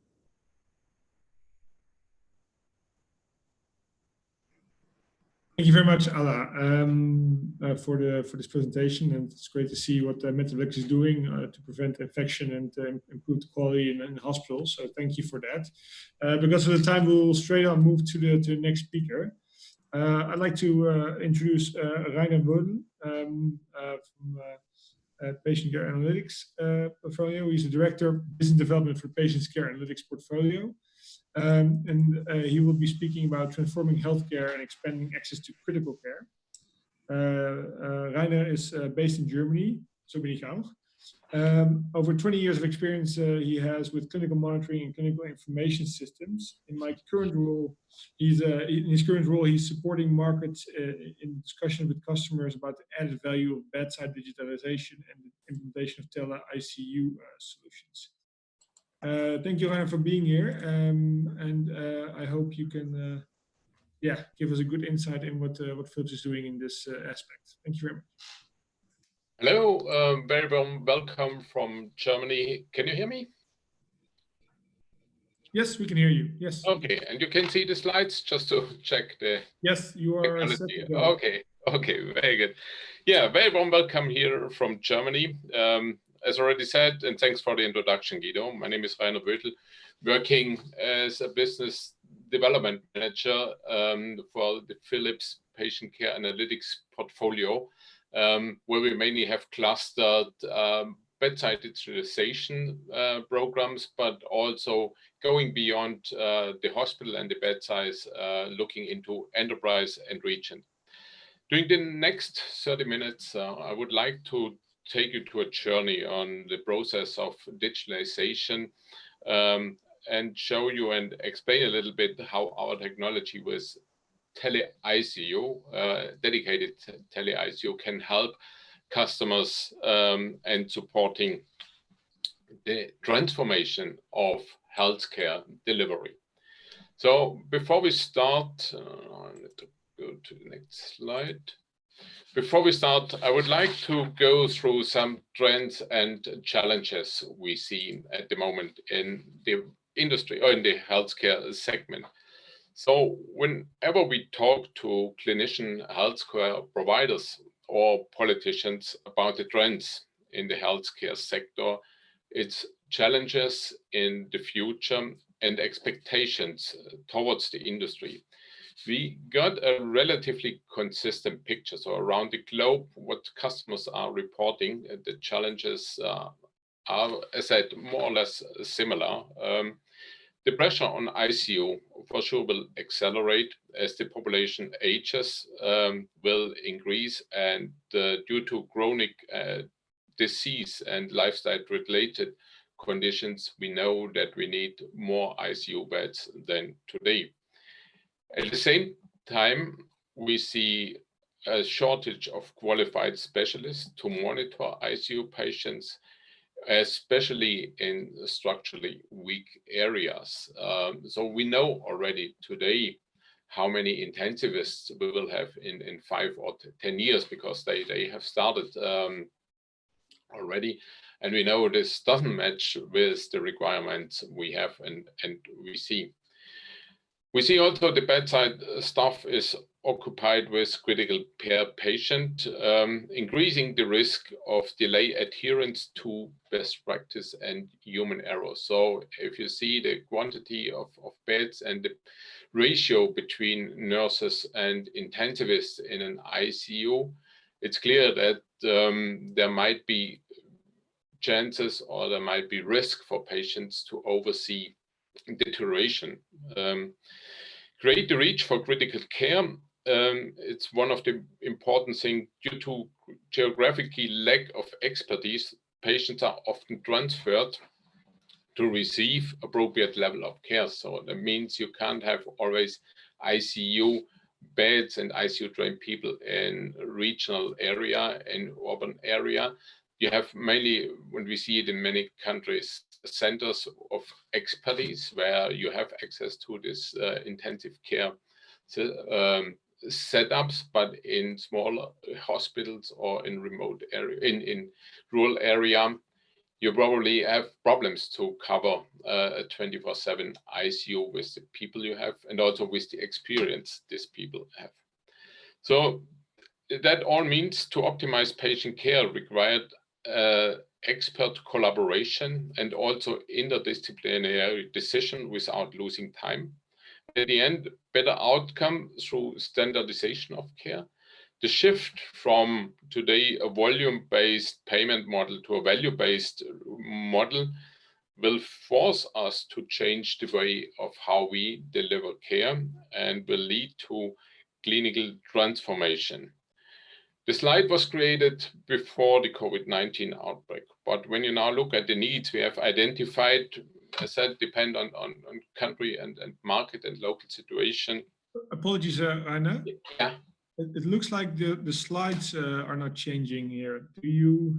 Oh, apologies. Yeah, sorry. I need, we have a translated slide and I need to have my English slide because. Understood. Sorry. Yeah. Here are the challenges. Oh, please apologize. Yeah.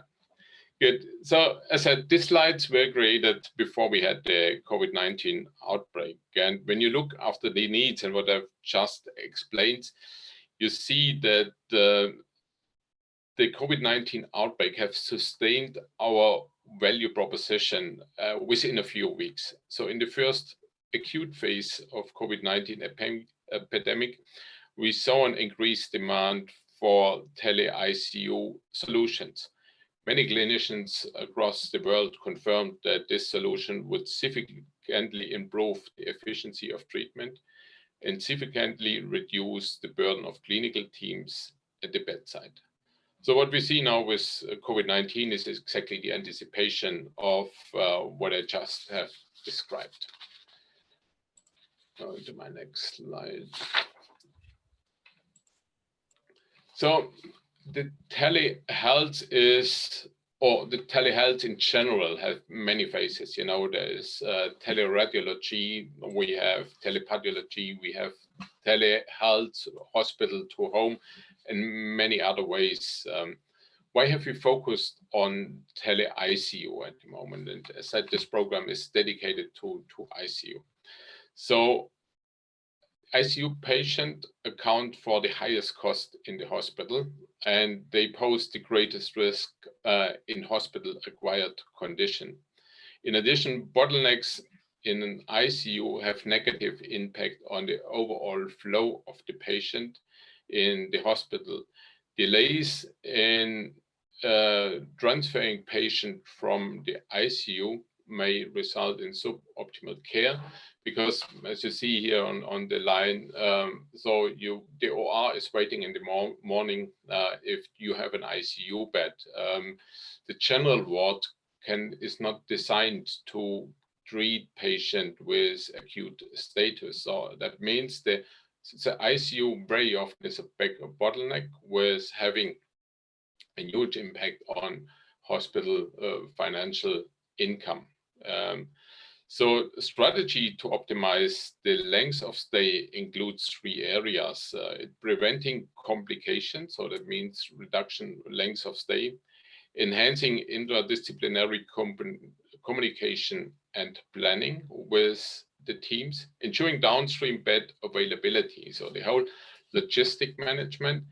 And think about your own hospital, what is already needed to manage there, and then think a little bit broader in a way of multiple hospitals are connected in a region to manage that logistics and transfer management, but also maybe in a bigger hospital when you have multiple ICUs or intermediate care settings, where you need an overview of how these patients are doing, and you need at least know the status of how the patient is treated, or the capacity to treat these patients in a location where they have probably no ICU setup and not trained people, but with remote consulting, you could, and model, you could already establish new way of working and transformation. Tele-ICU, it's not about only technology, it's all about leveraging people, processes, technology to improve the outcome. And the next slide probably is one of the most important slides, what you see here. It's first of all that we have clinical stuff, and we have the intensivists, and we need to connect people and technology and processes to be fully integrated in a truly workflow and into the hospital processes. The unique combination of people and technology and processes will improve care from the bedside to the enterprise, or as said, in the region. With tele-ICU, intensivists and critical nurses monitor ICU patients via a remote command center, providing a coverage of 24 hours, 7 days. There is no gap during night shift or during the weekend. The most critical patients get the attention they need from the team at the bedside and the expert behind the command center. And regardless of the patient location, access to best care and practice is not longer a question of where I'm located.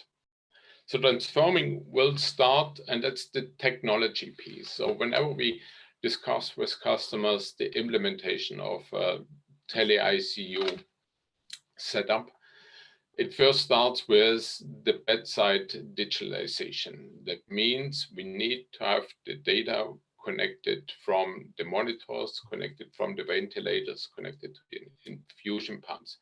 This already is a major step of improvements due to the capability of a kind of clinical information system when it comes to, example, drug and order management. So drug list, standard order sets, work lists, all that will help. Also calculation on the body weight and or the body surveys is a huge improvement. Treatment plans, standardized treatment plans built into the system will guide clinicians and nurses to best practice adherence.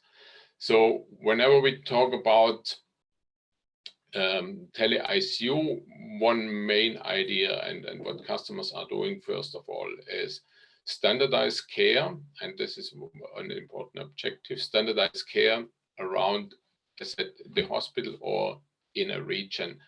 That means you have the best practice from the center or from your high skilled intensivist that guides local teams and new intensivists on how we treat a patient, for example, in a sepsis case. And we see really good results in improving length of stay, time to first antibiotic, when the team behind is supporting and said, by the way, also use the technology to train intensivists on the job every day and every hour.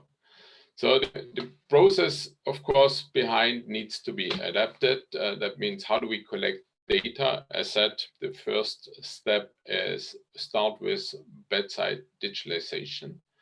On top, and you will see that in a few minutes or seconds when I open the next few slides, on top of the local bedside system, we collect the data into our command center, and we put on top of that further analytic tools and predictive algorithms that help to drive proactive action. At the end, we develop together with our customer programs, like the example I gave with the sepsis program.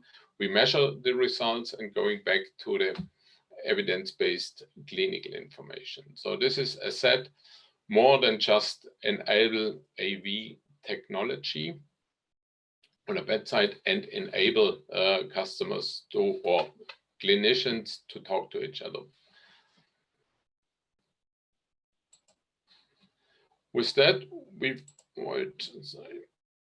was the wrong direction. So with that, we focus on two main objectives. First of all, we try to improve the clinical outcome.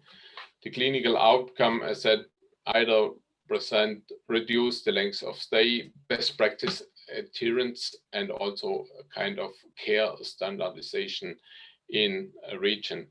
The second one is more efficiency, operational benefits of optimize the patient flow and optimize patient transfer management. That could be, as said, within a hospital, within multiple ICU, and optimize the flow between different units. There's also recent discussed project with a customer. I said, we have a high readmission rate in our post-anesthesia care unit, because sometimes we need to transfer the patient to a general ward after a surgery. And we know that in a situation in the general ward, they don't have the capacity to surveillance the patient as needed. And with that solution, we could physically transfer the patient to a general ward, but the team from the PACU and the anesthesiologist can still remotely connect, surveillance that patient in a general ward setting and taking care and advise the local team. So these are examples how to improve the workflow and the patient flow through a patient with directly impact on the clinical benefits. As I said, avoid readmission. Operational, you have capacity to run your arm and drive and use your resources you have the right way.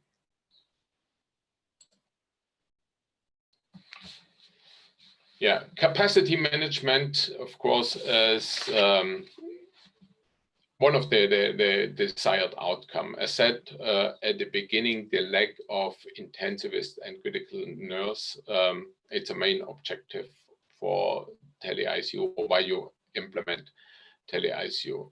So with thinking broader how you could use the capacity in a hospital or in a region based on roles, based on experience, you can optimize this capacity and you have broader teams. And with the optimized capacity, you can create additional capacity by collecting, organizing, and also now based on the COVID-19 situation, we saw that in a lot of markets, or nearly all markets, they, let's say, moved general ward beds or transformed general ward beds into ICU beds or surveillance beds, but in this, you don't have, so probably you have the bed capacity, you have also the equipment like a ventilator and a monitor, but you don't have the people who have the experience. So how do you manage and increase your capacity on a short-term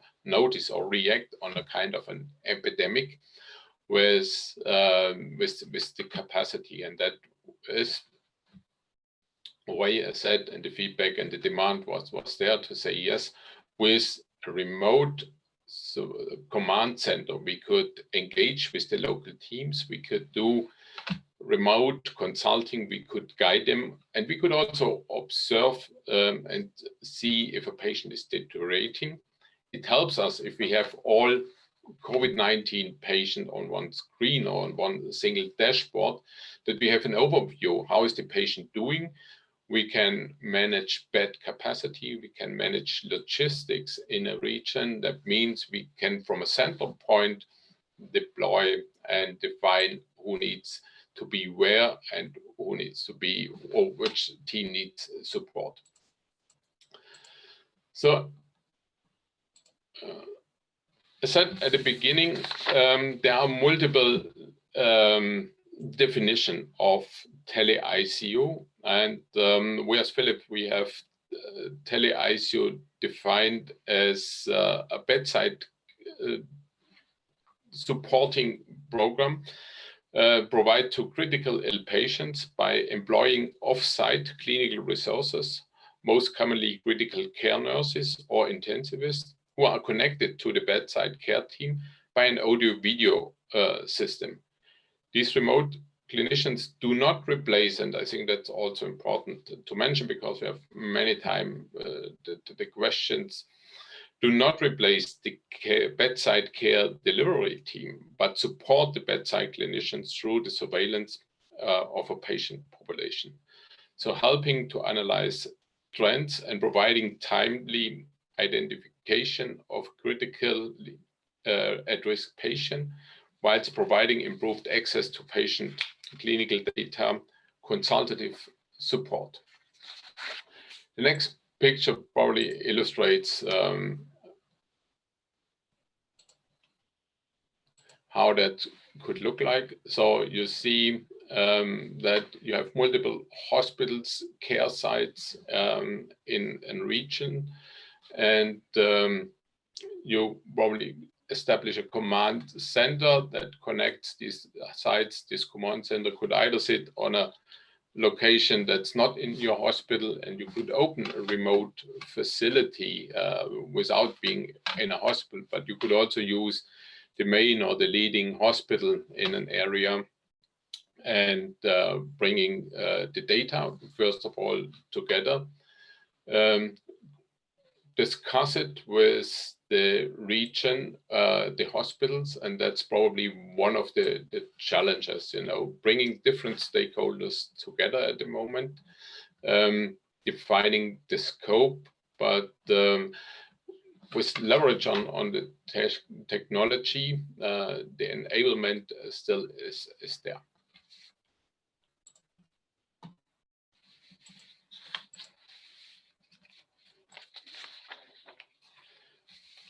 Now, this is how a command center looks like. You see here in the center, what I also mentioned, and I will show you a more detailed picture with the next slide.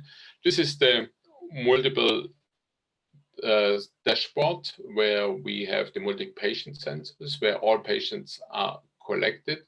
The workstation at the second is here the clinical information system. You directly have remote monitoring view, of course, establish AV communication, and you could add a PAX client. And here you see a notification dashboard. That means we directly use the alarms coming from the patient monitoring system and show here notifications and give the team in front of the dashboard and the command center the idea how a patient is doing. important is that we have seamless integrated these different systems. So that means as soon as you click on a patient here and you see the patient will deteriorate, you switch directly to the clinical information system. You switch directly to the single patient monitoring view. That means you see exactly what's going on. You can also look at histories, also on trends. AV communication, important to see how is my patient doing, but also to establish the communication between the local team, or even sometimes we saw that customers include the patient into the communication in case of the patient is not intubated. So this is an example of our patient screen and the features that have been integrated. You see the name, you can filter the patient, the list, the multi-patient list on the acuity status. You see the name, you see the age, you see the length of stay. And here that's the algorithms and scores we have developed. So for example, an early deterioration index shows you how is a patient is doing. You will see trends with spark lines of the major of the significant vitals, and also we integrate the lab results. Clinicians, as said, and the remote the command center team has an overview. Based on that, this would allow to intervene with the local team if they detect the deterioration. But it's not only that we have a multi-patient view, it's also included a single patient view with the main values and data you need. So that means you have the most important information on hand already. You see that's an example, deterioration index, EWS scoring, advisories that have been created by the system. In the background, you see also physician notes, you see the history. You could look at the medication. All that allows you also, even if you have different local bedside system, we consolidate and collect the data and present it in a way that is quickly accessible and readable for the local team. Now, what are the major steps when you think to implement an tele-ICU solution? As said, at the moment, it's transforming healthcare and the way of delivery. And we all know whenever we transform, we also need to take care of the people, and we need to take care of change management. So very often we do not start with the full-blown 24/7 remote surveillance. It could start with, first of all, decide which patient you want to admit to the tele-ICU program. Very often it adds already great benefit to the care teams when they know there is somebody where I can press a button and say, I need support, I need help with making the next decision whenever. So respond when somewhere from the bedside calls it, what we call the reactive model. And with that, you establish already a kind of communication between the two teams, and you know they get used to that there's somebody. Whenever you have problem with acquiring people in the intensive care units and staff turnover, for example, is a problem. We saw, and based also on studies we made, that staff satisfaction immediately increased, because especially during the weekend, probably during the night shift, when you need support and it's difficult to get immediate support, this adds quality to the care, and as I said, also taking care of your people. The next level would be virtual, what we call non-acuity based roundings. I mentioned already the sepsis program. That could be something that either you have dedicated patients admitted to that program. You could drive standardization. So together with the expert team, you define criteria, you define way of treatments, and helping also to reduce the cost for antibiotics, for example, and improve. Responding to alerts would then already go into a 24/7 model. That means the care team is prepared with the dashboard I have shown to react on alerts, and then goes back into, or the next level, into really virtual acute-based rounding, that what we call the proactive model, and then of course screening, best practice, and then a really true partnership with the bedside team. Also, what we see that the teams sometimes, you know, rotate between bedside and being in the command center. It could be a great opportunity, for example, nurses when they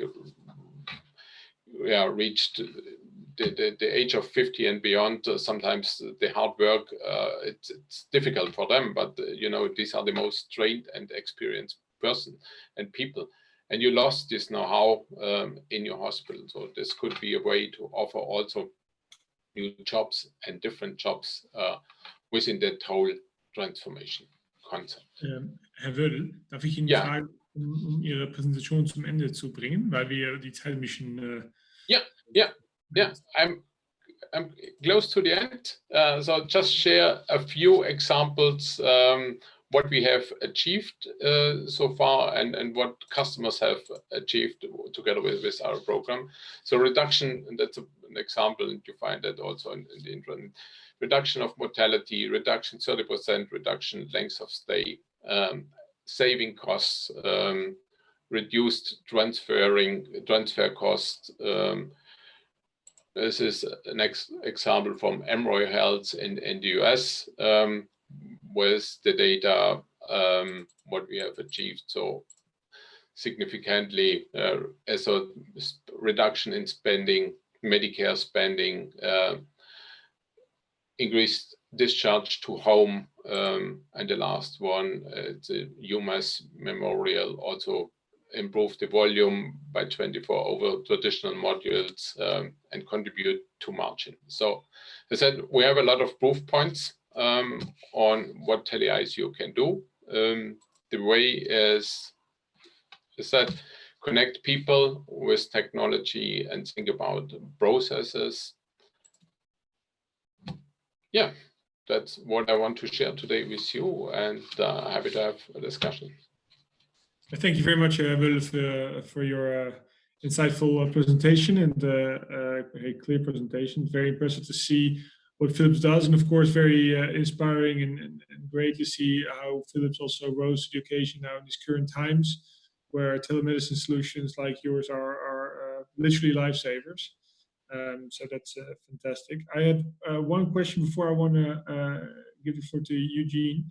I was wondering, are there any limitations on the number of connected patients to be properly managed in the system?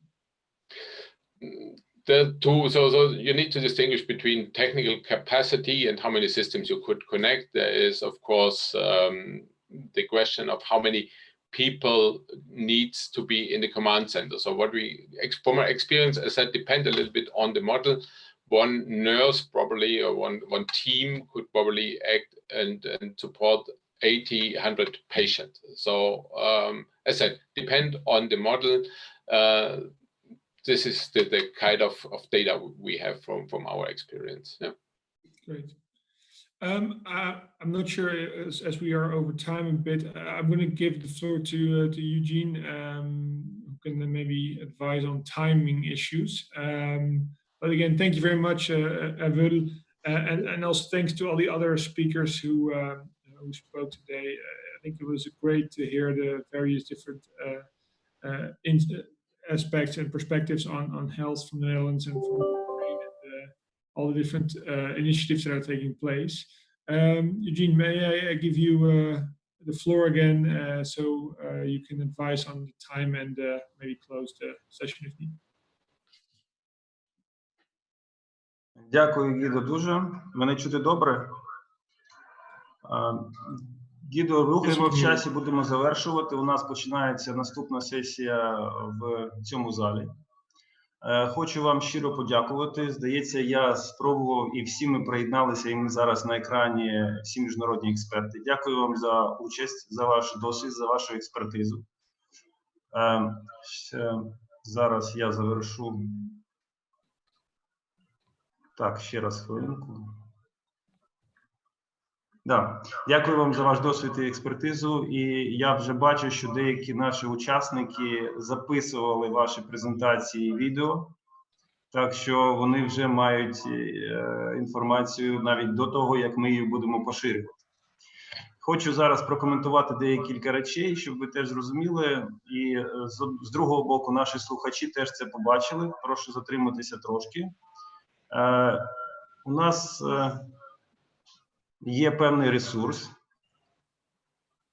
на якому ми будемо його вдосконалювати, безумовно, і розміщувати інформацію про всі наші проведені заходи. І, відповідно, тут є для наших активних учасників, безпосередньо слухачів, керівників медичних закладів і ті, хто працює в системі охорони здоров'я, є, відповідно, можливість приєднатися до самої платформи і заповнити форму. І тоді інформація вся, в тому числі презентації з наших форумів, відеоматеріали, які ми будемо обробляти і нарізати.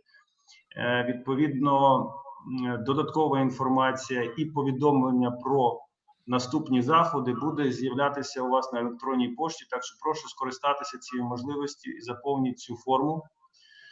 У нас є такий приклад, і ми завели це як за правило, робити великі такі інформаційні розсилки всім учасникам форуму в рамках різних проєктів, де ми підсумовуємо і надаємо посилання на всі презентації. Я звертаюся до вас, чи я можу ваші презентації використати для того, щоб надіслати всім учасникам і всім тим, хто приєднався до форуму. У нас зараз вже на форумі близько 1000 осіб, можливо більше. Зі вчорашнього дня кількість зросла вдвічі після трансляції. Відповідно, ми будемо розсилати цю інформацію, і після того, як опрацюємо відео, яке зараз записується кожної презентації, воно буде нарізано, викладено на наш YouTube-канал і теж буде надсилатися на ті адреси. Тому я запрошую всіх учасників і охочих підписуватися на форум або реєструватися на форумі, на площадці нашої для комунікації, і ви будете отримувати цю інформацію. Ще на кінець хочу спробувати зробити невеликий інтерактив. Я сподіваюся, зараз у мене це вийде. Я припиняю трансляцію екрану до того, як ми закінчимо цей процес. Якщо ви бачите мене зараз, я хочу показати нашу невелику команду, як це відбувається. Добре мене. Поховались десь. Так відбувається трансляція. У нас є 2 зали. Це ми знаходимося в залі національний. А тут працює група в зал локальний, де йде зараз трансляція. Прошу привітатися. Це Світлана. Привіт. Відбувається зараз трансляція і самого заходу залу національний, там йде презентація медичних інформаційних систем. Зараз паралельно ми знаходимося в залі національний. Відповідно, для того, щоб це забезпечити, потрібно було окремо робити трансляцію з окремих комп'ютерів, щоб не перевантажувати мережу на Facebook і YouTube, і там робити запис всього цього. Тому десь у нас на 2 зали. Прошу ще раз привітатися. Тут Влада є Дмитро. Отак ми працюємо. Дякую вам за вашу участь. Щиро дякую і чекаю вас на наступних наших форумах і окремих панельних сесіях, тематичних, які ми будемо проводити між нашими форумами періодично. Дякую вам щиро.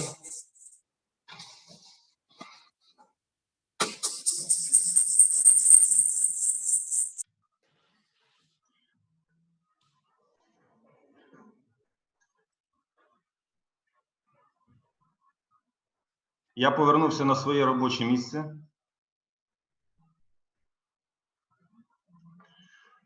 Зараз ще раз переведемо. Все, я вже на місці. Дякую вам дуже. До нових зустрічей. Ми переходимо до наступної панелі. І потім я вам надішлю листа, і я прошу підтвердити вашу згоду на розсилку і надання вашої інформації, ваших контактів, якщо це потрібно для нашого форуму і для наших слухачів.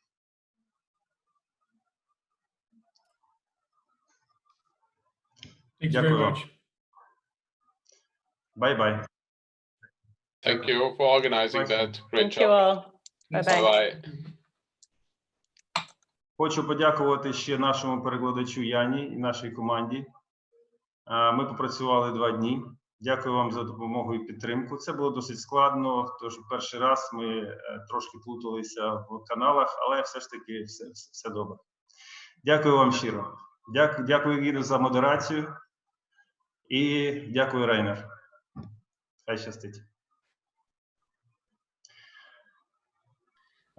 Зараз ми переходимо до наступної панелі. Ми не будемо зволікати. Bye-bye. Bye-bye. Дякую.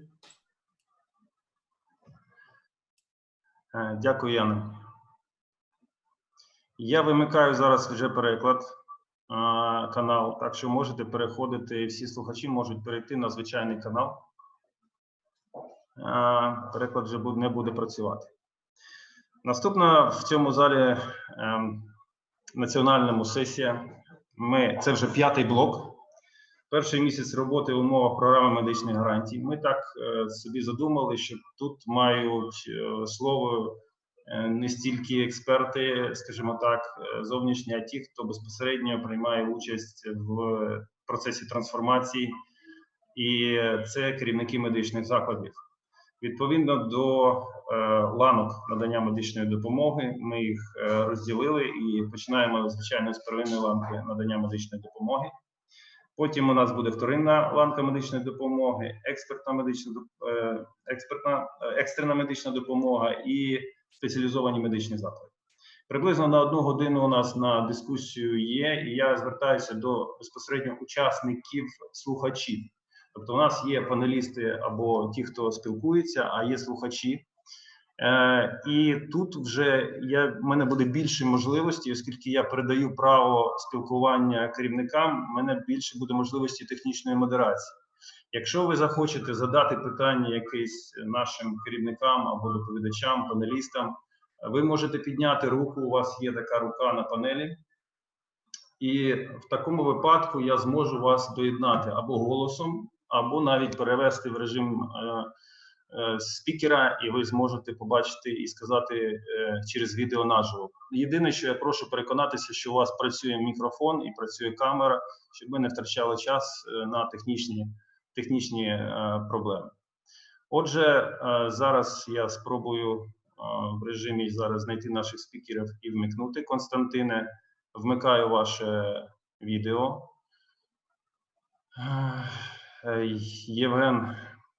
Євген теж зараз вмикаю. Так, на екрані бачу всіх. І так, у нас Рожин Константин, головний лікар Білопільської районної, Білопільської ЦПМСД, Сумська область, і Бориспільський міський центр первинної медико-санітарної допомоги Євген Черенок, керівник. Ну, я думаю, цих людей більшість керівників і тим більше медичних працівників знають, дуже активні керівники, дуже в деяких випадках емоційні, іноді не стримані, не будемо говорити про кого. Але Євгене, можете вмикнути мікрофон свій. Але тим не менш вони дуже ефективні на своєму місці, але у кожного з них є певні зауваження або проблеми, або досягнення. І я хочу, щоб ви по черзі поділилися. І в принципі цей час ваш. Як ви будете спілкування, я буду слідкувати, чи є запитання в чаті, чи є підняті руки щодо питань, які можуть бути. Так що я, оскільки так вже в програмі є, я тоді все ж таки надам слово Константину. Ну, так, там записано. Хочу сказати, що, Костя, Вибач, я там невеличку ремарку, мені трошки вразило, коли ти написав все ж таки, що незважаючи на все, я хочу сказати, що Костя, ну він може сам про себе розповідати, він і в Львівській школі навчався УКУ, Українського католицького університету, правильно я так розумію? Після цього вже в МІМі, і я іноді вже бачу по його текстах і формулюваннях, що ну, іноді надо буде складність подання інформації треба зменшувати. Тобто людина вже ґрунтовно підготовлена, але навіть на цьому етапі я відчуваю певної, ну, не те щоб розчарування, але все ж таки ну, бачу, що є певний песимізм, і я хочу, щоб поділитися, щоб ви відверто розповіли, в чому є проблема. Хоча я знаю, я просто хочу, щоб ви поділилися і розказали. А потім вже Євген доб'є цю ситуацію. Це, прошу, ваше слово. Дякую, Євгене. Так, ну, зважаючи на жорсткий таймінг, передо мною секундомер, я його вмикаю. Запускаю невеличку презентацію свого екрану. Я підготував невеличку презентацію.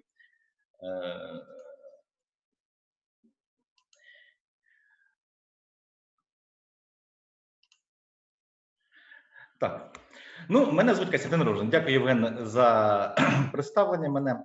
Із серпня 2018 року я працюю головним лікарем Білопільського центру первинної медичної допомоги. Як я до цього прийшов? Та діти повиростали, ось з чого все починалось. Діти повиростали, роз'їхалися з рідної домівки, і мені захотілося драйву. Треба визнати, що драйву я отримав, якщо можна так виразити, повні штани. Мені довелося з нуля створювати наш центр. Я прийшов через це. Мені обіцяли, на самому початку мені обіцяли максимальну підтримку, але пройшов через абсолютне несприйняття і населенням, і місцевою владою, і самими медичними працівниками самої суті медичної реформи первинки.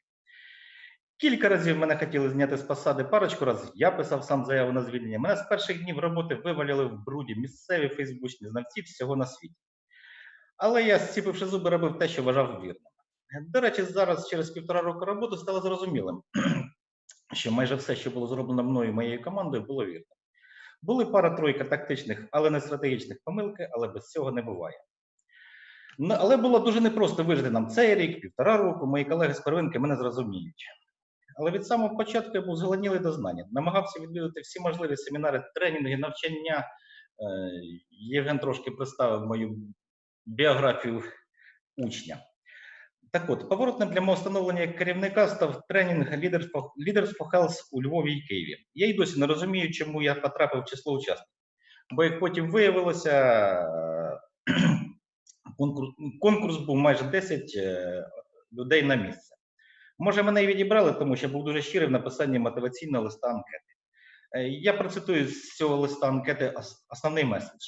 Нас, первинку в Білопіллі, майже ненавидять всі, і пацієнти, і влада.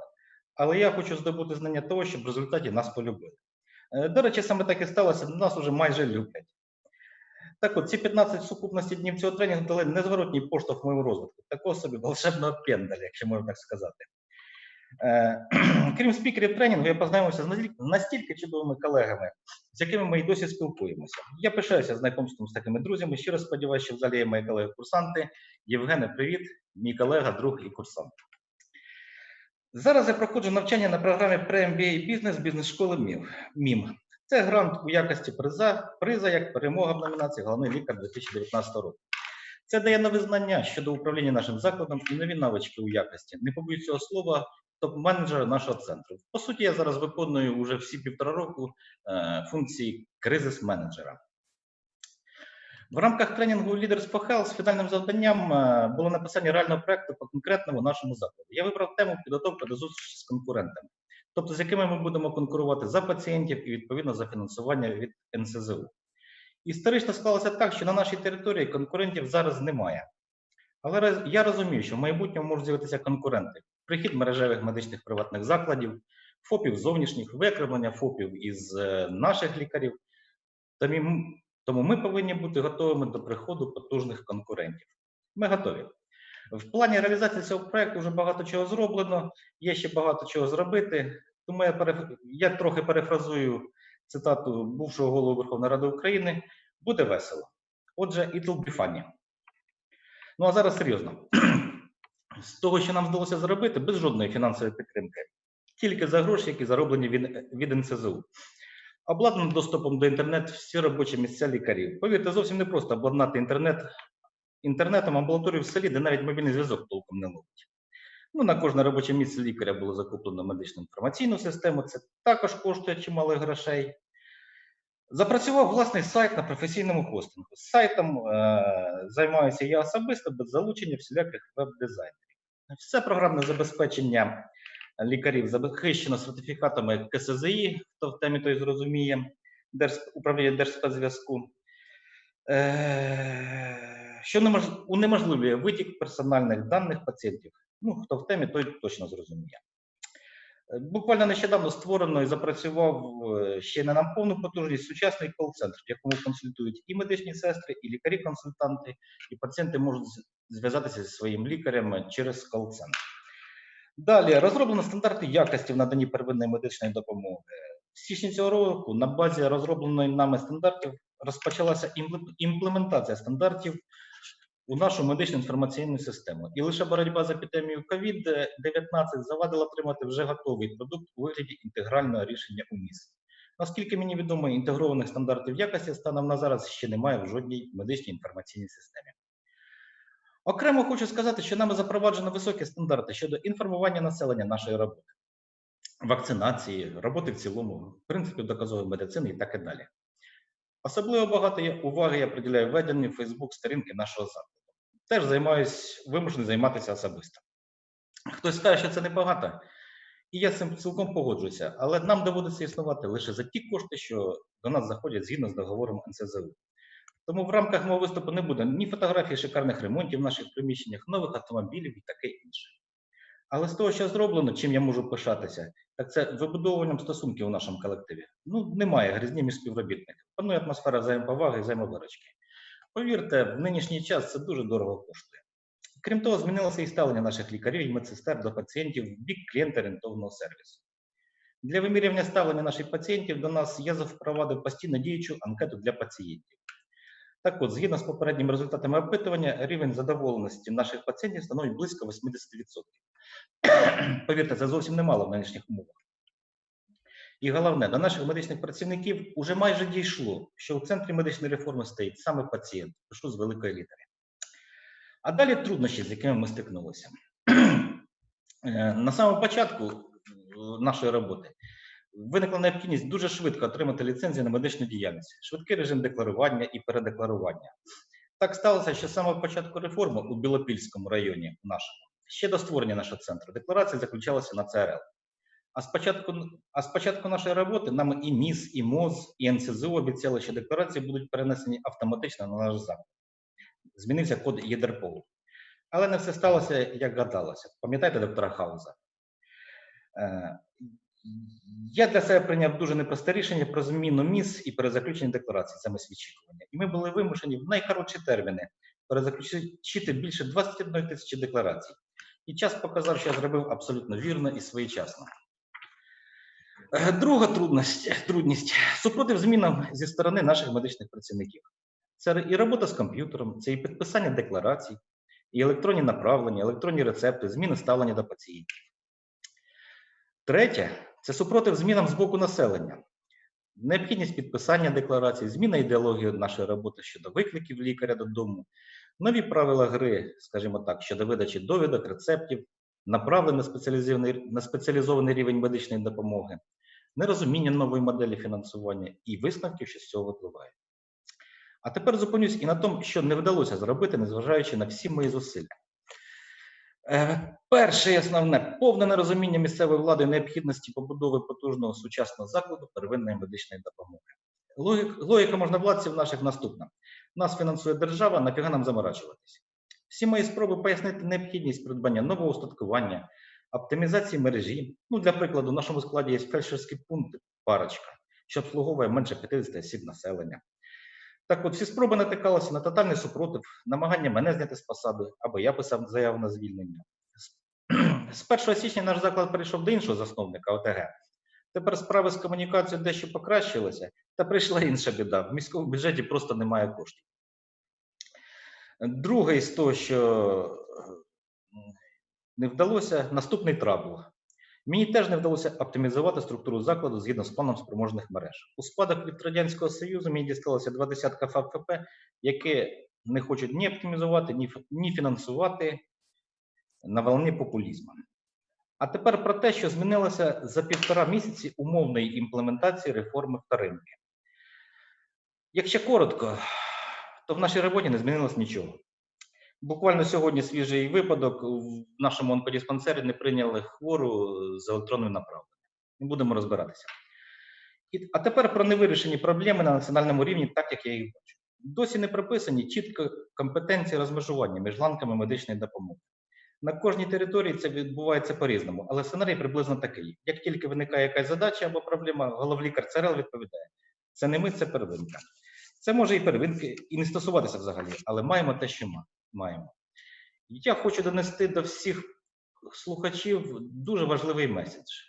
Так от, з моєї точки зору, первинка не є меншенькою сестричкою вторинки. Ну не є. У кожного свої задачі і функції. На жаль, серед медичної спільноти так і не відбулося розуміння цього. Навіть у комунікації МОЗ іноді проскакує думка про первинку, як про диспетчерів. І друге, на жаль, із затяганням входження у реформу спеціалізованого рівня існує. Існує, мабуть, у всіх регіонах вороже, не побоюсь цього слова, ставлення до наших лікарів з боку лікарів вторинки. В деякій мірі це пов'язано, звісно, з більшими зарплатами, в основному у нас на первинці. І ще хочу сказати наостанок, я закінчую, що реформу і первинку, все це тримається на керівниках-ентузіастах. Наостанок свого виступу я наведу цитату з легендарного виступу Стива Джобса перед випускниками Стенфорду 9 серпня 2011 року. Залишайтеся спраглими, залишайтеся безрозсудними. Ну, ще й Вінстона Черчилля: ніколи не здавайтеся. Ну і наостанок, так хочеться таких днів, але щось не дуже виходить. Дякую за увагу, колеги. Дякую, Константине. Зараз щось я не бачу Євгена. Я на місці. На місці, так? Да? А відео? Я всіх бачу. Ага. Константине, треба вам завершити презентацію, а то ми не бачимо. Або я зараз це зроблю. Так. Володимир Поцілуєв у нас є. Ну, я поки що вимкну його відео, бо це у нас екстренка. Ні, не екстренка. Ні, це центральна районна лікарня. Да. Так що я поки що виключу. Я зараз хочу зробити скрін з екрану. Та поки ми спілкуємося, я закину десь в Facebook, щоб люди приєдналися. Євгене, вам слово. Слово. Колега мій все сказав вже. Всі наболілі проблеми він розложив по поличках. Що я можу сказати? Зараз всім дуже важко. Важко і первинці, важко і вторинці. Важко вторинці ті, яка готувалася не один рік до цього. Важко вторинці той, яка не готувалася. Ось ми всі бачимо, що проходить у нас в державі, але я не знаю, я впевнений, що реформа буде продовжена. Я впевнений, що первинка вистоїть, хоча зараз дійсно дуже важко. І оця відміна, ну, не відмінна, а у мене є таке слово реформування реформи. Як воно зараз виходить, прірва, яка є між первинкою і вторинкою, вона лише збільшується. Розуміння ніякого немає. У мене, наприклад, є депутат міської ради, який працює лікарем на вторинці, і майже на кожній сесії він розповідає, які ми погані, бо получають лікарі, можуть получати по 20 тисяч гривень. А от його лікарі працюють, лікарі первинки, як і говорив вже Константин, вони взагалі нічого не роблять. Вони виписують справки, направлення і нічого не роблять. Це не так, це дійсно не так. І оця прірва здійснюється і фінансово, і організаційно, тобто дуже важко. От, хоча вторинка не хоче зрозуміти, що коли все запрацює, я впевнений, що воно запрацює, то з первинкою треба буде дружити. Тому що всі направлення, ви ж розумієте, що люди бачать, де якісні послуги надаються, де неякісні. На моєму прикладі, наприклад, 16 кілометрів від мене Київ, перша лікарня, і пацієнт може з цим направленням їхати туди. А фінансуватися районна лікарня буде вже не в повному об'ємі. Тому не треба спалювати мости, треба знаходити спільну мову, хоча це дуже важко, і вирішувати це питання. Це з приводу отак роботи первинки і вторинки. Я не впевнений за всіх, але мені здається, у більшість закладів первинки є така проблема із спілкуванням. Ви знаєте, є група керівник первинки, там пишуть і постійно на первинку щось скидують. Це перше. Друге, це фінансування проблема. Да? Капітаційна ставка, яка є наразі, вона не відповідає дійсності. Працювати за такою капітаційною ставкою вже не можна.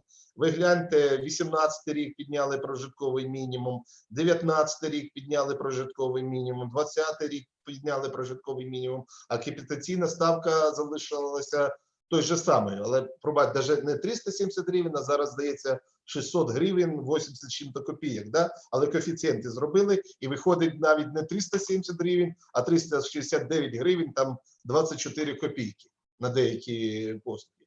Тому працювати все складніше, коштів не вистачає. На прикладі колеги Константина, ви бачите, комунікація з новим ОТГ налагодилася, але фінансів тепер немає. Да? Ось, і первинка, вона може краще працювати, якщо буде нормальне фінансування. Якщо буде незадовільне фінансування, пробачте, більшість лікарів може уйти в ФОП, і первинка залишиться зовсім без лікарів. Тому це треба враховувати. Далі дуже така болюча, мені час є ще? Мабуть, є, якщо всі мовчать. Далі така болюча проблема – це зараз медподії. Працювати дуже важко з медподіями, не то, що вони якісь там складні, а то, що і говорили, є проблема на центральному компоненті. Да, постійно щось там висне, зависає, не включається проблема.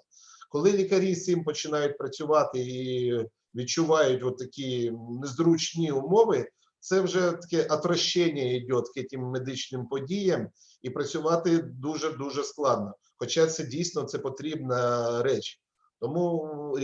Тому треба налагоджувати роботу з цим центральним компонентом, хай тестують.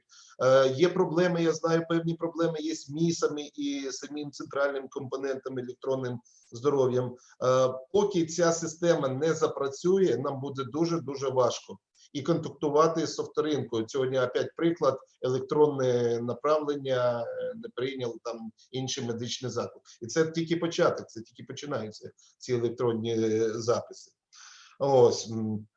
Ще що хочу сказати.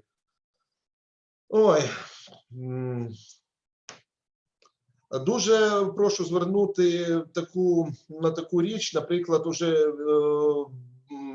в Прибалтиці вже давно відмінили таке положення, якщо лікар з первинки, наприклад, звільняється або помирає, або уходить на іншу роботу, то у нас чомусь всі декларації анулюються. І треба заново набирати. Це не проблема велика, це технічне навантаження більше на саму первинку, але само МОЗ, НСЗУ постійно кричить о пацієнтоорієнтованості, о сервісі і так далі. Так який же це і сервіс, що пацієнту знову треба йти, знову треба перепідписуватися? Так, ті пацієнти, які хочуть йти з цим лікарем, вони йдуть. Але, як показує вже досвід, що більшість пацієнтів, вони залишаються в цьому закладі, але їх постійно треба знову перепідписувати. Тому я вважаю, якщо є спроможність цього підприємства, і уходить лікар, і є ще вільні місця, куди можна взяти цих пацієнтів, то не треба відписувати всі до нуля. Ті, хто хоче уйти за іншим лікарем, він уйде. Це звичайно. Тому Ну, це вже такі маленькі такі питання, які треба вирішувати. А так, в принципі, мені легше буде там, якщо буде якась дискусія, подискутувати, а не розповідати, як важко. Але я вам скажу, ми працюємо, працювати будемо, у нас це виходить, десь помилки, десь виправляємо, але я всіх керівників знаю, всі умнічки великі, ми намагаємося утриматися, намагаємося держати. Тобі, Женя Приліпко, велике дякуємо від всіх, що ти збираєш, розумієш нас. І тільки, мені здається, таким гуртом можна буде щось зробити. Якщо нас зараз розполовинять, то проблема буде для всієї медицини. Вистояти ми можемо, ідемо ми добре, іноді просто не заважайте нам працювати. Ну, у мене так швидко все. Дякую, Євгене. Я просто хочу запитати все ж таки про пакети щодо ковід. Багато про це питав. Я питав вчора Оксану Мовчан, наскільки активно є підписання. Там вони різні, але я хочу запитати про первинку і чому. Я сьогодні, ось я вам показую листа, сьогодні надійшов від НСЗУ до нас, і я вже в керівник первинки встиг викласти пост з професором Преображенським. Купите журнали в пользу дітей голодающей Германії. Да, не хочу. Значить, ситуація там, я так понял, не зовсім добра. Да? З приводу мобільних бригад. Я вже написав листа на Міністерство охорони здоров'я. Просте питання, яким чином, якими нормативно-правовими документами регламентується робота цих мобільних бригад. Що це таке взагалі, ця мобільна бригада? Ви розумієте, що якщо, не дай Боже, у мене немає мобільних бригад, але у мене є щось на кшталт мобільних бригад. У мене є вірусологічний кабінет, і я, якщо буде потрібно, я докажу ефективність роботи цього кабінету в рази вище роботи цих мобільних бригад. Це і у нас була пряма трансляція з Микичак Іриною і з Радуцьким на каналі, і вони також це признали, що така форма може існувати. Я простий примір, якщо дасте мені хвилиночку, да? Простий приклад. Я саджаю машину там медичного працівника, водія, це мобільна бригада, вони їдуть на виклик, можна сказати, забрати біологічний матеріал. Виїжджають на перехрестя і їх переїжджає КАМАЗ. Не дай Боже. Іде судовий процес, да? Хай всі вижили, але покалічилися. Мене суддя, або хто там адвокат з тої родини буде запитувати, а згідно чого ви цих людей посадили в цю машину і відправили туди? Покажіть, пожалуйста, нормативний чи ненормативний документ, чого ви так зробили. Я не зможу такого зробити. Бо мені дали розпорядження з КОДА, потім департамент, що при можливості створити, де, як, на якій ланці, хто повинен ходити в склад, який табель оснащення цієї бригади вже написала НСЗУ, да. Но немає жодного нормативного документу. Далі приїжджає мобільна бригада, ми говоримо за економічну ефективність, правильно? Приїжджає мобільна бригада на виклик. Да, всі в засобах індивідуального захисту. Приїхали, взяли мазок. Тепер тест. Де повинен роздягнутися медичний працівник? В квартирі у пацієнта? Мабуть, ні, так? На лестничной клетке, в лифте, наверное, нет. Наверное, в машине, но тогда надо будет обрабатывать машину. Да? Ну, наверное, тогда он в одном костюме будет ездить всю свою смену в ЗИС. Да?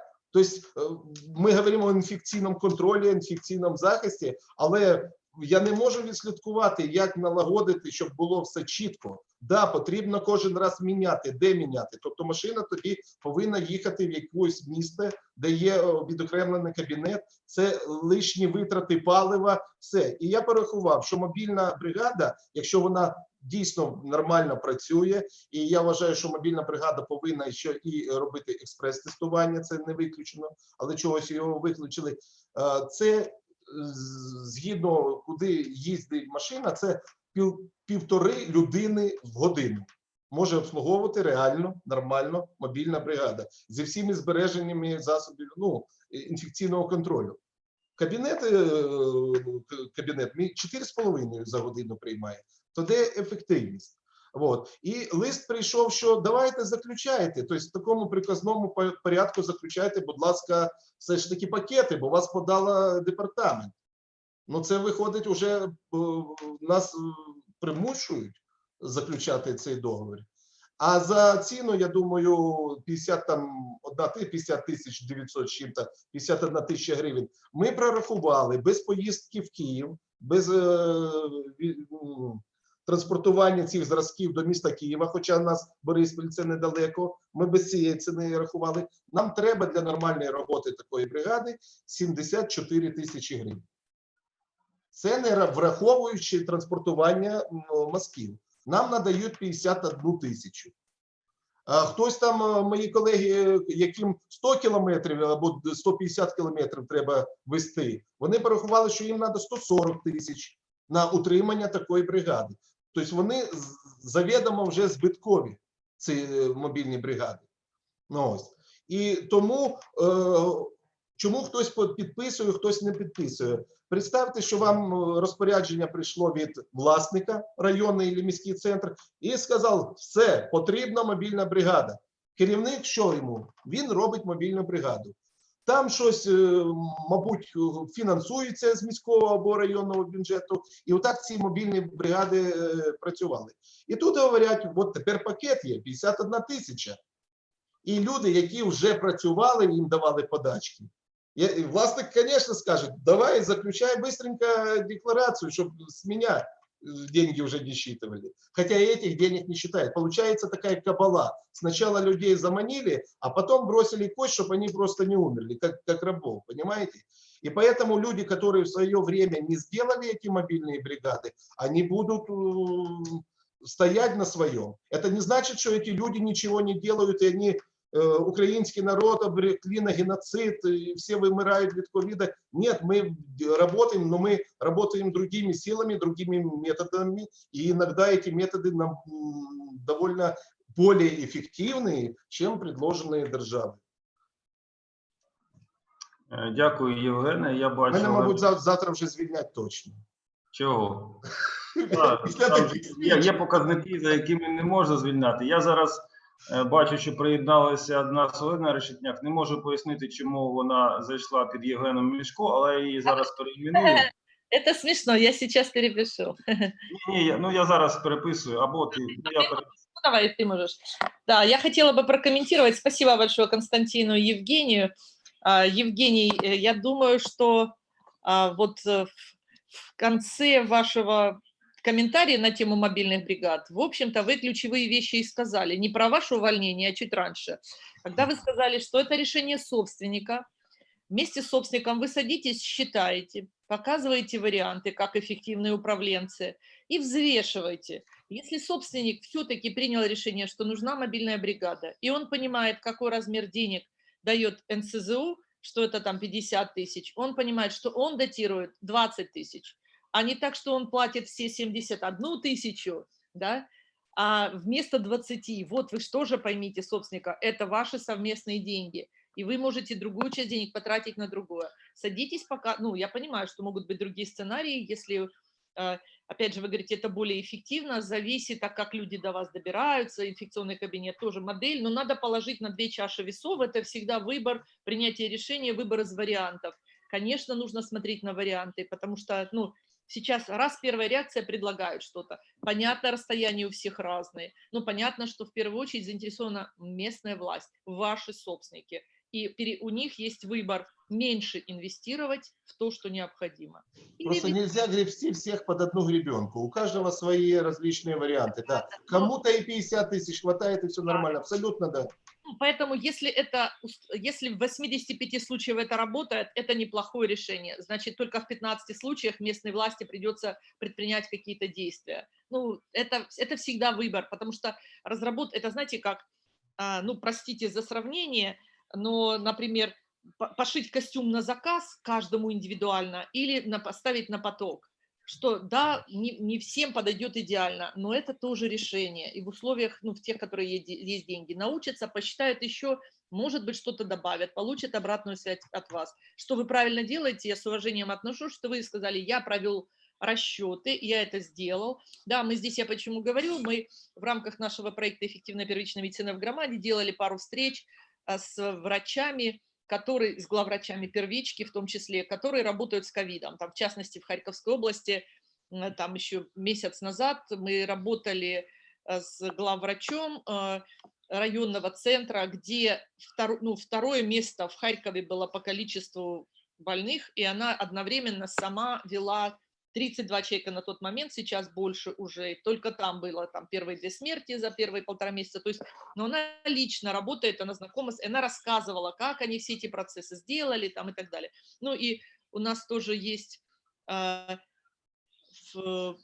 Евгений, боже, что такое, Женя, у меня склероз, не прилипка, Евгений из Мешка, вот, Евгений Мешка, он здесь есть. Он тоже выступал, я знаю, что он здесь, да, Евгений, он тоже у нас выступал, но тогда еще на самом первом этапе, когда только-только начиналось, ну, уже в Западной Украине были эти случаи, у нас нет. Понятно, нужно смотреть на это, смотреть на модели, и вот Марина, главврач из нашей районной больницы Валковской, она рассказывала, как они организовали, как они переодеваются, как они решают этот вопрос. Просто есть тоже сценарии, и вы правильно делаете, что задумываетесь, можно узнать, а как другие делают. Она рассказывала, ну, из того, что я помню, что возле автомобиля они это там переодевались, там у них там специальная система, как они обрабатывают эти халаты там и так далее, эту одежду. Ну, то есть каждый ищет варианты, но потом они появляются. И может быть что-то окажется, что, ну, я слышу, что у вас вопрос, куда ехать, вопрос во времени, возможно, есть какое-то более простое решение, я не знаю, мне трудно сказать, и тогда оно уменьшит ваши затраты. Но затраты надо... Спасибо, Лена, за включение. Константин, ну, идея вообще-то, ну, вообще ситуація, яка сложилась, ситуація з ковідом, да, вона змусила і мене особисто оволодіти певними навичками комунікації і дистанційної. І зараз у нас така ситуація, я вважаю, зручна в тому плані, що одразу ми зараз переходимо на вторинку, і зараз вас чують лікарі вторинки. Тому я вас прошу не від'єднуватися, бути тут, якщо є можливість, звичайно, да, по часу не від'єднуватися, вторинка проговорить свої питання, і, можливо, у вас будуть коментарі, і саме для того форум і створений. Тому я прошу зараз приєднатися, і я включу, якщо я випадково там виключив камеру, то у нас є Євген Мішко, якого вже сьогодні представляли. Я прошу, по часу він має бути, він тут є, але відео я зараз його не бачу. Євгене, вітаю вас. І вітаю, можете включити мікрофон. Володимир Поцелуєв, зараз я його включаю, є теж. Головний лікар Сумська центральна районна лікарня. Євген Мишко, да, до речі, я намагався Євгена включити все ж таки, коли була первинка, ну, все ж таки з первинки починаючи, але зараз вже він виконуючий обов'язки директора Мукачівське ЦРЛ. І Масленчук Микола, головний лікар Іллінецька центральна районна лікарня. Микола. Я його, на жаль, зараз не бачу, хоча ми тестувалися, і він має бути. Немає. І Поцелуєв Володимир, я зараз вам вже камеру включив, ще раз запрос даю.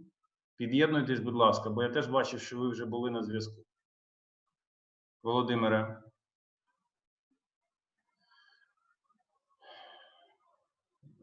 У Володимира зараз я бачу, що він в реєстрі аж 2 аккаунти, скоріш за все, один аккаунт зайвий.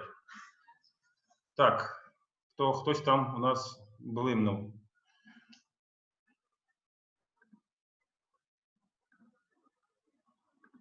Якщо з відео є проблеми, все одно є можливість звуком включити. Це ваше там право, ви в себе можете включити. Я поки, щоб не втрачати час, Євгене, вам слово. Як так сталося? Я чесно кажучи, Євген Мішко, як так сталося, що ви взяли на себе ще один тягар, чи примусово, чи це новий виклик? Бо я так розумію, що зазвичай це людина, яка приймає нові виклики, ну це вже склад характеру, то відповідно, можливо, але все ж таки трошки розповісте. І я думаю, що у вас досвід саме в первинці, можливо, і якраз допоможе згладити ці, ну, назвемо це, дружні стосунки між первинкою і вторинкою, які іноді виникають, тому що ваше розуміння роботи, що первинка все ж таки працює і навантаження теж виконує велике, допоможе в цьому. Дякую. Гарно дякую, пане Євгене. Всім привіт. Ну, стосовно мене, чому я на вторинці, я думаю, не настільки воно буде цікаво всім присутнім. Так, в мене є бажання, точніше цікавість до нових речей, і розвиватися, і рухатися далі. Стосовно того, чому я пішов на вторинний рівень, мені було дуже комфортно і я наберу. Окей? І мені було дуже комфортно і цікаво працювати у первинці, і ну, я, в принципі, реалізував себе у багатьох речах, але було бажання до чогось нового, було бажання до чогось рухатися далі. І були, скажімо, умови, коли потрібно було перейти в лікарню для того, щоб розвивати далі лікарню. Одна із перших задач, чому я попав у лікарню, це була ситуація з ковід і те, що, ну, я думаю, колеги мої погодяться, хто працює в первинці. Ну, це моє таке суб'єктивне бачення, можливо, воно неправдиве, можливо, воно обмежене, але, як на мене, то первинка набагато була більш готова до епідемії з ковід, і сімейні лікарі набагато краще розуміли, що саме відбувається, що потрібно робити, як себе захистити. А спеціалізована допомога була похожа більше на такий незграбний якийсь заклад, який піддавався дуже легко вразливості, і вони у нас в області випадали просто на отак. Більшість районів області, вони мають вогнище всередині лікарень, вони мають величезну кількість захворівших персоналу, і це мене дуже насторожувало. Ще на початку квітня я про це дуже багато говорив з колегами, я пропонував допомогу на швидкій, в спеціалізованих закладах, просто допомогу, просто прийти, обговорити логістику, поспілкуватися з працівниками, поговорити про засоби захисту, але, ну, на жаль, ці мої ініціативи не знайшли реалізації, і більше як 25% захворівших в області – це медичні працівники. На жаль, близько 80 або 90% закладів охорони здоров'я спеціалізованої в області мають вогнище з працівників, мають вогнище з пацієнтів. І тут первинка спрацювала на ура, честь і хвала сімейним лікарям.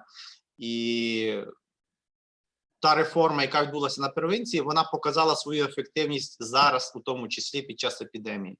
Якби не було тих декларацій, якби не було того всього, що було пророблено, то ми б зараз згоріли просто з тим, з ковідом, і ми перескочили, ну, це моя думка, знову ж таки, суб'єктивна, і Італію, і Іспанію. Стосовно з роботи спеціалізованої допомоги, то, на жаль, і на зараз ще не дуже всі зрозуміли, що саме потрібно робити на рівні спеціалізованої допомоги. Про наш заклад я єдине можу сказати, що в нас поки що ніхто з наших працівників не захворів. І, ну, чи це досягнення, чи це просто обставини ситуації, час покаже і покаже ситуація, як буде вона далі розгортатися. Про ті дискусії, які ви говорили, я з паном Євгеном буду згідний, солідарний з паном Євгеном Черенком стосовно мобільних бригад, але, знову ж таки, як казала пані Олена, це залежить від ситуації і ефективності самих бригад. Для нас, наприклад, цих коштів достатньо, тому що ми маємо лабораторію в нашому закладі, в Мукачівській ЦРЛ, яка цілком обслуговує нас, наш район, і плюс ще хтось із районів звозить до нас, бо область не має можливості тої пропускної здатності, вони перегружені, у них черги, і часто це призводить ще до погіршення ситуації. Тому для нас цих коштів достатньо, ми цілком вписуємося, в нас ще буде і додаткові кошти до цього, тобто буде якась економія. Але є райони віддалені, наприклад, Ужгород – це одна частина області, Рахів – це інша частина області, і людям потрібно долати, наприклад, там 120-130 кілометрів по гірських дорогах, і, ну, я не уявляю собі, як можна вписатися в ці кошти. Але в загальному по тарифах НСЗУ я як на мене, на мій ще не повністю професійний погляд, бо я тільки зайшов у спеціалізовану, тарифи досить непогано пораховані, і за ті тарифи можна дуже класно виживати.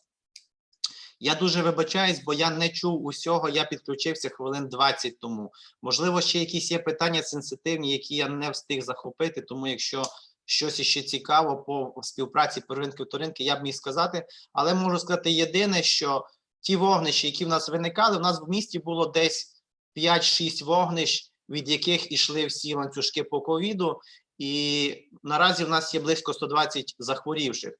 То якби не було комунікації між первинкою і вторинкою і не було крутої співпраці, то оці вогнища, вони перетворилися не на 120 людей, а я думаю, десь 300-400 людей. І те, що ми на телефоні спеціаліст, сімейний лікар, епідеміолог, швидка, і ми дуже багато разів, коли в нас були непорозуміння на початку, не було взаємодії, ми збирали круглі столи, обговорювали і узгоджували наші дії, то ситуація би була набагато гірша. Дякую вам. Дякую, Євгене. Зараз я дивлюсь, все ж таки я не можу підключити, немає, хоча був Володимир Поцілуєв, він тут і знаходиться, але можливо щось трапилося, або викликали кудись. Я ще раз... Да, ти можеш, Євгене, може говорити, я спробую ще раз його включити. Женя, привіт. Дуже приємно тебе бачити. Ми говорили за прірву між первинкою і вторинкою, так? Так от, з приводу ковіда, да, це залежить все від керівників, від місцевої влади.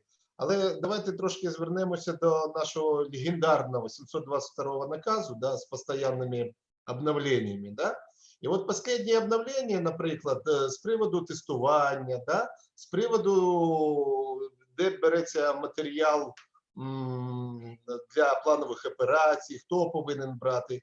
От в цих наказах іноді прописано так, особливо в останніх з приводу ПЛР, хто повинен брати, він буде виконуватися так, на ту користь, хто буде читати цей наказ.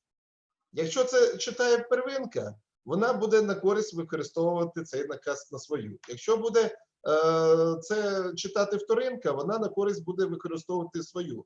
Тобто накази повинні прописуватися так, щоб там не було або-або. Там повинно прописуватися чітко. А якщо прописується або-або, іноді йдуть сутички. У мене було вже три приклади. Слава Богу, що вони закінчилися всі нормально, коли пацієнт з трепетінням передсердя, з нестабільною стенокардією звертався до вторинної ланки лікарні, да, а йому говорили, ні, у тебе немає експрес-тесту, у тебе немає ПЛР, іди здавай, бо ми тебе не приймемо, а вдруг ти хворий на ковід. І цього пацієнта, а іноді це вік був за 80 років, відправляли у нас в Переяслав-Хмельницький. Але там підтвердили, що немає ніякого ковіду. Але виконували такі накази. І такі приклади не тільки у мене.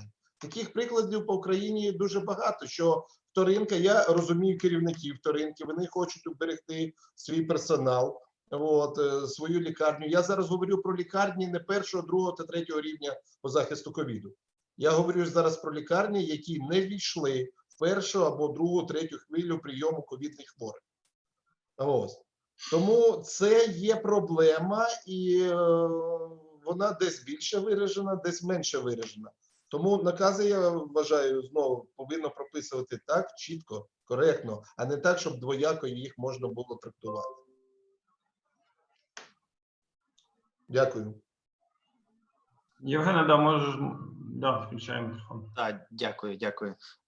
Пане Євгене, раз у нас дискусія панельна, тут по наказу взагалі не розберіха, якщо брати ще попередній, скажімо, батька 722-го наказу, так? 611-й? 608, ну щось, да. Ні, він був якийсь інакший. Ну, не стільки важливо, так? Він взагалі був дуже такий незрозумілий, і там було багато суперечливих речей між алгоритмом, текстовою частиною і так далі. Цей 722-й, він так само має багато дискутивних питань, і поки не вийшли оці алгоритми, ці великі схемки, де прописано маршрут мобільних бригад, спеціалізованої, екстреної і так далі, він так само був дуже розмитий і незрозумілий. Але з одної сторони це перевага у тому, що кожен зміг організувати на своєму рівні так, які були можливості. Бо якби наказ прописав, що це має бути вторинка, то на початку квітня наша вторинка просто ні до чого не була готова, і навіть в кінці березня. І ми взяли на себе мобільні бригади тільки по одній причині. Я маю на увазі ми, це первинка. По тій причині, що вторинка би це не зробила, не організувала. І так ми розуміли, що якщо це не взяти, це наші пацієнти, це наше місто, завтра ми захлинемося в ковіді. Тому взяв той, хто міг. Можливо, десь є інакші можливості, можливо, десь є більш, така, скажімо, повносправна первинка, або, ну, може, слово не можу підібрати, яка взяла на себе ці речі, організувалася найгірше, як первинка. Але, знову ж таки, можливо, це моя суб'єктивна думка, первинка була набагато готовніша до того, щоб включитися в роботу і почати працювати по ковіду, по ліквідації цієї епідемії, ніж вторинка. І якби не включилися своєчасно сімейні лікарі, то була б ситуація в рази гірша, ніж зараз вона є. Тому оцей зазор в наказі, який чітко не адмініструє, хто саме, коли, де і як, воно дало можливість на місцях приймати рішення. Це було більш гнучко. Та, можливо, на період надзвичайної ситуації ми очікували чогось більш адміністративного, але воно не є дуже поганим, і оцей зазор, і ці загальні фрази. Тобто можна не писати накази.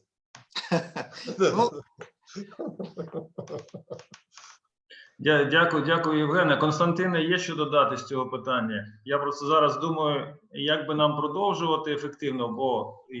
Немає що додати. Все, в принципі, розложено так, як треба. Все вірно. Хочу сказати лише, що лише завдяки реформі первинка стала більш гнучкою, керівники первинки більш гнучкою у прийнятті рішень і в оцій всій роботі. Ну, виявилось більш гнучкою. Ну, я насправді думаю, що саме процес трансформації на цьому і був зосереджений, в тому числі, да, певну свободу прийняття рішень. Єдине, що я це можу відверто сказати, далеко не всі були до цього готові на своїх місцях, так що от тут теж була проблема. Управлінська ланка у нас не була готова брати нові виклики, тому що це, я особисто знаю, велика праця над собою, і ну, я не перестаю згадувати одну з перших фраз щодо досвіду Польщі, що за 10 років з головних лікарів від початку трансформації залишилися керівниками лише 5%. Тобто тут є розуміння, що менеджерами бути можуть не всі, і в принципі не потрібно цього, тому що підготувати фахового лікаря, я взагалі не знаю, як Євген Черенок, він же ж практикуючий ще і хірург за фахом. Сьогодні День ортопеда-травматолога всесвітній. Да.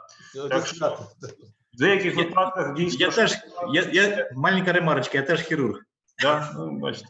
Тобто я хочу сказати, що в деяких випадках, ну, ми всі розуміємо, що хірурга фахово підготувати, вибачте, я знаю і ціную, бо я сам все ж таки менеджер, да, знаю, але все ж таки це різні речі. І по затратах часу, і по затратах інвестицій з точки зору держави. Тому, можливо, не варто займатися тим покликанням своїм, да, і тим, на що кожен вчився. Але менеджерів просто зараз не вистачає. І тому от я просто бачу, що деякі лікарі, а особливо на вторинці зараз, коли цей процес пройшов, і як до нього готувалися, бо це ж були різні речі, коли просто, що ви там розповідаєте, це все закінчиться, просто... Ніякої реформи. Так, це ж все безглуздя. Я хочу сказати, що на первинці теж були такі. Я кажу, були заходи величезні за участю головних лікарів, мене просто відвели в сторону, ви щось таке розповідаєте. Оце я вам так скажу, оце все, що ви придумали, оце воно не працює. Я говорю, знаєте, мене можна не переконувати, от там на сцені будуть люди, ну я тоді вже запрошував керівників, от ви з ними поспілкуєтесь, я навіть сперечатися не буду. Тобто те, що я знаю там певний успіх і успішний досвід, я розумію, не у всіх і дуже залежить від підтримки місцевої влади, тут звичайно, тут неможливо, це абсолютно. І я знаю, що Константина це біль, і ну так, вже я не знаю, чи Костя поділиться, але все ж таки він є ще керівником, але все ж таки задумується, що ну його все. Але сподіваюся, що так не станеться. Да, тримайся, Константине. Хай Борис приїде. Береш на роботу? Окей, домовились. Добре, друзі, справа в тому, що в мене така ідея прийшла, що все ж таки дуже правильно, але все ж таки, щоб зберігати певний паритет, у нас є блоки, то я вже передаю більш можливість більше говорити тим, хто, наприклад, зараз екстренка буде, да?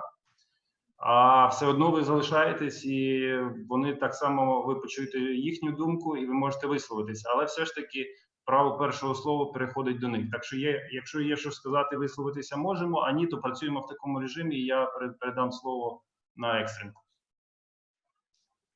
Передаємо? Дякую, Женя. Дякую. Рад всіх побачити. Ні, Євгене, ми залишаємося. Да. Ви все одно коментарі говорите, просто що спіч основний буде тоді за ними вже. Да? Ну, спробуємо так. Я зараз вмикаю камеру. Олександр Дем'янов, директор Миколаївської міської ради, міська лікарня швидкої медичної допомоги. Я вас вітаю щиро. Можете вмикати мікрофон свій. І Володимир Махначов, дуже радий бачити. Ми зараз включаю. Сподіваюся, що відео теж буде. Вітаю, знайоме обличчя. Ви, як ви знаєте, я в Полтаві був достатньо часто, і ми навіть тренінги проводили саме в приміщенні екстреної медичної допомоги катастроф, то, відповідно, дуже добре знаємо. Хочу додати, що... Добрий день, вітаю всіх. Знову ж таки, це ваша панель, да, ви можете висловитися. Єдине, що щодо проблем поспілкуватися між собою і озвучити ті складнощі, які є зараз, особливо з приводу ковіду, да, екстренка і первинка, і взаємодія в тому числі. Я пам'ятаю публікації Євгена Черенка щодо логістики і всього іншого, так що де ці питання вирішуються. Єдине, що додам, що зараз поки що немає, але у нас є запрошений, я не знаю, Володимир Махначов чи знає чи ні, але буквально вчора вже в 12, десь я сидів, вже завершували день, десь вночі в 12:30 ми ще сконтактували з групою компаній, можна сказати, хоча перший контакт мій був саме з розробниками Сполучених Штатів, яка розгортала рішення для екстреної медичної допомоги. Ви мене поправите, Володимир Махначов, саме у вас в Полтаві і в Вінницькій області в рамках пілотного проєкту Світового банку. І трошки пізніше Тимошенко Руслан, керівник проєктного департаменту, під'єднається, і я просто хочу, щоб він розповів цей досвід. Я можу помилятися, але насправді те, що було реалізовано в проєкті Світового банку, тоді в пілотних двох областях, Вінницька і Полтавська область, і саме з точки зору інформатизації, маршрутизації, це і технічної реалізації цього, це трошки, м'яко кажучи, відрізняється від того, що зараз масштабується по Україні в рамках Централь 103. Можливо, я помиляюсь, але він розповість більш, можливо, докладно. У мене є певний аналітичний матеріал, який я вивчав щодо цього, і те, що я побачив, мене глибоко вразило. Я справді на первинку то я цікавився, вторинку, а вважав, що з екстренкою більш-менш все гаразд. По Україні з точки зору розгортання цієї системи єдиної. Але виявилося, це не досить так. Єдине, що можете розповісти. Все, я вам передаю слово. У нас є просто за планом все ж таки Володимир Махначов перший. Я передаю слово вам, будь ласка. Добрый день, коллеги. Я, наверное, часть своего времени хотел бы поделиться тем, что мы наработали по экстренной медицинской помощи, но в последнее время я по роду своей службы вынужден был непосредственно организовывать все, что касается борьбы с ковидом. В рамках работы экстренной медицинской помощи, в принципе, у нас благодаря единой оперативно-диспетчерской и благодаря тому, что Руслан Тимошенко подробнее расскажет, у нас внедрена облачная система телекоммуникации через интернет. Вот, практически у нас нет ограничений, у нас нет границ между территориями. Поэтому это очень интересно, это современные технологии, которые позволяют управлять системами на большом расстоянии из единой точки и контролировать движение бригад экстренной медицинской помощи и направлять их. И одна из особенностей этой части, которую мы планируем в этом году внедрить, это геолокация звонящего из любой точки на административной территории. Такое проектное решение уже на сегодняшний день реализовано нашими разработчиками, и мы его планируем в ближайшее время внедрить. Так. Зона, простите. Следующее. Служба экстренной медицинской помощи, благодаря тому, что было определено с самого начала базовые лечебные учреждения, которые оказывают медицинскую помощь больным с подозрением на ковид, имела четко определенную маршрут. И, в принципе, маршрутизация и доставка пациентов была достаточно эффективной. В начале марта мы инициировали перед нашими компаниями-производителями вопрос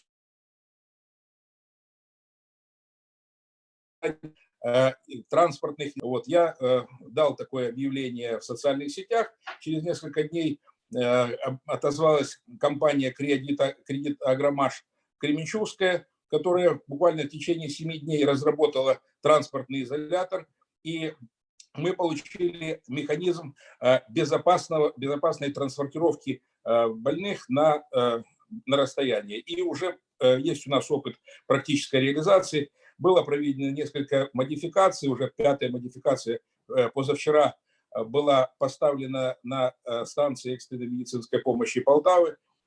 Компания уже распространяет на территории Украины, уже я знаю, что Одесская область получила, Киев получил эти транспортные изоляторы. Они очень качественные, и даже звонят сейчас из Соединенных Штатов по телефону, говорят, да мы отсюда видим, что это не Китай, это очень здорово.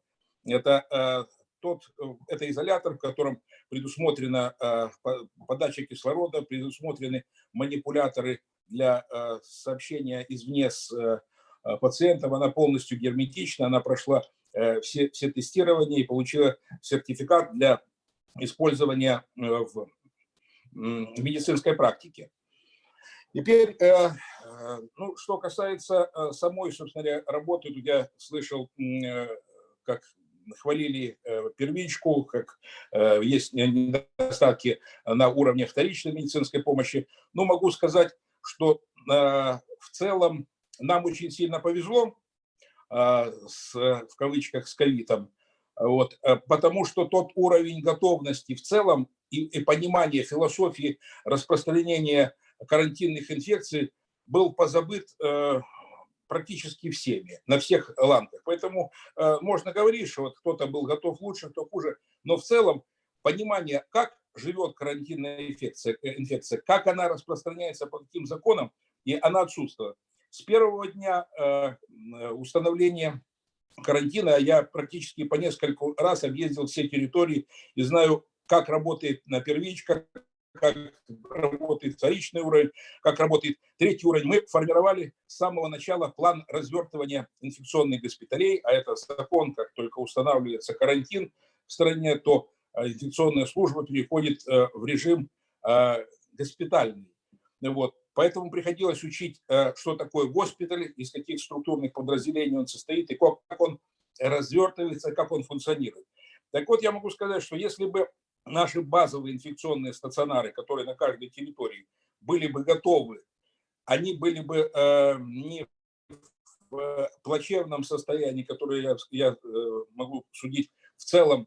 Инфекционная служба где-то была у нас на обочине, и занимались высокими технологиями, и каждый раз, как только вспыхивает какая-то проблема, то ли это SARS, то ли это птичий грипп, вот мы будем там строить, мы будем усиливать, мы лабораторию, ну и только стихает все забывают о том, что эта служба существует. Поэтому еще раз возвращаясь к тому, что если бы мы базовые лечебные учреждения инфекционные были бы готовы, то в большинстве случаев вспышки ковид, они бы и заканчивались вот там оказанием помощи внутри этих специализированных инфекционных больниц.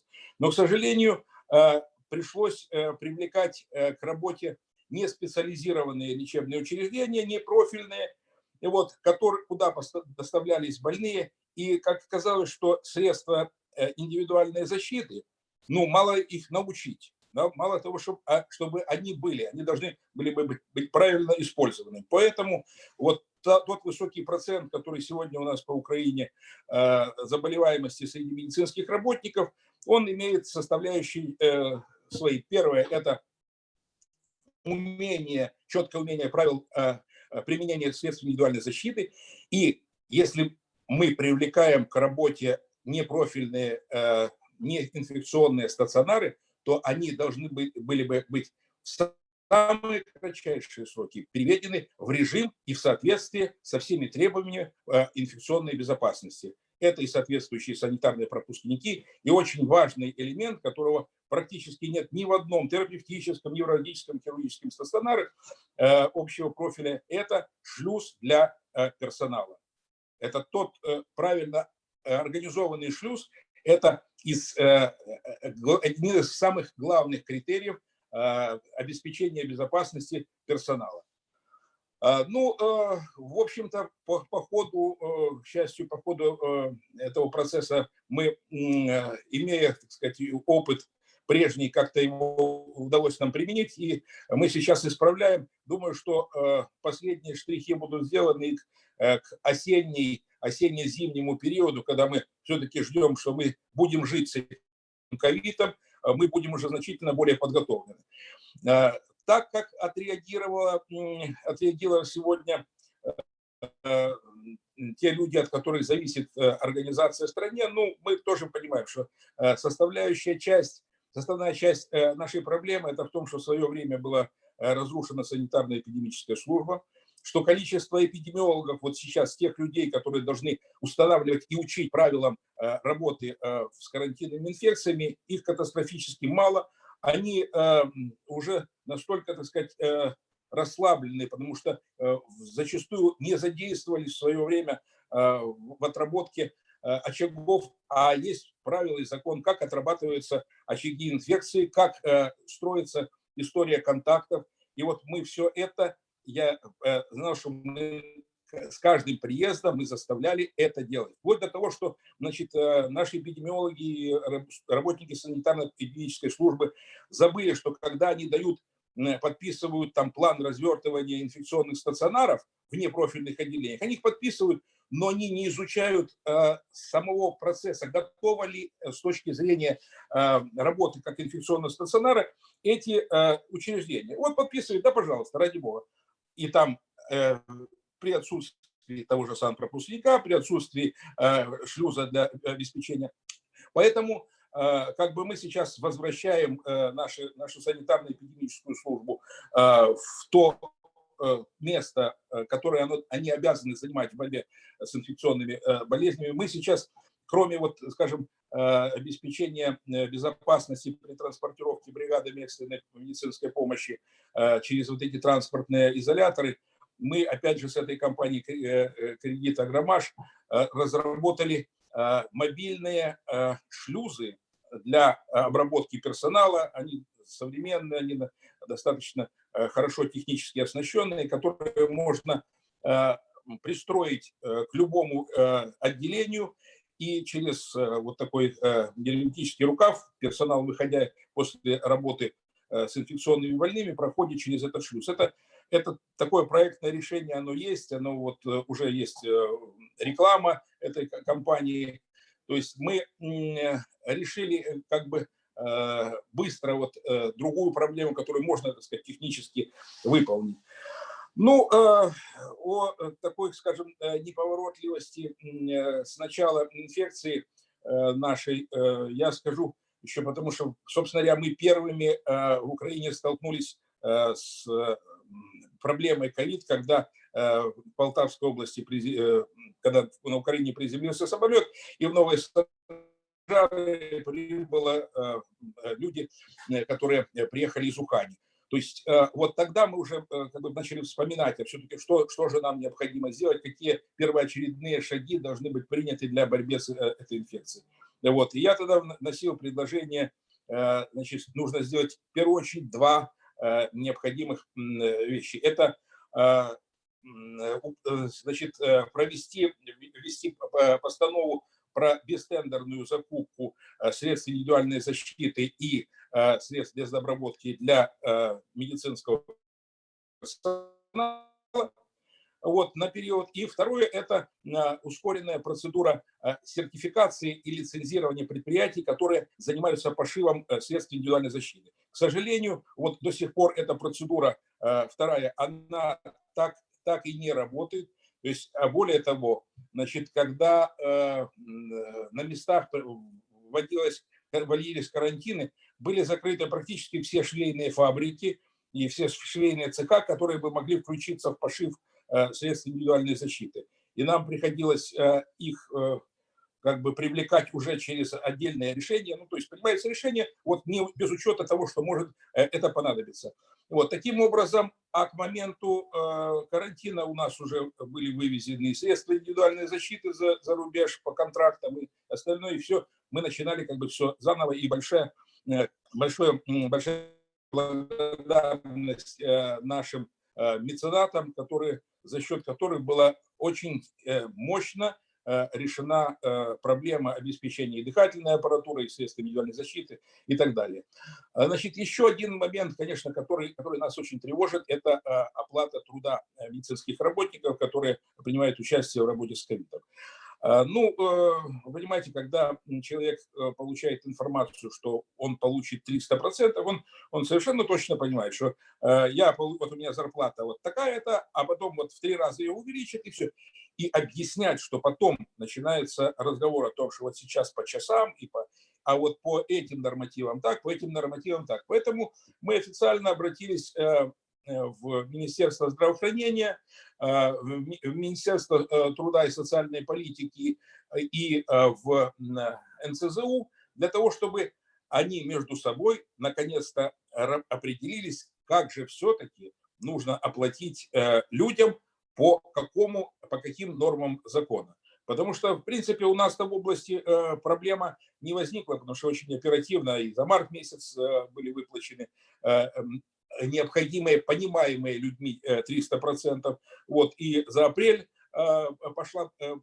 пошел процесс, но вот на сегодня те деньги, например, которые пришли на экстренную медицинскую помощь по апрелю месяцу для компенсации, они вот сегодня уже середина мая, а деньги вот в связи с этими процедурами заключения договоров, определениями пакетов и прочее, это дополнительная такая не очень оперативно отработанная схема. И вот сейчас, когда мы уже вышли на подписанные схемы, стали перед тем, что вот есть деньги, вот их нужно выплатить, и нужно их как-то выплатить. Вот сейчас мы ждем разъяснений на этот счет со стороны министерств и Национальной службы здоровья.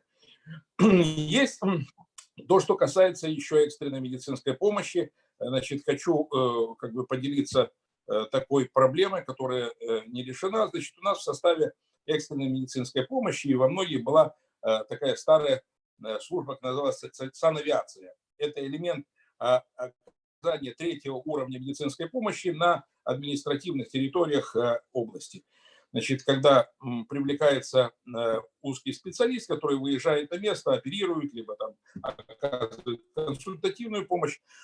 Вот мы сохранили эту службу практически в полном объеме. У нас около 190 врачей различных специальностей по 23 специальностям дежурит круглосуточно на санитарной авиации, а теперь это называется Центр выездной консультативной помощи. Так вот, такого пакета услуг в рамках Центра экстренной медицинской помощи на сегодня нет. То есть сейчас мы стоим перед выбором либо ликвидировать эту службу, либо искать источник ее финансирования. Значит, хотелось бы, чтобы Национальная служба здоровья внимательно все-таки посмотрела на эту проблему, потому что уничтожив санитарную авиацию, вот эту структуру, ну, не ликвидируется сама функция необходимости третьего уровня оказания помощи на уровне центральных и городских больниц на административных территориях.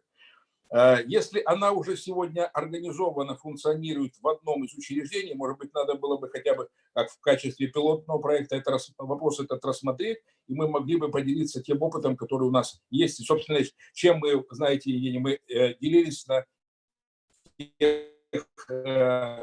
конференциях, я рассказывал, как это у нас все происходит.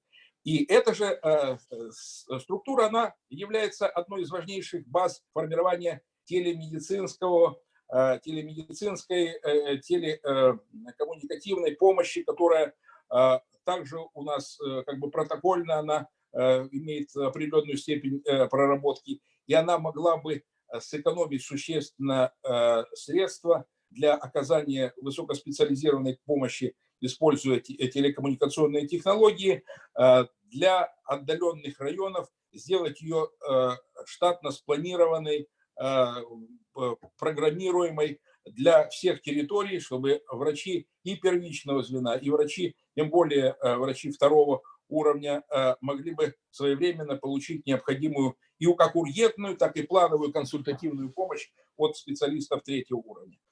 Вот. Ну, наверное, пока так как-то все, что сразу хотелось сказать. Может быть, еще что-то придет, я добавлю. Если есть вопросы, я готов ответить. Спасибо большое. Я вижу, уже Руслан Тимошенко подключился. Я прошу его подождать. Александр Немьянов, я вам прошу ваше слово, но потом не отключайтесь, потому что дискуссия продолжается. Миколаїв вітає медичну спільноту і подяка за формат зустрічі. Действительно очень интересно послушать мнение наших коллег, очень познавательно и выслушать украинских специалистов и наших зарубежных коллег, экономистов, менеджеров.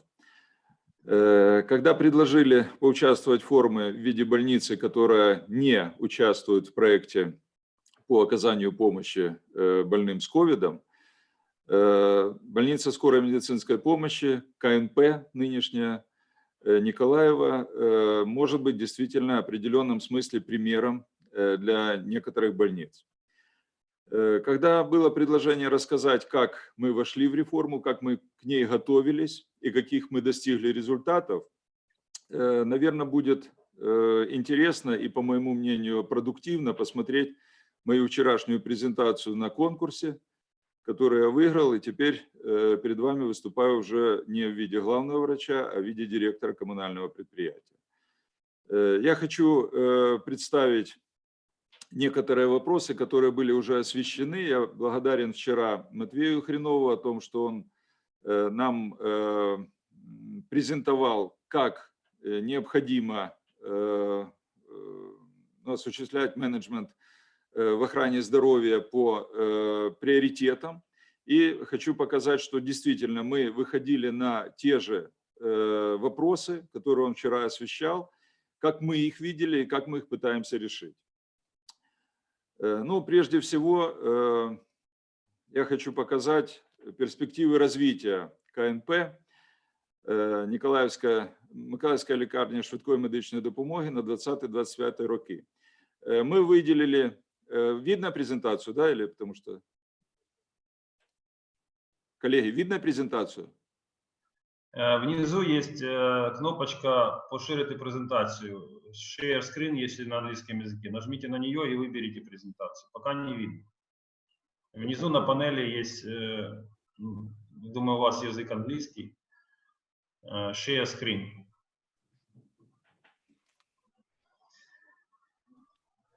По центру стрелочка вверх нарисована. Ну, у меня она зеленая. Есть, нажимаю, но у меня... выбрать. Все, да, спасибо, да, спасибо. Выбирайте 2 раза там нажмите. Да, есть. Есть. Значит, ну, вот это презентация перспективы розвитку, и среди них есть поставленные задачи. Ну, хочу остановиться тоже о том, что мы планомерно шли к нашим изменениям, И для того, чтобы больница могла выступать лікарно-інтенсивного лікування госпитального округу, мы с 2009 года уже тогда задумались о том, чтобы у нас была стабильная высшая категория. И получили международный сертификат ISO 9001 8, а потом 2015 года вариантов. Благодаря чему мы являемся единственной больницей с высшей категорией в границах города. Вот мы поставили перед оптимизацией нашей общей основные проблемы, которые надо решить было и будет решить в перспективе. Оптимізація кадрового потенціалу, придбання необхідного обладнання для освоєння додаткових пакетів НСЗУ, ефективне використання площ для орендних відносин та можливості надання платних послуг, завершення впровадження енергоефективних технологій, оптимізація організації громадського харчування та послуг пральні, реконструкція приймально-діагностичного відділення в емердженсі, капітальний ремонт дорожнього покриття території, активне впровадження менеджменту і маркетингу в адмініструванні КНП і залучення інвестицій та грантів. Касательно вчерашнего выступления Матвея, хочу показать, как мы видели преобразование самых больных вопросов для лечебных учреждений. Это организация питания и прачек. Мы видим действительно в решении этих вопросов залучения, да, то есть впровадження процедуры аутсортингов. Потому что действительно это дешевле, действительно это рентабельнее и действительно это удобнее для лечебных учреждений. Каждый должен выполнять работу, выполнять ее лучше. Здесь нельзя составить конкуренцию прачек, которые есть и працуют в частном секторе. И поэтому нами вопрос этот был уже вынесен неоднократно на управление. Сейчас совместно мы решаем вопрос про залучение лікувальних закладів КНП к этому проекту. Потому что действительно одна больница не решит вопрос снижения цены за 1 килограмм прачки нашего белья. Несколько больниц в границах города уже решают эту проблему и действительно снижают себестоимость этой услуги. Тоже касается и пищеблоков, имеется в виду пищеблоков. По пищеблоку аналогичная ситуация, с той только разницей, что пищеблоки к этому будут идти постепенно, постоянно, и, скорее всего, эта процедура будет на аутсортинге постоянно. С прачками мы постепенно, согласно нашим поступлениям, согласно нашим заработкам, которые у нас будут, мы будем переходить на одноразовое белье, как это во всем цивилизованном мире сделано, и я думаю, что это будет нам доступно уже в ближайшее время. Я хочу также остановиться на вопросах организации кадров, да, что вот самый больной такой вопрос, помимо всех остальных, здесь их на несколько страниц, но я хочу сказать, что мы пошли по пути оптимизации кадрового потенциала с таким расчетом, чтобы в каждом отделении, которые раньше были узконаправленные, хирургия, нейрохирургия, к примеру, появились специалисты, которые будут перекрывать те необходимости, которые в других учреждениях могут задействовать либо санитарную авиацию, либо сейчас консультации, да, консультативные услуги, которые будут дополнительно оплачиваться больницей и, соответственно, тоже нести соответствующие расходы. С этой позиции предложено хирургам проходить курсы, это сейчас доступно стало, проходить курсы по смежным специальностям, так, чтобы мы в хирургии имели и торакального хирурга, комбустиолога, различного рода смежные специальности. В нейрохирургии мы хотим видеть лор, врача оперирующего, офтальмолога, челюстно-лицевого врача и так далее. Это касается практически каждого отделения, которое у нас работает. Я хочу сказать, что мы прошли тот путь, который был у нас начат еще 3 года назад, когда сейчас можно сказать, что наша больница более подготовлена к реформе, чем другие. Почему? 3 года назад мы были первыми в пилоте по обсчету наших услуг, которые мы оказываем, по диагностически споридненным группам. И 3 года работы по 0,66 формам, практически год работы уже по подаче информации по нашим историям, тем самым 66-м форумам и по электронным базам, приучили наших врачей считать, ну, как я говорю обычно касательно монтажников, рабочих, каждый забитый гвоздь. То есть мы теперь знаем, сколько стоит та или иная услуга, видим перспективы в этом, и поэтому вход в реформу был для нас более, ну, вернее, менее болезнен, чем для некоторых других больниц. Мы ожидали от нее позитива, мы видим рациональность. Почему? Потому что можно много говорить, и главный вопрос среди медиков, почему-то он до сих пор остается приоритетным, надо ли было реформироваться. Вот я хочу сказать, что не будучи директором, не будучи менеджером, но с 2007 года у нас была мечта у администрации забрать котельную, которая стояла на территории больницы, и платить не за тепло, а за газ. На то время была такая ситуация, что если ты что-то сэкономил, ты не пустил на то, что тебе действительно нужно, а на этот бюджет на следующий год тебе его просто урезали. В таких условиях работать не хотелось, инициатива подавлялась, и эффективностью, эффектно эту работу назвать было далеко и сложно.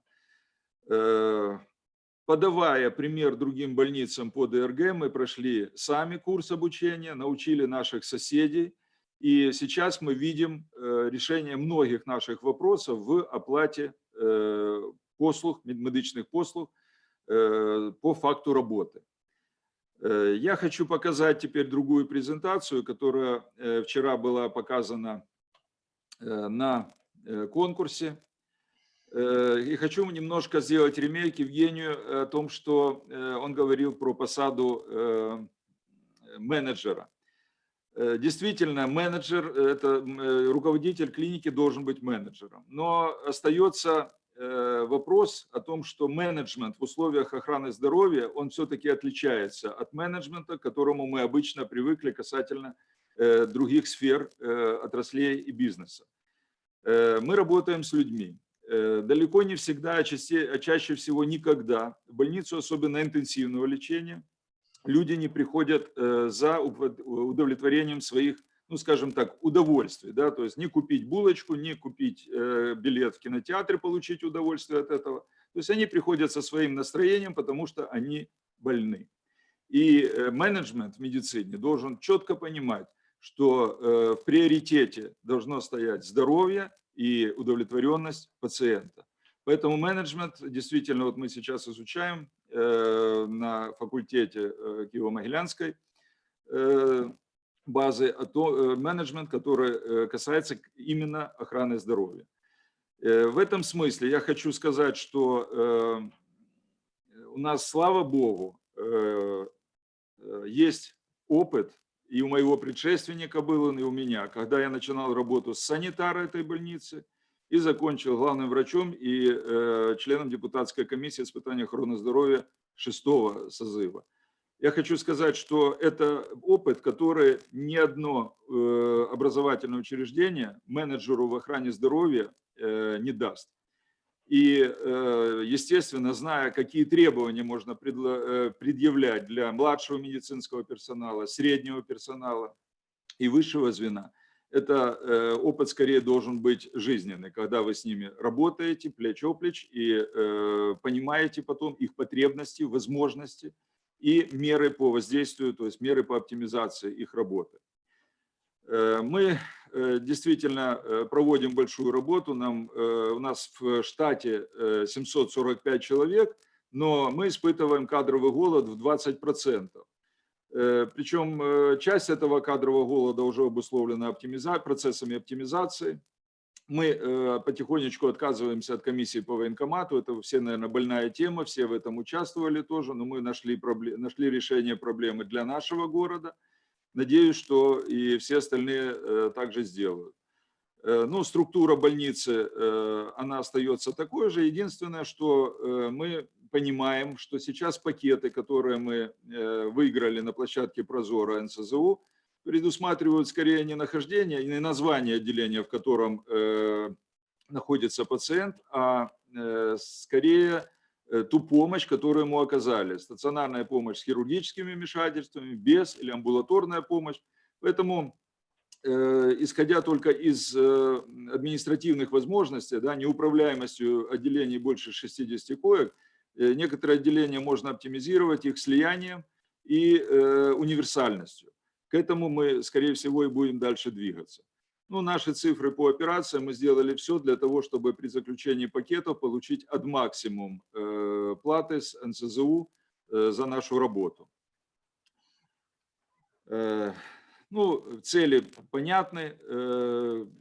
Перспективы развития мы видим в том, что и гранты, инвестиции, безусловно, у нас уже есть опыт по их реализации в больнице. У нас есть опыт такой, что мы сейчас находимся практически на первом месте в городе по оказанию малоинвазивных хирургических вмешательств, эндоскопических, лапароскопических. Это экономит во многом средства больницы и значительно уменьшает послеоперационное ведение больного, осложнение послеоперационное и, соответственно, траты на койко-день. Мы собираемся, учитывая голод в хосписных койках и очень больной вопрос по этому поводу, выхаживание пациентов, иногда инкурабельных, иногда тяжелых, иногда просто больных, которые не имеют родственников и места жительства, мы сейчас привлекаем площади наши, на которых будем, скорее всего, открывать хосписные койки. Мы для этого подписали пакет по наданию паллиативной допомоги. Материально-техническая база постоянно обновляется. За год до реформирования Управления охраны здоровья города Николаева пошло навстречу лечебным учреждениям и дооснастило нас необходимым количеством реанимационного оборудования, благодаря которому мы получили возможность заключить договора на большие пакеты НСЗУ. Ну и одной важной темой остается підвищення якості кадрового забезпечення, рівня професійної підготовки фахівців и их универсальности. То, о чем я уже говорил, туда, куда мы движемся. Мы себе поставили задачи, и к этим задачам мы идем тоже не первый год. Все они нами были обработаны еще до начала реформы, созданы проекты, прошедшие экспертизу. Сейчас мы ожидаем реализацию их в жизнь. Мы выяснили, где у нас сильные стороны, где слабые стороны. По сильным сторонам то, что вот перечислено на слайде, я думаю, что мы находимся в более выгодном положении, чем наши соседи, конкуренты, коллеги, если хотите. И по этим сильным сторонам, конечно, будет развиваться больница и дальше. Для этого у нас есть лидерство в наявности обладнания наркозно-дыхального, лапароскопичного, эндоскопичного, рентгенологичного. То есть у нас самая выгодная позиция в том, что у нас практически замкнутый цикл от диагностики, лечения и реабилитации. Александр, спасибо. Я просто хочу оставить немного времени на вопросы и сразу хочу задать. Да? Так. Відповідно, питання наступні. Одразу декілька, але вони суть одна і та сама. Да? У вас було фінансування відповідної суми, але ви знаєте, да? Хоча не були так. В тому році, да? І відповідно після укладання договору з НСЗУ просто назвіть суму, кількість пакетів і сума за договорами сукупна від Національної служби здоров'я України. Я зараз покажу слайд, щоб це було більш доступно. Який відсоток у вас, якщо можна так сказати, був і залишився підтримки місцевої влади, окрім комунальних платежів, скажімо так? Чи змінився, чи ставлення змінилося до вас після входження, чи все ж таки розуміння залишилось так, як ви казали, що оснащення було з них? Ну і як ви оцінюєте ризики, те, що з тих кількості пакетів, які ви назвете, у вас залишиться, там, умовно кажучи, можливо 4, да? якщо зараз ті рішення, які, можливо, зараз будуть прийняті з боку МОЗ, да? Ми розуміємо, що в мене немає відповіді конкретної, як забрати гроші, тому що, я так розумію, скоріш за все, у вас сума збільшилась в порівнянні з минулим роком, але тепер якийсь буде перерахунок. Ну, такі от питання. Ну, я так думаю, что действительно COVID внес большие коррективы в финансирование здравоохранения, ну и в целом любых отраслей Украины. Поэтому мы к этому относимся с пониманием. Но самое главное, что это понимание базируется на полном взаимопонимании с местной властью. Никто не списал КНП со счетов, и постоянно на исполкоме, где всегда принимаю участие, мы слышим о том, что больницам будет помощь оказываться и в дальнейшем. Это будут, да, и коммунальные услуги, это будут энергоносители, это будут ремонты, капитальные ремонты, реконструкция и так далее. Сейчас мы активно участвуем в проекте реконструкции приемного отделения по программе «Большая стройка» под патронатом президента. И я думаю, что в октябре месяце мы сможем завершить последнее отделение, которое у нас было без ремонта. Я думаю, что вот эти 8 пакетов, которые вы видите на экране, они подписаны благодаря именно содействию больниц города с властью. И все, что подкрепляется этими пакетами, оборудование, кадровый резерв, он сейчас есть в наличии у больницы. Вот те деньги, которые мы должны были получить по первичному подписанному договору на площадке Прозора. Вы видите сумму 7 миллионов 746 тысяч 560, то есть, извините, значит, суммы вот стоят напротив каждого пакета, которые вы видите, да, значит, в общей сложности мы должны были получать около 7 миллионов 200 тысяч в месяц. Это примерно на том уровне, который был 2019 год, поэтому до финансирования до 2019 года наша больница нуждалась в меньшей степени, чем другие лечебные учреждения. Однако коррективы потом после письма о том, что есть необходимость балансирования бюджета и сокращения финансирования на некоторые пакеты, привело к тому, что мы получили около 6 миллионов 600 тысяч. Естественно, это снизило, существенно занизило те доходы, которые мы получили, но опять-таки мы понимаем, что эта мера может быть временной. Выступление Максима Степанова нас тоже, ну, скажем так, добавило оптимизма в том, что мы будем зарабатывать по, ну, скажем так, по нашим возможностям и по нашим силам, а не как было раньше по остаточному принципу.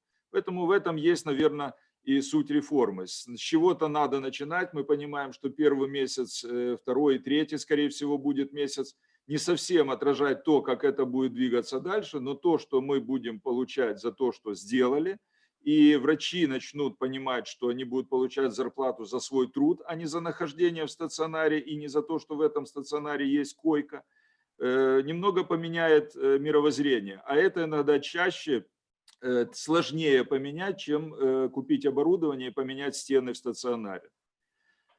Пакеты, которые мы готовы тоже были подписать, но у нас не хватало. Ну, вот прекрасный пример общения с депутатским корпусом. Вы видите, что бронхоскопия, колоноскопия. Мы имеем 2 бронхоскопа, мы имеем колоноскопию, но мы не имеем видео и фотофиксации к ним. Поэтому мы поставили перед депутатским корпусом задачу. Деньги выделены, но ждем окончания карантина. И эти деньги будут приобщены к нашему аппаратуре, и мы можем подписать еще 2 дополнительных пакета. Поэтому я думаю, что та больница, которая сегодня есть, она должна будет иметь возможность реализовать те задачи, которые перед нами ставит время. Спасибо, Александр. У нас буквально просто в чате есть вопрос. Вы так вскользь упомянули больную тему для многих, это військово-лікарські комісії. Ну, їх цікавить, як ви у себе це вирішили, питання щодо фінансування цих, умовно кажучи, ну, послуг, да, як там не кажи. І я тоді прошу ще, можливо, учасників є одне питання. У нас буквально 5 хвилин, маємо передати слово. Дякую. Добре. Ну, вопрос решился так. Мы объединили, было 4 районных комиссии, мы объединили их в 2, закрепили за 2 больницами и вынесли на сессию городского совета вопрос о целевом финансировании этих комиссий. Вот. Спасибо. Может быть, у участников есть вопрос еще, пожалуйста. Если нет, тогда я прошу оставаться всех, если есть возможность, безусловно, на рабочем месте, потому что, ну, то, что вы, Александр, говорили, у меня, конечно, много вопросов по поводу еще DRG, кодирования, как сейчас проходит, ну и все, но это Мы ждем этого с нетерпением, потому что мы понимаем, что по ДРГ мы будем получать значительно больше. И понимаем, что сейчас мы идем по пути глобального бюджета вынужденно только. Ну, я понял, да. Ну, то есть вопрос еще, ну, я понимаю, что вы готовились, и качество кодирования, скорее, врачи у вас готовы. И этот вопрос вот готовности как раз и многих и подвел в данной ситуации. Единственное, что, ну, скажем так, все равно там есть нюансы, которые мне бы хотелось тоже еще знать ответы. Например, если некоторые коды диагнозов в таблице співставлення кодов не указаны. Если они не указаны в таблице співставлення с теми кодами DRG, которые там есть, то меня, соответственно, спрашивают, а что, за них тогда можно брать деньги? Вы знаете, с первого дня работы по ДРГ мы имеем четкую обратную связь, и все вопросы, которые у нас возникали, подобному этому, обычно решались. То есть это живая система, она самообновляется, и я думаю, что не будет в скором времени никаких проблем. Для этого она сейчас и обкатывается в пилоте. Не, я хочу сказать, что это уже нормативный акт, есть закон, где есть четкая таблица, в которой, вы понимаете, есть код ДСГ и есть перечень диагнозов кодов, которые там есть. И если его там нет, а у нас всего 131 код ДСГ, если его нигде там нет, значит, государство не гарантирует этот диагноз, его лечение, и это значит потенциально, то есть там был вопрос офтальмологии, например, когда, например, операция на глазном яблоке отличается, и в общем нет этого кода. Если его нет, как пояснить пациенту, что, извини, друг, но это немного другая операция, кода нет, за него нужно взять деньги. Если поправите меня, то есть... Вот... Я скажу, у вас, наверное, информация по ДРГ по Полтаве. Нет, стоп. Я понимаю, что вы пилотировали, где 803 диагностичные группы, и это, конечно, там все попадает. Да. Я говорю про приказ 65 и, соответственно, не приказ, а постанову, и есть же уже в рамках ДСГ, его, конечно, могут поменять, но там 131 группа, там не все. Нет, это недостаточно однозначно. Ну, в Полтаве пилот не подходит. В Полтаве было, но это был пилот, вообще было 50, и там было 60/40, и с этим можно было работать и привыкать к этой системе. Сейчас же всю страну пробуют перевести на 131 группу. Вы понимаете, чем меньше нарезали, тем меньше сложностей, тем меньше человек вводит сложность операции, а коэффициент не меняется, и он не может понять. С другой стороны, я понимаю, переход на такую систему кодирования, он нигде в мире не делается сразу на всю. Ну, вы это 3 года тренировались, а сейчас вот скажи, всем перейти на 800, это все, это нет. Поэтому это приемлемо, это нормально, но нет ответа, если какой-то код не учтен там. Ну, отнесите его к какой-то группе, но так, чтобы его вообще там не было, тогда непонятно. В общем, извините, я увлекся. Я просто должен... Вы абсолютно правы. Мы ждем все-таки реализации того проекта, на который Украина выиграла, опять не Украина выиграла, Украина создала австралийскую группу кодировки, и сегодня она должна быть у нас, у каждого врача на столе. Я больше того скажу, мы уже отходим от того, что будет кодировать каждый врач. Мы сделали это для того, чтобы врачи понимали, что они должны делать и что они будут за что зарабатывать. А вообще у нас вводится в ближайшее время, если станет вопрос о внедрении ДРГ, у нас 2 готовых кодировщика с сертификатами, которые будут это делать на профессиональной основе. Ну, я бы так...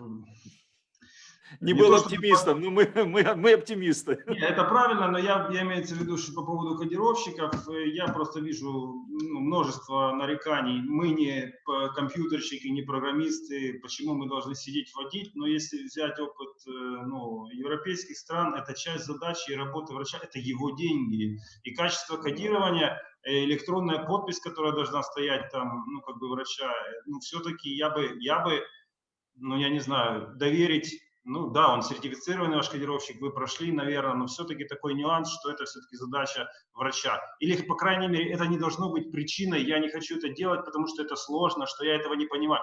Мы научились, мы понимаем, мы можем проверить качество того, как работает, это же мои деньги, это моя работа, я могу проверить качество кодировщика, тогда я согласен, хорошо. Но это не должно быть причиной, это сложно, я не умею, не хочу, это много времени, и вообще это не мое дело, я не должен этим заниматься. Это не та причина.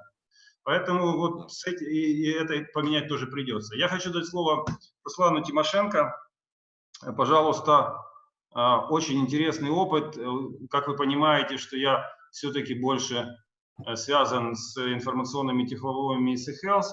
И я честно скажу, что я где-то 3 недели назад написал партнерам, очень хотел послушать этот опыт, потому что в Полтаве я как бы был, видел развернутую эту систему, как работает экстренка. И, как я говорил, кое-какие аналитические материалы читал. Я прошу, Руслан Тимошенко, пожалуйста, вам слово. Доброго дня, шановні колеги.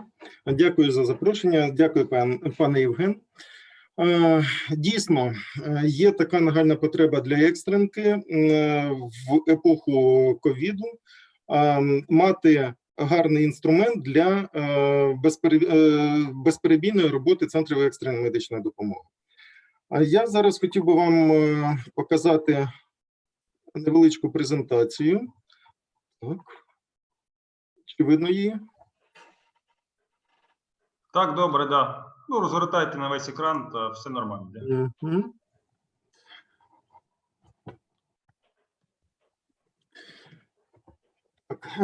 Перш за все, якщо хтось не знає, хотів би повідомити, що в Україні є такий значущий проєкт, національний проєкт, як проєкт «Вчасна допомога». Відповідно до цього проєкту було побудовано 2 центри екстреної медичної допомоги, це в Вінниці та в Полтаві. Вони були побудовані в 2016 році. Це відповідні пілотні зони для тестування цього рішення. І в режимі 24/7 працюють і до сьогодні. Що це, власне кажучи, за система?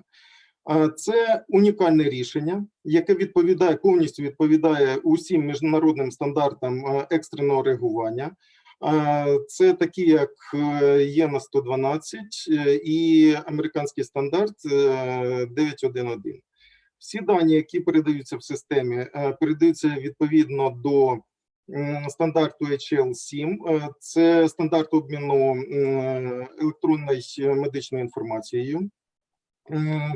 Доступність сервісу за стандартом не нижче, ніж 99%, тобто це дуже велика доступність сервісу. Рішення побудовано на веб-платформі. Чому ми кажемо, що це важливо? Тому що насправді, відповідно до проєкту «Вчасна допомога», достатньо декілька центрів побудувати, які будуть дублювати один одного, і усі інші центри екстреної медичної допомоги обласних центрів будуть підключатися за допомогою веб-додатків. Що це дає на рівні держави? На рівні держави це досить економічне рішення і дозволяє оперативно розгортати робочі місця диспетчерів виклику та напрямку по усій Україні. Система побудована на сучасних технологічних рішеннях, має можливість взаємодії з будь-якими каналами передачі інформації, тобто до Центру екстреної медичної допомоги інформація може надходити як звичними каналами телефонного зв'язку, каналами через мобільних операторів зв'язку, коротких повідомлень і взаємодія з мережами за допомогою протоколів СІП. Що це нам дає? Це нам дає дуже високу катастрофостійкість цього рішення, дуже легко провести інтеграцію з будь-якими системами, які існують на сьогодні або будуть існувати через деякий час. Тобто система досить легко модернізується, налаштовується під вимоги, які може поставляти до неї міністерство або безпосередньо Центр екстреної медичної допомоги. Є можливість інтеграції з інтернетом речей, які зараз є дуже актуальними. Система має можливість провести інтеграцію з системами GPS-моніторингу.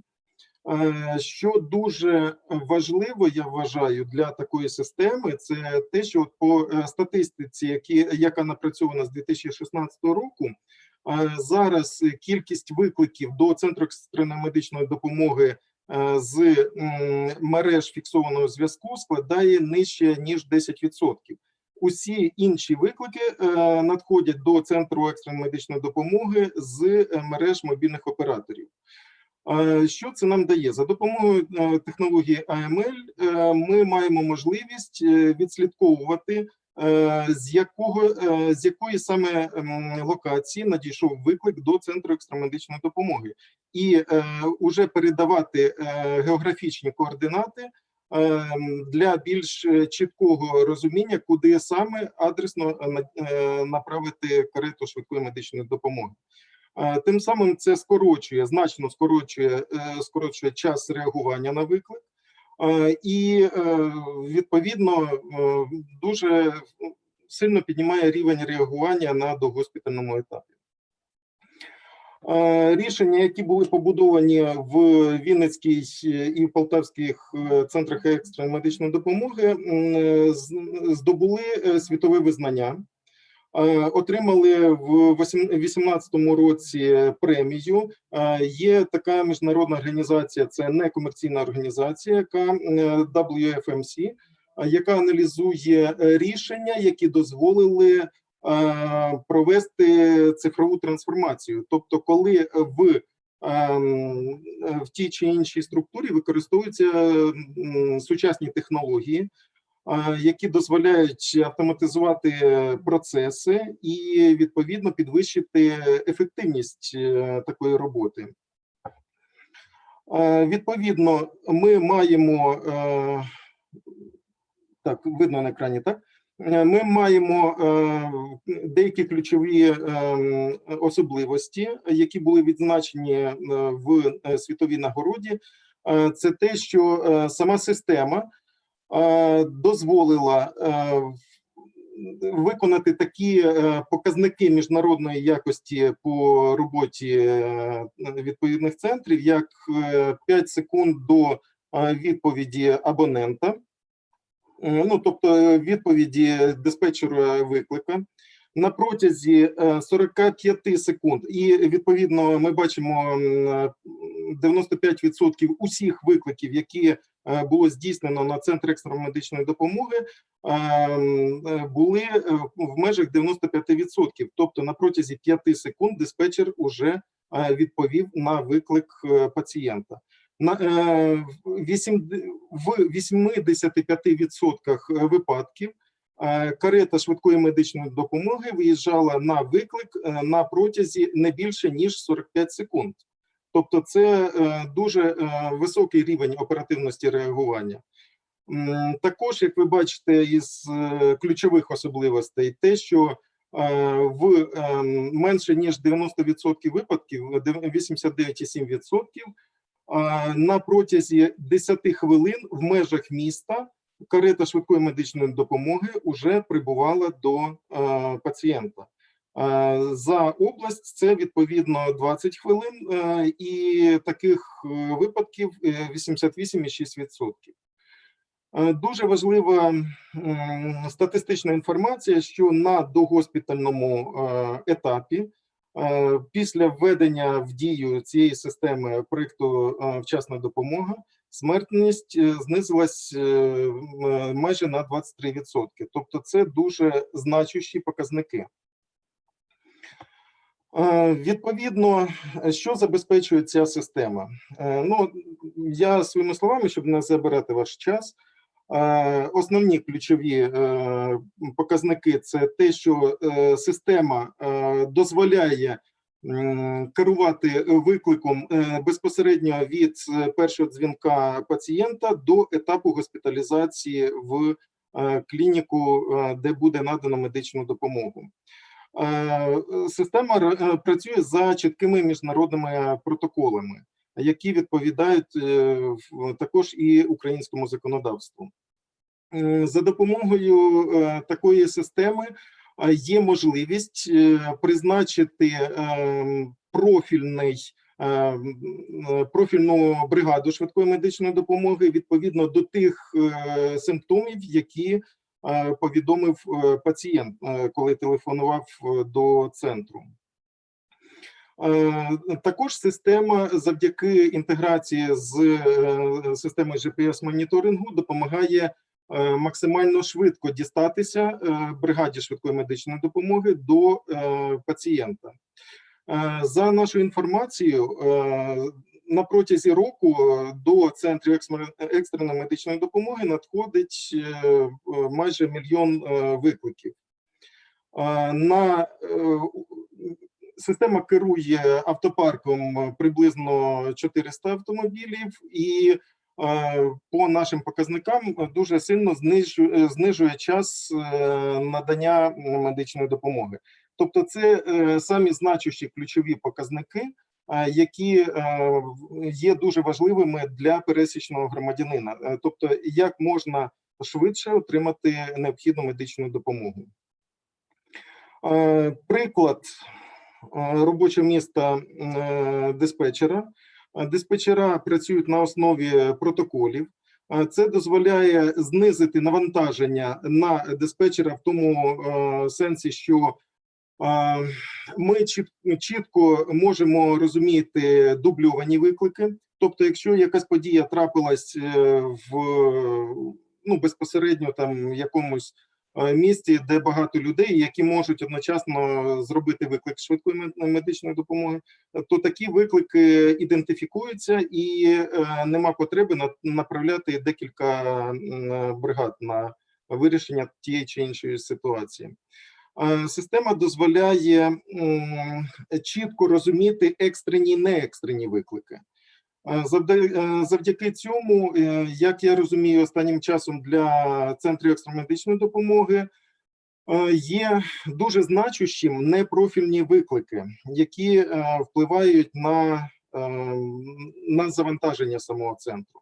Завдяки системі, яка реалізована в рамках проєкту «Вчасна допомога», непрофільні виклики також чітко фіксуються, і вони не мають того пріоритету, і відповідно можуть бути перенесені або на більш пізній час, або передати до сімейних лікарів.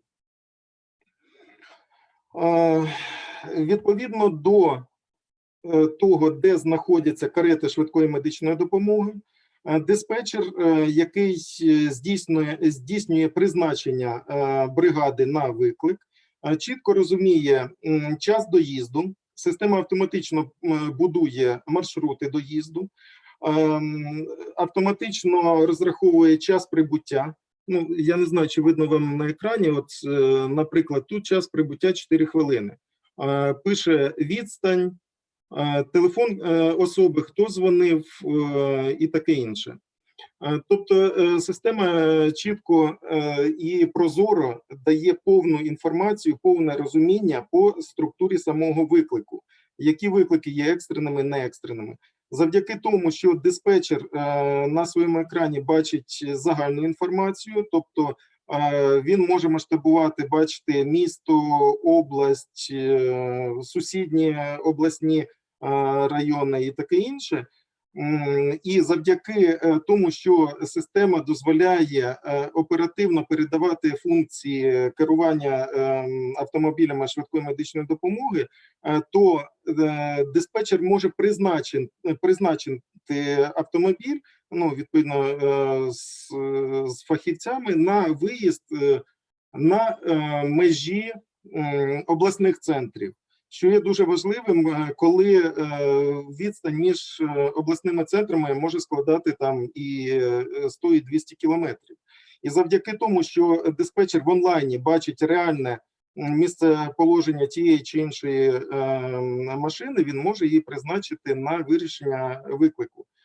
Тим самим скорочуючи час доїзду до пацієнта і, відповідно, час реагування.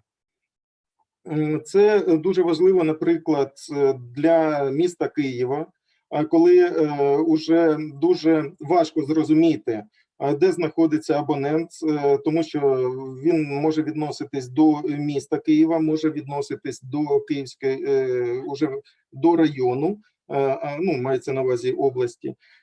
І невідомо, кому направити виклик, яка саме бригада швидкої медичної допомоги повинна на такий виклик виїхати.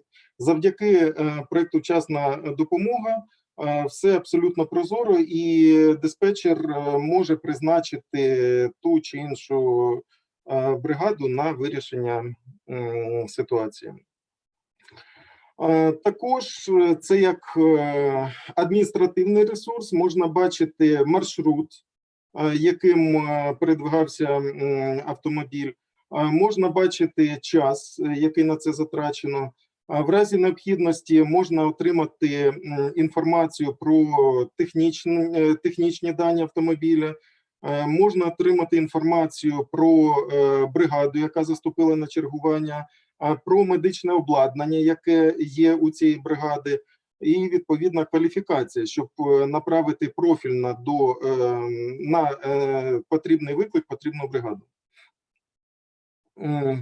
Також, що дуже немаловажно, усі бригади швидкої медичної допомоги при виїзді мають з собою мобільні термінали. Тобто кожен автомобіль швидкої медичної допомоги має планшет, на який в режимі онлайну надходить інформація про виклик. Тобто, от як ми на початку презентації бачили, що на протязі 45 секунд бригада виїжджає на реагування, то вони вже в дорозі отримують інформацію з адресою, з контактними даними, з маршрутом, куди потрібно їхати. І це все відбувається в режимі онлайн. Тобто усі дані інтегровані між мобільним планшетом та центральною системою, що досить значущо для надання оперативної допомоги. Ну, це як дуже коротенько, тому що я розумію, що у нас часу не так багато. І далі, якщо є питання, я залюбки відповім вам. Дякую дуже, Руслане. Я хочу все ж таки надати можливість запитати нашим учасникам і керівникам медичних закладів. Бо в мене є питання, але все ж таки право надаю. Якщо є, будь ласка, підключайтеся, включайте звук, можете задати питання.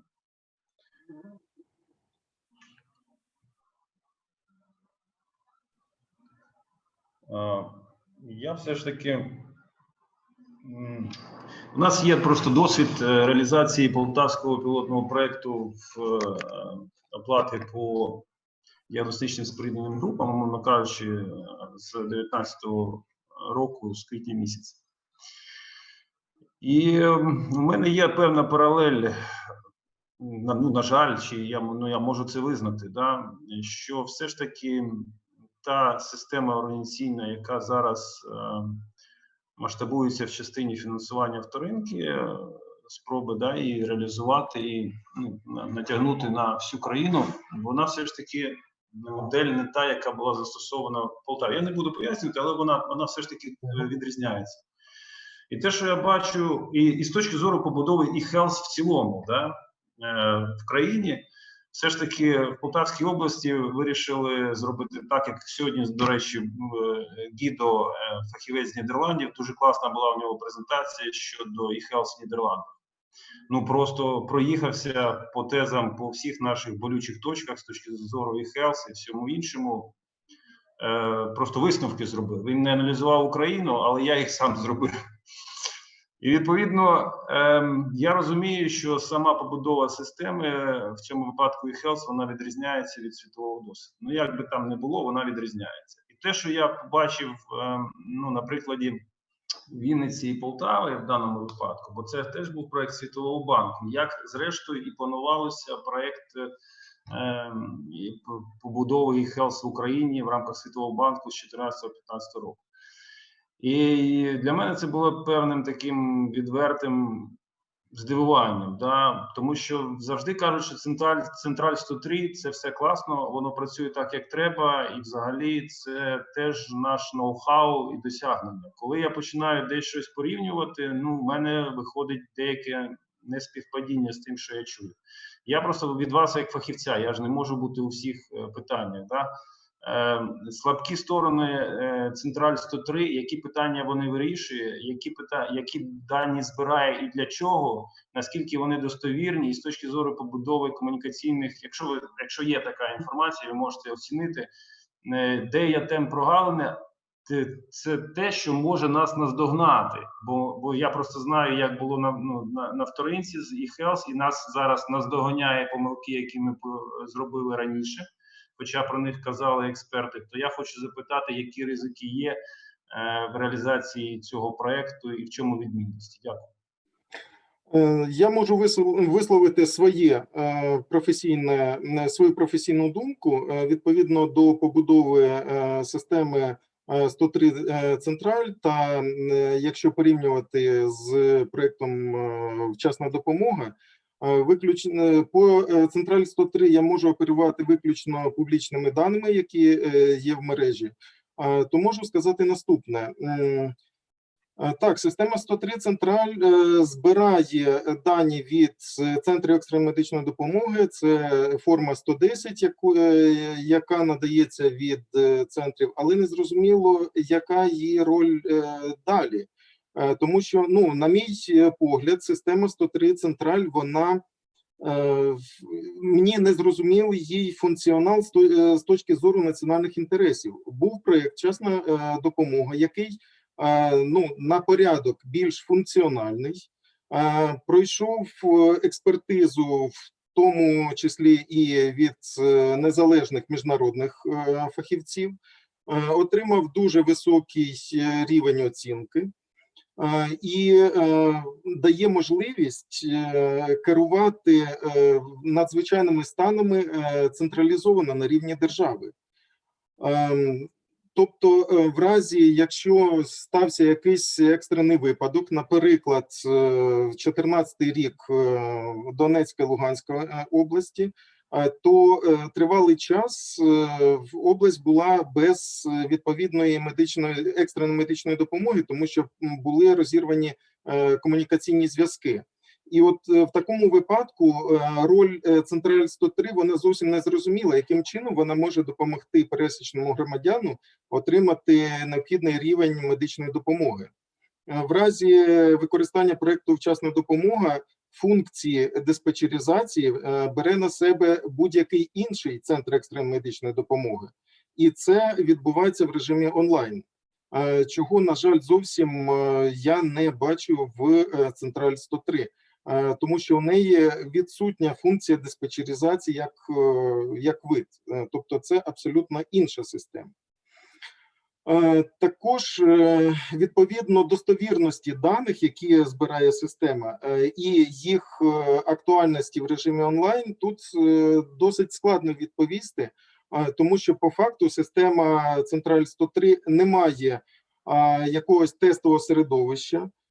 Для того, щоб протестувати її, протестувати взаємодію з Центром екстреної медичної допомоги обласних центрів і надати якусь чітку відповідь, відповідає чи не відповідає.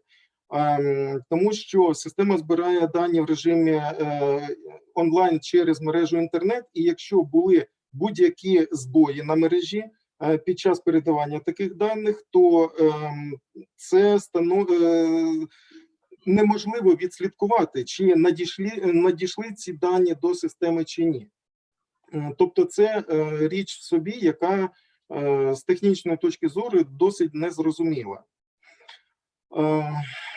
По функціоналу, ще раз повторююсь, система Централь 103, вона, на мій погляд, значно поступається проєкту «Вчасна допомога». Навіщо її там розвивати, інвестувати, для мене це не зовсім зрозуміло. Може, є хтось з фахівців, хай пояснить це.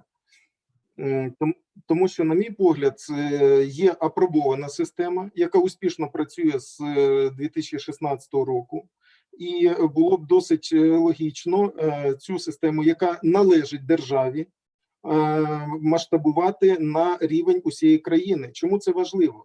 Це важливо з точки зору надання одного рівня медичних послуг усім громадянам України.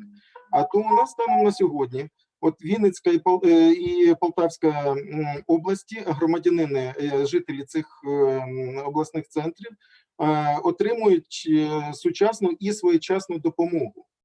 але ми не маємо інформації, а що ж на інших регіонах, який рівень медичної допомоги отримують мешканці інших обласних центрів.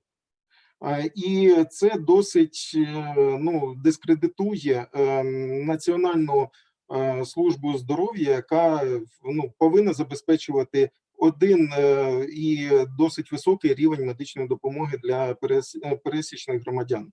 Це моя думка. Якщо є запитання, пояснення, залюбки послухаю. Якщо навіть аналізувати, я так розумію, що сам вже українською мовою ісходний код, да, він розташований, його можна вивчити. Все ж таки централь 103 або будь-яка система, в тому числі вчасна допомога, вона має поєднуватися з системою Health і бути її невід'ємною частиною, скажімо так, і інтегруватися.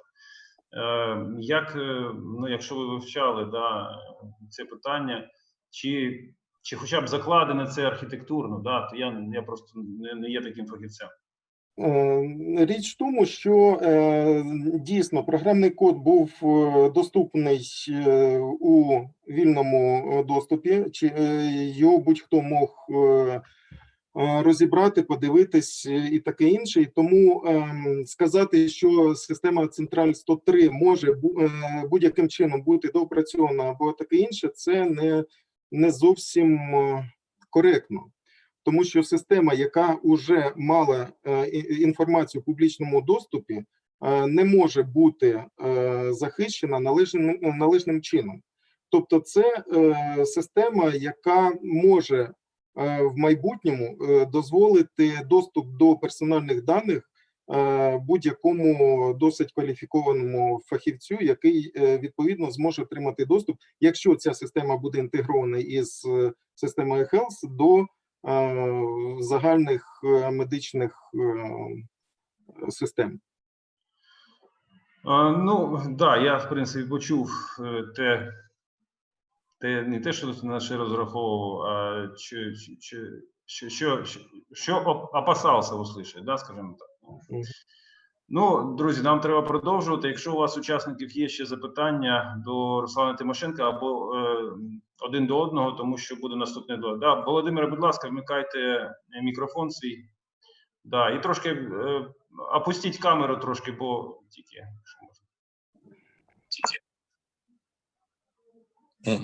Так? Добре, дякую. Окей? Окей.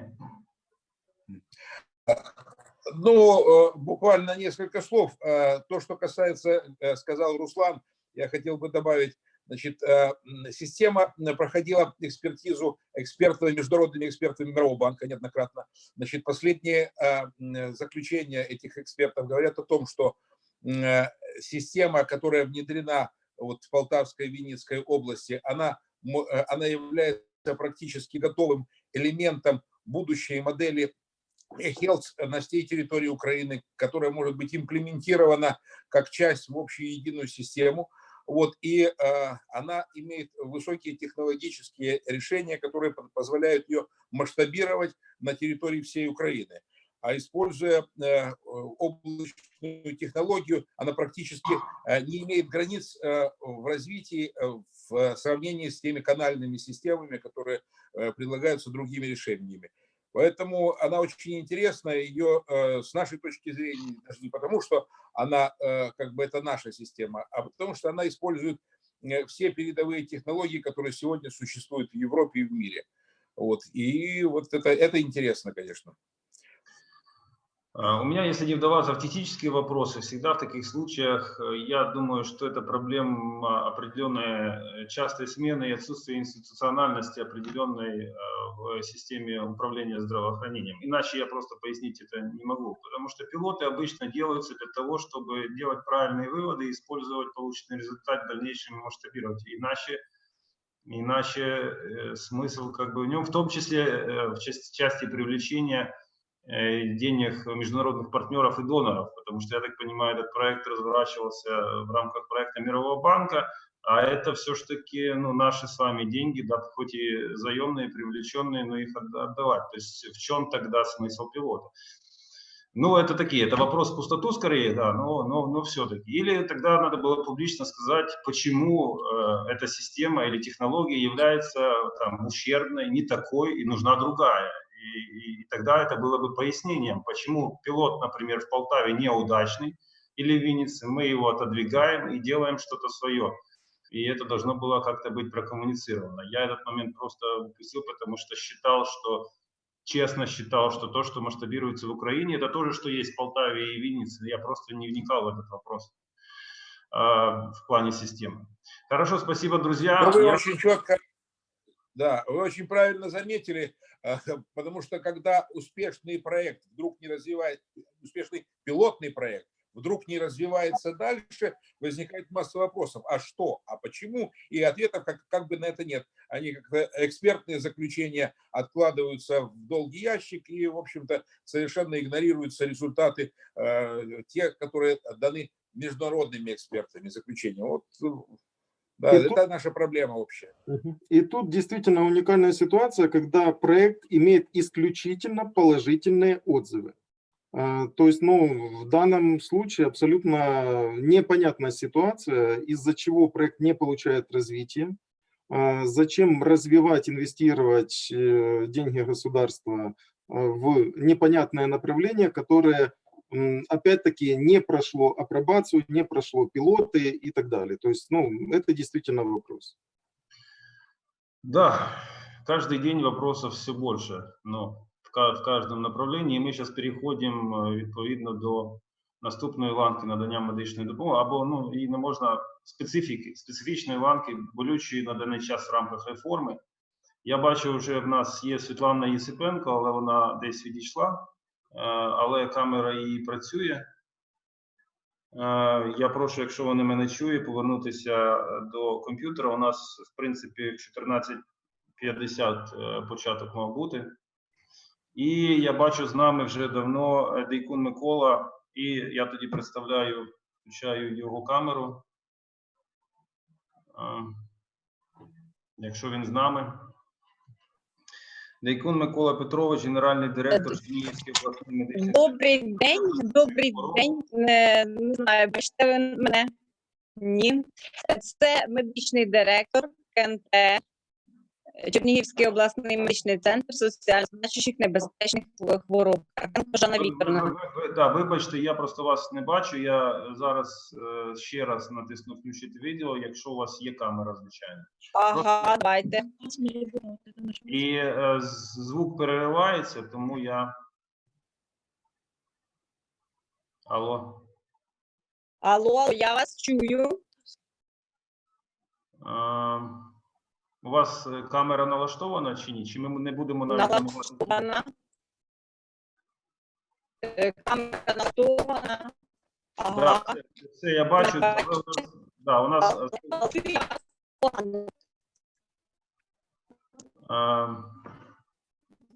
Боюся, що...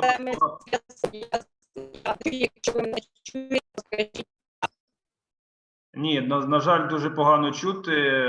По-перше, скоріш за все, вам треба вимкнути тоді відео точно, тому що це навантажує інтернет. По-друге, навіть з вимкненим відео, якщо ви вимкнете, ваше звучання переривається, тобто у вас поганий інтернет-зв'язок. Неможливо вас почути практично. Неможливо. Світлана, я прошу вас зайняти місце і сказати пару слів, щоб я хоча б розумів, що у вас все працює. Вмикайте звук. Світлано, прошу вимкнути звук. Я це сам зробив. Так, ви мене слышите? Так, Світлано, я вас чую. У нас... Якщо не чути, давайте я буду. Я вам пропоную спробувати під'єднатися ще раз. Я взагалі вас не чую.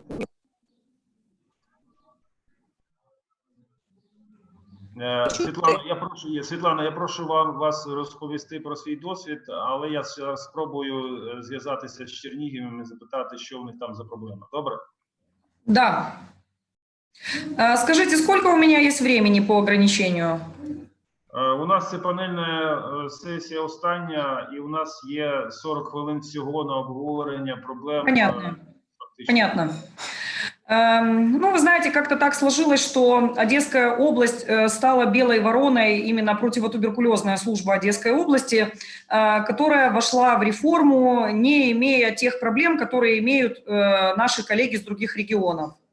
Почему так сложилось? Потому что, начиная с 2012 года, мы принимали с тогдашним руководством противотуберкулезного учреждения, мы принимали решение о регулярном сокращении противотуберкулезных коек. И к моменту, когда наступила реформа, у нас уже был создан единый центр, который функционировал в течение последних 2 лет, единый центр оказания медицинской стационарной помощи с амбулаторно-поликлиническим приемом для ВИЧ-инфицированных и больных туберкулезом Одесской области. Нам в этом вопросе очень серьезно помогли наши партнеры международные. И в 2016 году мы принимали участие в проекте, который позволил нам даже на уровне стационарных отделений увидеть те проблемы системные, с которыми сталкивалась фтизиатрическая служба на момент своей трансформации. Мы действительно увидели, что у нас были колоссальные перекосы в некоторых лечебных учреждениях, которые в свое время тоже трансформировались, и у них, например, были перекосы в сторону наличия большого количества административного аппарата. Те учреждения, которые на себя брали то учреждение, на которое на себя брало основную функцию, это областной противотуберкулезный диспансер, например, он был ограничен в кадрах. Фактически такое объединение позволило нам вообще выровнять в свое время финансирование. Мы не сидели и не ждали, когда отменится реформа. Вот это, наверное, была самая большая стратегическая ошибка всех моих коллег. Все думали о том, что 1 апреля не наступит никогда, и вот придет какой-то добрый дядя, который отменит реформу, и все будет по-старому. Очень многие, я знаю, что мои коллеги объединяли противотуберкулезные учреждения, но, к сожалению, они все равно на выходе не получили такого результата, которого они ожидали. Наверное, еще одним из положительных моментов, почему нам это удалось и у нас это получилось, потому что, опять-таки, да, нас всегда сопровождали международные проекты. Мы в нескольких вариациях рассчитывали и по ВОЗовским рекомендациям, и по американским рекомендациям, как же потребность в наших койках для нашего региона. И даже на сегодня мы видим, что когда мы подошли к реформе и имеем в составе 400 противотуберкулезных коек, для нашего региона это много, и до конца года мы планируем еще сократить 100 коек. Опять же таки, параллельно развивались вопросы амбулаторного лечения. У нас был запущен этот механизм, и мы на него не смотрели однобоко, да, собрав все противотуберкулезные учреждения и ничего с ними не делая. Мы проводили трансформацию, мы открывали одни отделения, закрывали другие отделения, переводили сотрудников, сокращали сотрудников. За все это время мы сократили с 1650 коек, у нас осталось 400. И если мы говорим о сотрудниках, то когда у нас на момент 1 марта 2018 года был сформирован центр и зашли 1043 человека, на сегодня у нас осталось 500, ну почти 600 человек, там 590 с чем-то, 600 человек, которые предоставляют услуги больным туберкулезом и ВИЧ-инфицированным пациентам на территории Одесской области. И не нужно забывать, что у нас ежегодно регистрируется 2500–3 тысячи новых случаев заболевания туберкулезом, и их обслуживает вот это количество людей. Плюс у нас 21 тысяча ВИЧ-инфицированных пациентов. Возможно, количество этих больных и сыграло вот эту роль, почему наш центр оказался в такой вот, ну, выгодной, скажем так, ситуации по отношению к другим регионам. И, соответственно, да, я просто неоднократно коммуницировала со своими коллегами из других регионов, и выяснялось, что то же самое количество сотрудников обслуживает намного меньшее количество больных. Хорошо, я хочу просто все-таки еще раз спросить, Светлана, я понимаю, это 3 года подготовки, изменений, борьбы, я это понимаю, с технической поддержкой проектов международных, которые вас сопровождали. И я просто хочу все-таки спросить вопрос амбулаторного догляда, да, и работы с первичкой, потому что, ну, без этого и без взаимодействия не могло этого случиться, а это значит фактически менять ланку допомоги іншу, да? Да. И впливати на неї. Да? Вот расскажите немного про опыт и как за это время удалось все-таки с первичкой наладить связь и насколько она, ну, в процентном отношении готова это на себя принимать хотя бы у вас. Смотрите, у нас то, что касается первичной помощи в районах Одесской области, мы начали эту работу. Я в свое время была заместителем главного врача по диспансерной работе. И коммуникации с первичкой у нас начались еще в далеком году, когда еще этой первички даже не было. И когда даже первичка формировалась, они уже имели определенные навыки ведения этих пациентов. То есть еще тогда, когда у нас там были участковые терапевты там, и так далее. Это еще там с 2008-2010 года. Поэтому, когда у нас весь этот процесс пошел, я фактически жила в районах Одесской области и проводила обучение что по вопросам выявления, что по вопросам организации лечения. Это потом уже продолжали мои заместители. У нас все первички районов области на сегодня готовы предоставлять медицинскую помощь. Но, к сожалению, вот это, наверное, один из тех слабых механизмов, которые на сегодня есть в пакете туберкулез, что первичка не замотивирована финансово для предоставления этих услуг. Об этом мы написали и в Национальную службу здоровья, об этом мы написали и в Министерство здравоохранения, о том, что необходимо вносить изменения в нормативные документы, потому что в 504 приказе четко не прописано, что первичная сеть должна заниматься лечением больных туберкулезом. Либо Национальная служба здоровья должна дополнительно рассмотреть пакет для амбулаторного лечения, потому что по факту на сегодня выявление и использование молекулярно-генетических методов диагностики и организация лечения на первичке, вот эти две опции, которые касаются, да, туберкулеза, они фактически выпущены из вида. Об этом Национальная служба знает, и я так думаю, что там работают разумные люди, которые примут правильное решение, и эта ситуация будет исправлена. Но учитывая то, что у нас в регионе работает большое количество неправительственных организаций, и у нас создана уникальная модель взаимодействия противотуберкулезной службы и социальных работников, сейчас вот эту функцию, которая выпущена из рук первичного звена, на себя подхватили социальные работники. Но в условиях коронавирусной инфекции мы готовились к этой эпидемии, и мы максимально перевели наших пациентов на видеомодели лечения. Поэтому на сегодня мы не особо как бы, да, страдаем от того, что первичная сеть не задействована в этом вопросе, потому что максимально пациенты переведены, 60% пациентов у нас переведены на современные интернет-модели лечения. А остальные 40 у нас либо получают услуги в наших уже созданных межрайонных кабинетах, либо через социальных работников, которые там же находятся на местах. Хорошо, я еще спрошу, все-таки есть, ну, на эту тему много манипуляций, все-таки это по поводу, назовем это так, лиц без определенного места жительства, да? То есть что с ними делать, ну, социально неответственных, контролировать их, и которые все-таки в определенной стадии должны находиться. Я знаю, что частично использовались санатории, все-таки пока они финансировались, и что теперь с этим? Да, все равно, ну, в больнице на таком количестве мест это неэффективно, не нужно, и нет необходимости этой медицинской помощи их держать. Как вы теперь будете решать? Я понимаю, раньше все-таки финансировались санаторно-курортный комплекс, ну, как бы санатории финансировались, сейчас вообще непонятно, теперь как? Значит, смотрите, у нас в основном люди без определенного места жительства сконцентрированы в городе Одессе.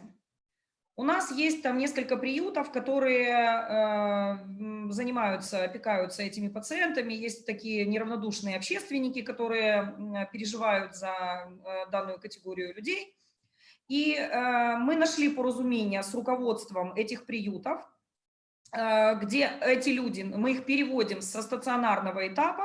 Понятное дело, что именно эта категория граждан чуть дольше задерживается на сегодня в стационаре, чем остальные организованные группы населения.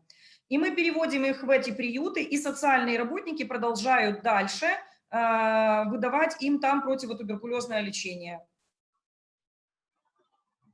У нас, к сожалению, не сложилась история с санаториями. Санатории не привыкли работать с данной категорией граждан. Это были просто бесконечные звонки и издевательства, потому что они не понимали, что этих людей надо больше воспитывать, чем лечить. Для них это было очень сложно, и в конечном итоге в большинстве своем они начали нам отказывать вообще от приема таких пациентов. Хорошо, Светлана, я просто знаю, я не могу не спросить вопрос, который большинство медицинских работников интересует, когда речь идет об успешном проекте или пилотном, или варианте в рамках трансформации системы охраны здоровья, это заработные платы. То есть все-таки у вашего медицинского персонала, в каком они диапазоне у врачей, зависит ли от каких-то показателей, как рассчитывается, ну и, соответственно, показательство качества обслуживания, нагрузки, да, на врача, количество, которое нас сопровождает, есть ли эти расчеты и какие объемы? Да, значит, смотрите, мы когда, опять-таки, готовились год назад, когда мы сформировали центр, мы пересматривали нагрузку на медицинский персонал. С учетом того, что у нас врачи-фтизиатры ведут и ВИЧ-инфекцию, ведут оппортунистические заболевания, и они не приглашают других специалистов, например, инфекционистов, для оказания такого рода услуг нашим пациентам. У нас были проведены такие расчеты, но когда мы увидели, что с учетом интернет-технологий все равно наши врачи, вроде бы как бы мы прохронометрировали, что это 15 человек на врача, все равно на сегодня мы нагрузку изменили и увеличили чуть в сторону увеличения, у нас где-то 20 человек на одного доктора. Заработные платы у нас приблизительно остались пока на старом уровне, такие же, как мы и получали. Но у нас заработные платы были, я знаю, об этом я не могу говорить в цифровом эквиваленте, но я знаю, что у нас заработные платы были чуть выше, чем в других противотуберкулезных учреждениях даже до реформы. Сейчас мы разработали систему выдачи и стимуляции медработников за качество работы. То есть у нас будет базовая ставка, и дальше коэффициентами качество и количество будут набираться баллы, по которым медработникам будут оплачиваться услуги, которые они предоставляют. Сейчас очень сложно в период вот этого коронавируса, очень сложно манипулировать вот этими всеми данными, потому что очень нестабильное количество пациентов сегодня находится, да, один день может быть так, через неделю совершенно по-другому. Мы надеемся, что когда уйдет эта эпидемия, мы эту ситуацию откорректируем. Но в нашем глобальном бюджете у нас 60% нашего бюджета, который мы получаем от Национальной службы здоровья, это заработная плата, и 40% это то финансирование, которое мы тратим на пациента и на развитие нашего лечебного учреждения. Вот такая вот у нас история. При этом, при всем, у нас получилась ситуация из-за того, что недостаточно все-таки, на мой взгляд, и на взгляд всех моих коллег, и не только от нашего региона, и от всей страны, составлен некорректно ценовая политика пакета по оказанию помощи ВИЧ-инфицированным пациентам.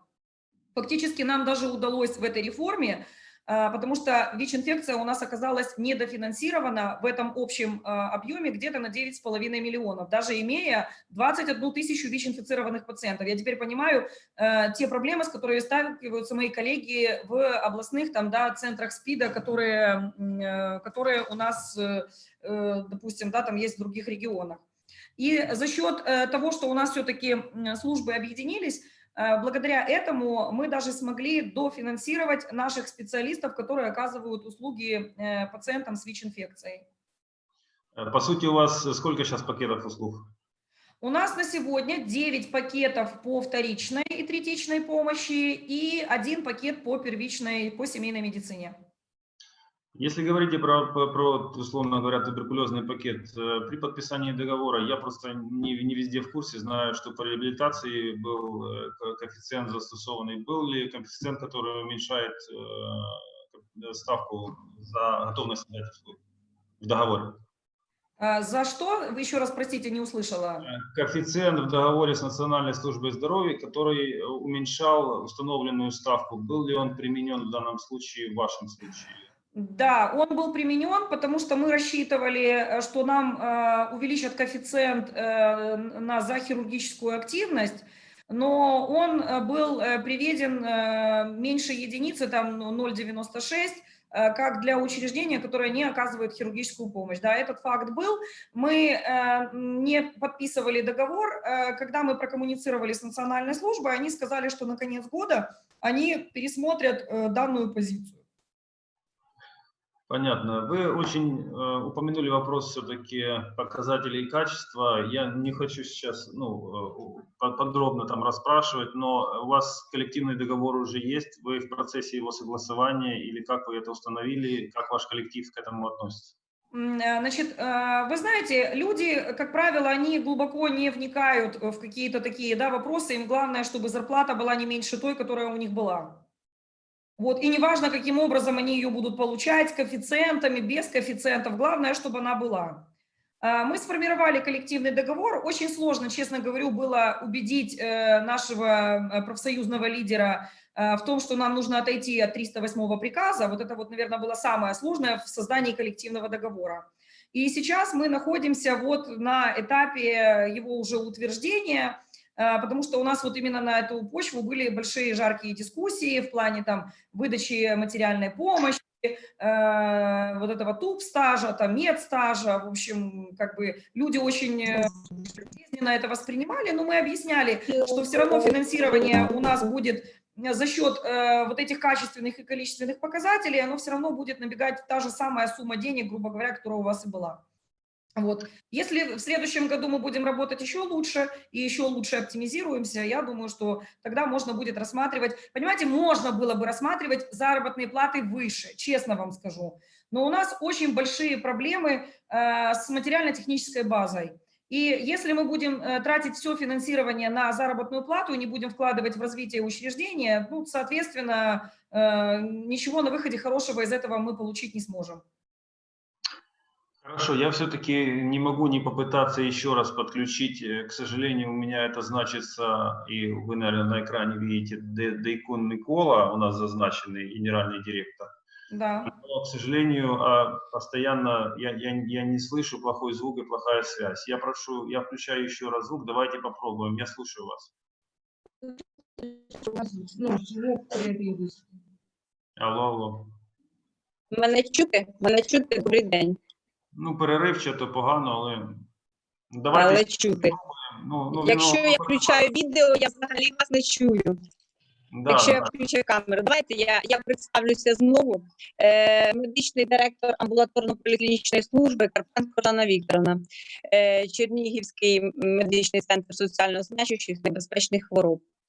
Ми також, наш центр 2018 року також об'єднав в себе всі фтизіатричні заклади нашої області, а також центр боротьби зі СНІДом.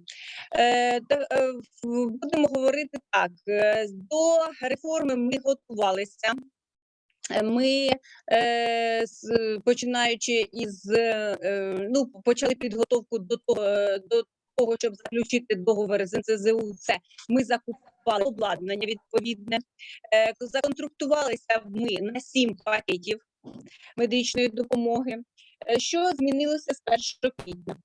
Значно скоротили свій ліжковий фонд.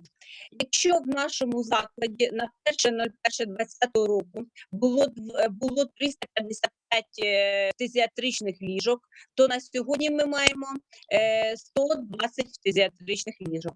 Що стосується медичного персоналу, в нас було 870 працівників медичних, на сьогодні ми маємо 400 медичних працівників. З них лікарів-фтизіатрів у нас лишилося 16. Інші лікарі, це хірурги, анестезіолог, суміжні медичні працівники. Всього в нас лікарів 47. Враховуючи, порівнюючи з Одесою, звичайно, захворюваність на туберкульоз в місті Чернігові в Чернігівській області втричі нижча, ніж в Одесі. Тому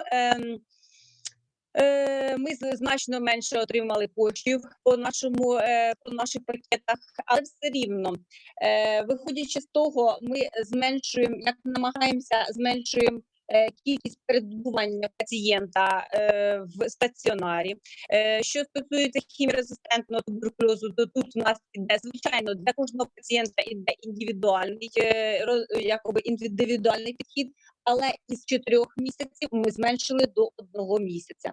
Що стосується чутливого туберкульозу, то у разі відсутності дотримання вимог інфекційного контролю, тобто якщо є в сім'ї малі діти, або взагалі це бомж і ніякого розпочати лікування амбулаторно з перших днів, то в нас тут госпіталізація йде, близько ми розраховуємо десь тижнів на 3, десь приблизно. Тобто максимально переводимо пацієнтів на амбулаторне лікування. Також ми підвищили відсоток пацієнтів, які розпочинають амбулаторне лікування із 15% в 2019 році до 30%. Це тобто ці пацієнти, які починають і закінчують лікування в амбулаторних умовах. Які в нас проблеми? Проблеми в нас це те, що ми розпочали роботу в eHealth, уже починаємо роботу. Система у нас дуже висить. Якщо з місцем наших проблем особливо немає, то з eHealth у нас чомусь виникають проблеми. Далі, у нас також відсутній коефіцієнт по хірургічному лікуванню, незважаючи на те, що ми відповідаємо вимогам всім. Але в процесі ці питання ми співпрацюємо з НСЗУ для того, щоб нам дали цей хірургічний коефіцієнт, який ми маємо в відділенні інтенсивної терапії, легенево-хірургічне відділення в структурі нашого закладу. І інфекційний контроль – це також болюча наша проблема. Інфекційний контроль в умовах стаціонару. Але ми також намагаємося, у нас є план, розроблений на реконструкцію одного з корпусів нашого закладу. Він пройшов експертизу, але коштів, звичайно, в області немає. І ми намагаємося зараз, пишемо листи і намагаємося зробити так, щоб знайти десь фінансування для забезпечення вимог інфекційного контролю в умовах стаціонарного лікування. Що стосується заробітної плати, то, звичайно, ми в квітні місяці отримали мінімальну заробітну плату. Але в травні, враховуючи це скорочення, що в нас відбулося, ми розраховуємо на більшу заробітну плату. Це отак ми працюємо в умовах реформування. Дякую, дуже шкода. Все ж таки, я насправді майже все почув, але дуже важко розбирати. Переривання йде постійно, тому я би і задав питання, і попросив би інших поставити їх, але це дуже складно сприймати, просто важко. Я сподіваюся, що всі учасники почули. Якщо є все ж таки питання або до Світлани, бо я знаю, у нас ще залишилося Євген Черінок, Константин Рожин, це первинка. Якщо є запитання все ж таки до роботи туберкульозної служби, як в них в регіонах це відбувається, які є там проблеми взаємодії і який в них стан. Якщо є можливість відреагувати. Я бачу, що до нас приєднався ще Андрій Гук, нейрохірург відомий. Якщо теж є питання, будь ласка, це ваше право зробити. І наостанок ми вже маємо завершувати скоро. Якщо є все ж таки бажання звернутися один до одного, ви всі бачите один одного на екрані. Якщо вмикнете функцію вверху в себе галерея, ви побачите відповідно, хто у нас приєднаний. Хочу додати, що за посиланням весь день у нас є Віктор Ляшко. Я не переконаний, що саме він ним скористувався, коли зайшов. Можливо, хтось дивиться. Напевно. Андрію, я вас вітаю. Я вам включаю звук, щоб просто... Вітаю, дякую. Дякую, на жаль.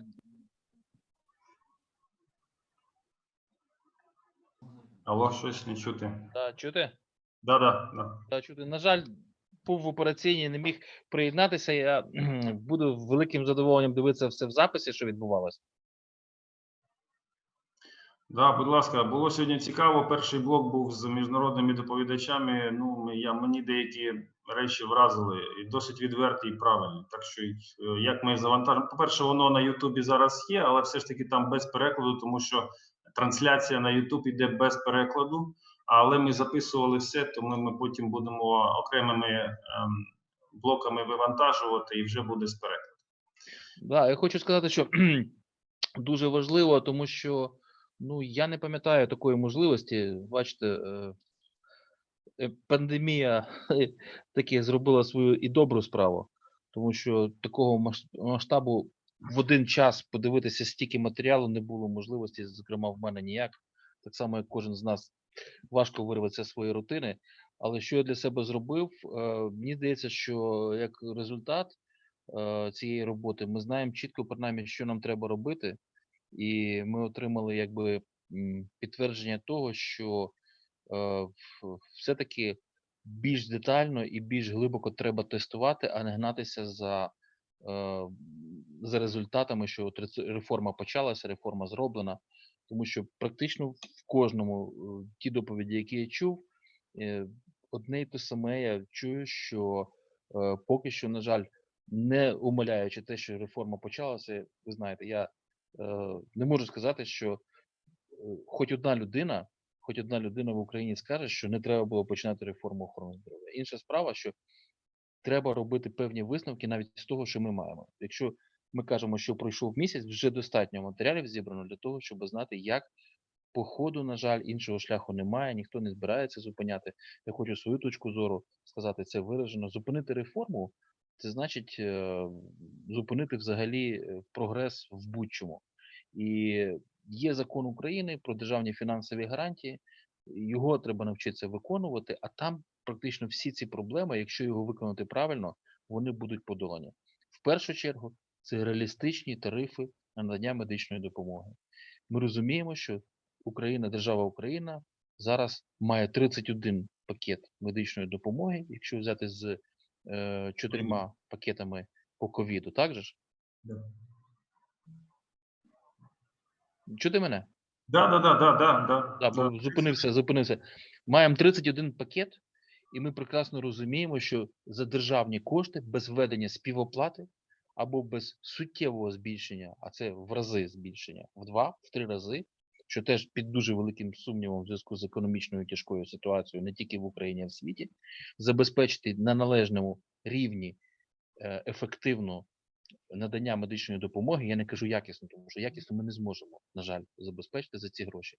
Але ефективно в тому плані, що вона, ну не можна зараз сказати, що в Україні, в центрі Європи ми можемо надавати неякісну медичну допомогу. А на жаль, голь на видумки хитра, і приходиться, кожен знає, про що я кажу, яким чином оминати оці всі бар'єри, які є, тому що якщо пацієнт вже дістався до закладу охорони здоров'я, кожен адміністратор мене зрозуміє, що це за честь кожного адміністратора вивернутися на вивертки, але зробити так, щоб досягнути успіху в лікуванні хворих. І тут, на жаль, під найбільшим, і вчора про це ми говорили, під найбільшим таким пресингом, моральним, суспільства і іноді нерозуміння є якраз медичні працівники і взагалі всі, хто працює в галузі охорони здоров'я, в тому числі з IT-менеджерами.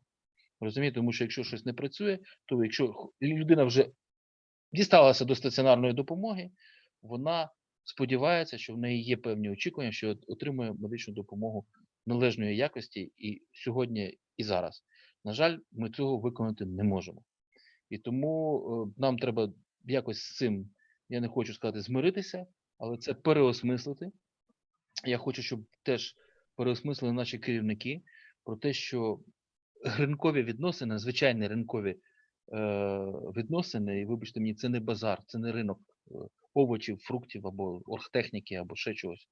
Медицина – це трошки є специфіка. Да, тут мають бути певні ринкові механізми, але це не відкритий ринок, тому що я не буду вже опускатися до таких порівнянь, які роблять деякі дуже такі ярі противники реформи. Знаєте, каже, якщо ми кажемо про те, що давайте ми зробимо реформу пожежної охорони, так давайте позакриваємо ті станції пожежної охорони, де найменше було пожеж. Це неправильний підхід.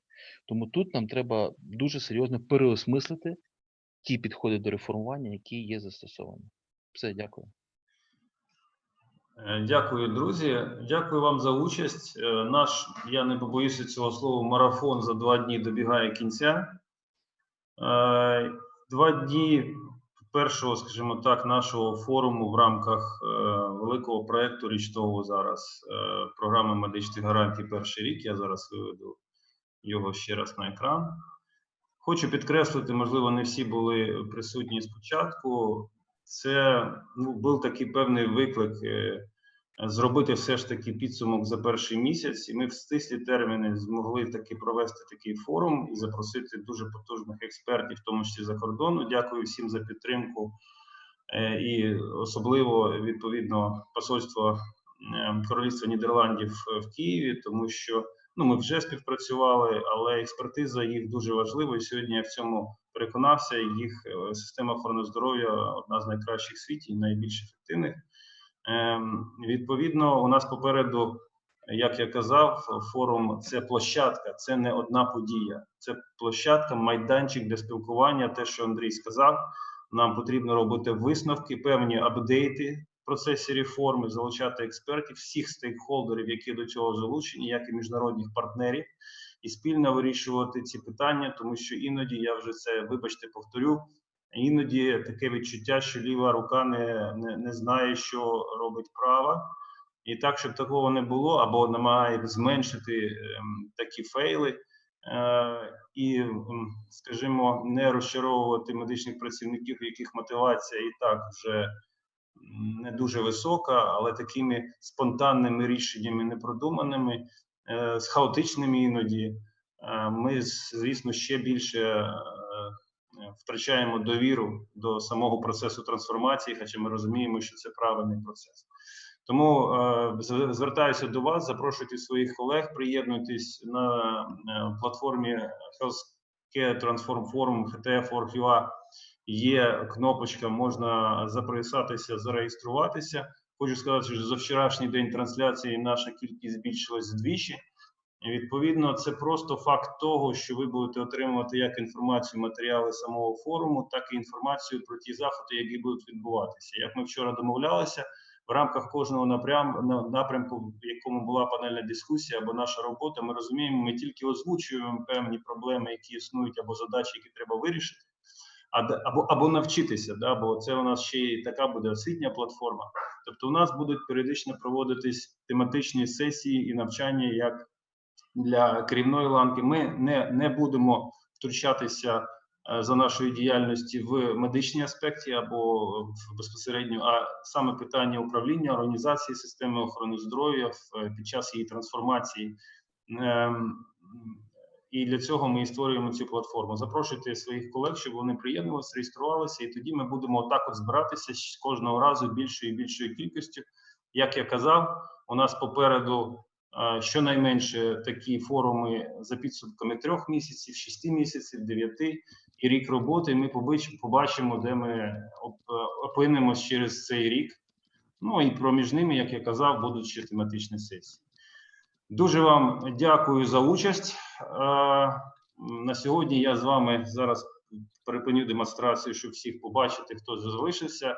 Якщо ви ще на зв'язку, всі прошу включити камери, і ми останній раз подивимось сьогодні один на одного. Подякуємо, дякую вам дуже за участь і до нових зустрічей на нашій платформі. І давайте спілкуватися для того, щоб спільно вирішувати ту ситуацію, в якій ми опинилися. Я не хочу нарікати на ті або оглядатися назад. Ми там, де ми є. І тут це не змінити, це нічого. Можна рухатися тільки вперед і приймати рішення спільними зусиллями. Дякую вам дуже, дуже всім дякую. Дякую моїй команді, яка там вже іншу залу закрила. І до нових зустрічей. Давайте. Хай вам щастить в вашій роботі. Ну, ви знаєте, прогрес не остановить. Точно. На цій ноті ми і завершимо. Прогресуємо всі. Дякую вам, друзі. Завершую трансляцію. Привіт, Світ. Дякуємо. Дякую. Щиро дякую. Дякуємо. Дякую, Оля, дякую. Кто мне говорит привет?